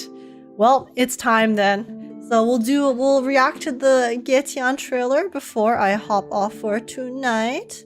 So get ready. Get your high YouTubes ready, guys. Here we go.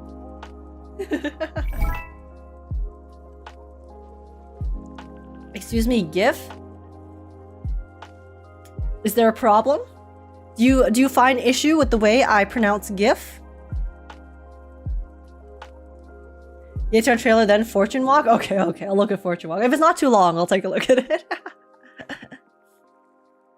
Alrighty. Listen. GIF just makes sense to me, alright? GIF sounds stupid. So, I will not pronounce it like that. Fortune Walk is not too long, don't worry. Alright. Okay, wow, you guys are all green. That's so funny, because I know YouTube chat is always one color, but then Wiz is typing in Twitch chat and is also green. So I just have so much green on my screen. Guys, it's green for Junang. Oh, Grim ruined it. Damn it. Now we're Christmas. That's fine, Grim. I'm also red. High five. Streamlabs. Green and mean. I always ruin it. It's okay. We'll ruin everything for you.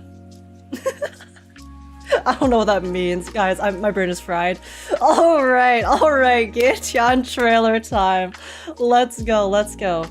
You guys ready? Hi, YouTube's locked and loaded?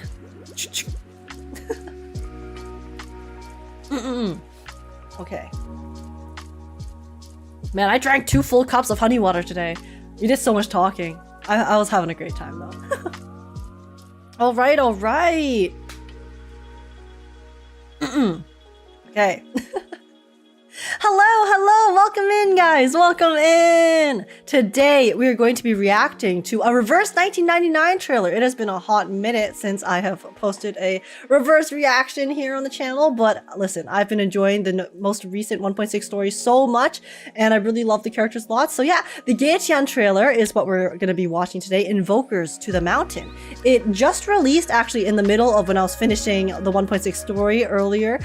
So yeah, I wanted to finish the story first before watching it, and we have, and it was so good, and I really enjoyed it. If you guys want to go like see the full playthrough, I'll link them down below in the description. But yeah, I'm really excited because Gaetian, he's such a pretty boy. He's another bird boy. I'm like down. Why am I so down bad for the bird boys? Okay, I know Sunday, now Gaetian. He can't escape chicken wing heaven. Okay. But yeah, that's what we're doing today, and he looks really pretty in the thumbnail already, so I'm really excited. But yeah, before we begin, if you guys enjoy, please make sure to smash like, subscribe to the channel, and comment down below how beautiful the visuals are, I'm sure, are going to be in this trailer as well. And I will be pulling for him.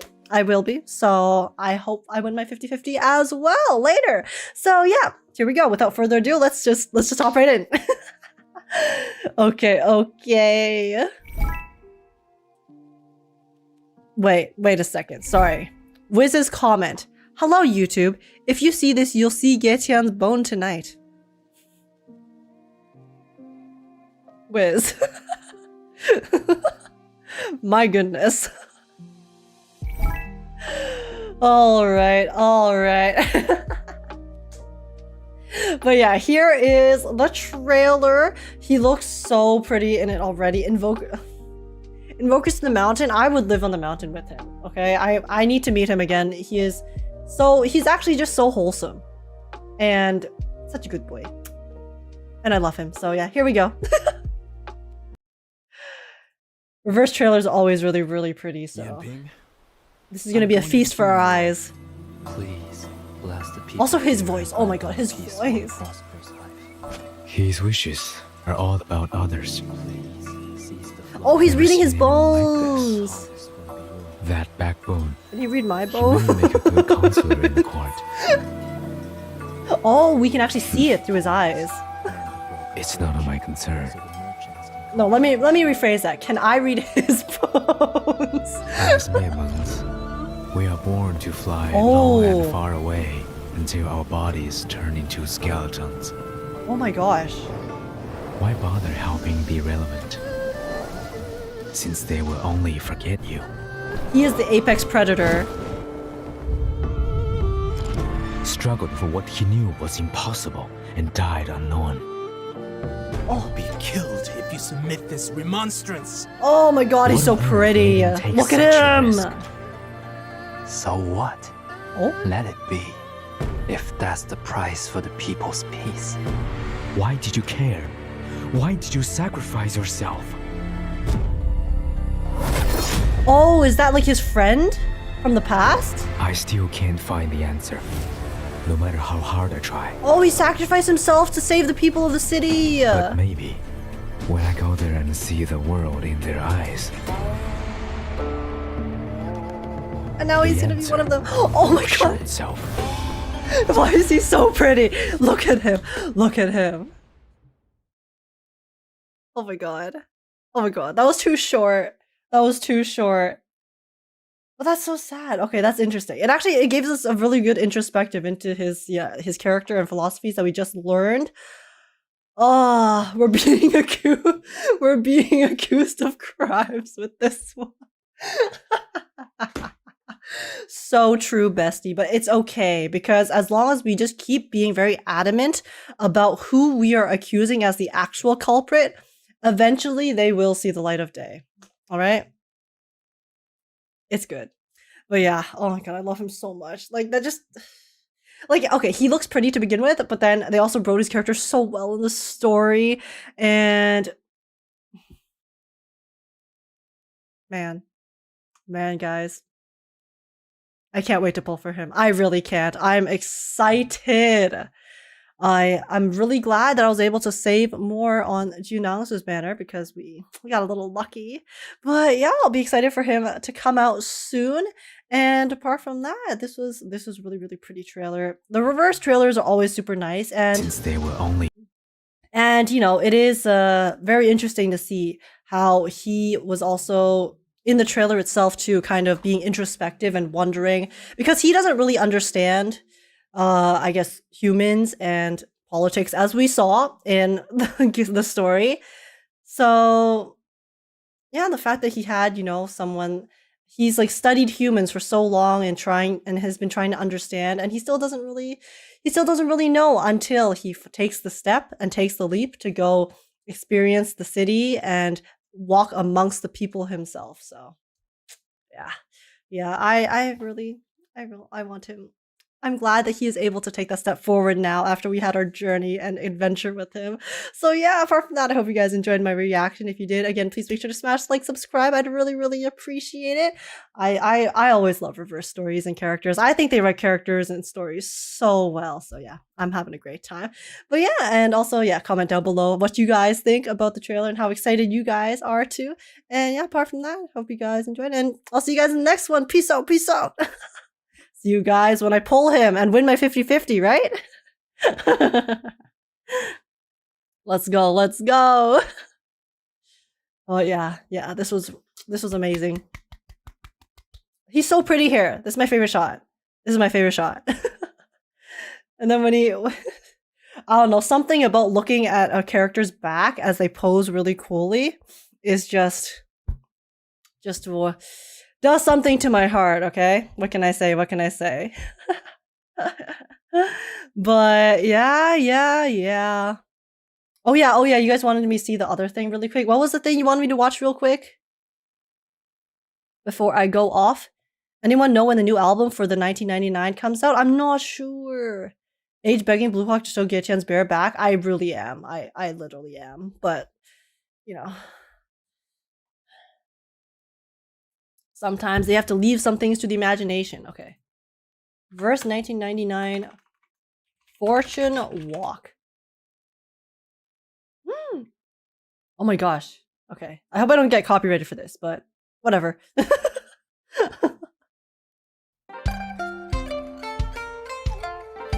Oh, this is cute. The art style of this MV is adorable. Oh, she looks so pretty. Oh, it's in Chinese. Okay, that's fitting. Very fitting. She turned into the Lushu.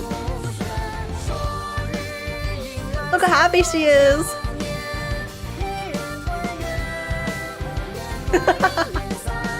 Oh my god, my favorite. They're my favorite. I love these monsters so much.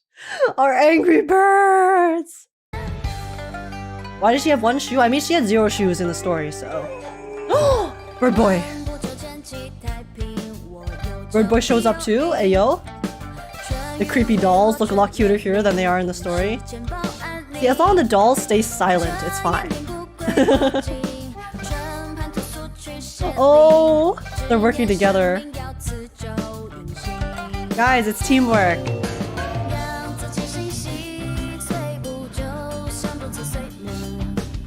This is cute.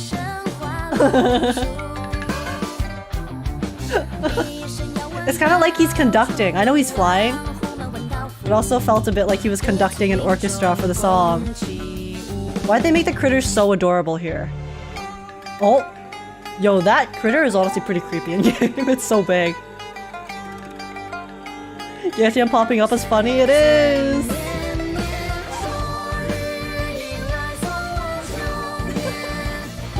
I like little NPCs popping up too, and then Gye-chan.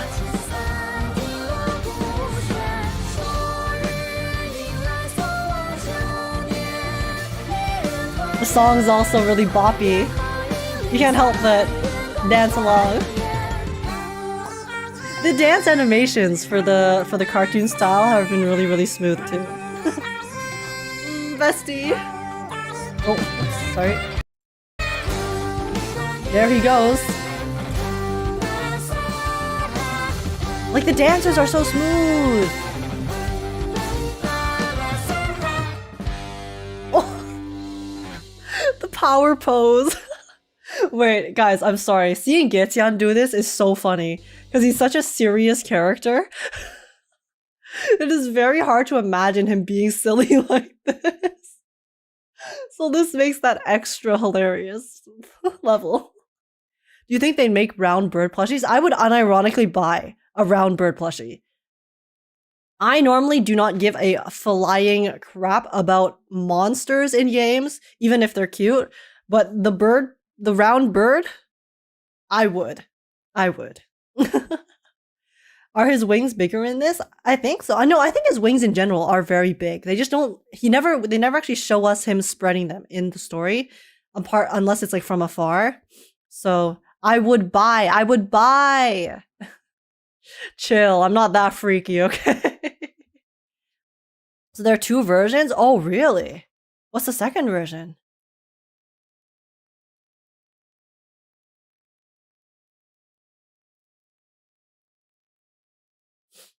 But yeah, I mean, either way, I have to pee really bad, so I'll probably end. we can look at the if there's another version, I'll send it on Discord and I'll take a look at it later. Just the Japanese version, it's in a different language. Oh, okay. Then if the MV is the same, I'll listen to it on Discord later. So yeah, just send it in one of the channels and I'll take a look. But yeah, apart from that, I'll probably just end here for tonight. I do have to pee really bad, so I'm just gonna end before I go do that. So yeah, thank you guys so much for watching. I had a really good time. I thoroughly enjoyed this story, and I am really excited for the upcoming story too, because I do feel like what was 1.4 again? What was the 1.4 story? Because 1.5 I was like okay with. 1.4, 1.3 was more punk. 1.4 was Prisoner in the Cave. Wasn't Prisoner in the Cave? Oh, 1.5 was Spathadia. Prisoner in the Cave was 1.4. Yeah, like 1.4, I was like okay. 1.5 was also pretty cute, but I was also I was like, oh, I was also okay with it. But this one I really enjoyed. So we're chilling. But yeah, I had a great time. So thank you guys so much for coming. I am going to raid. Who do you guys want to raid? Do you want to raid some Apex, chatting, Pokemon Unite? actually, we haven't raided Kazi in a while. I'm going to raid Kazi. Kazi is currently doing some Gunpla? Oh no, key switches. He's making a keyboard. He's doing keyboard making. Okay. So yeah, we're gonna go raid Kazi. Please go send Kazi lots and lots of love. I would really appreciate it. They're a super cool PNG tuber friend of mine, and yeah, it's gonna be a chill time over on his stream. So yeah, thank you guys so much for coming. I will be back next week for Elden Ring. Actually, I think the first stream next week is going to be Elden Ring. I have a lot of Elden Ring to get through. I have to fight Mog, and I also have to fight Radon because the DLC comes out on Friday. I honestly don't know if I'm going to be able to finish both on Tuesday, so I might have to start the DLC the weekend after. But anyways, next week I'll start off with Elden Ring, then Wednesday is going to be Firefly polls. Oh yeah. And also, last chance, one more quick, if anyone is interested in the Firefly viewer polls, the form is here. So please apply if you guys would like. I'm gonna be doing Firefly polls for both me and viewers on Wednesday after the patch comes out. So yeah, there's gonna be that, and then I will also be playing the new story on Thursday. And I'm really excited for that. We're going to be playing the final epilogue of Penacony. And then Friday will be more Elden Ring. Whether or not I get to the DLC is yet to be seen. So, but I'll be doing like 2 Elden Ring and then 2 Star Rail next week. So yeah, I'm really hyped. And I look forward to it. I hope you guys look forward to it as well. But yeah, thank you guys so much for coming. Have a lovely rest of your day, morning, evening, wherever you're in the world. And peace out. Bye-bye. Bye, Quarry, Oleander. Twitch already got sent over, so yeah, bye guys. Bye Angel, Willow, Nope, XG, Desta, peace out.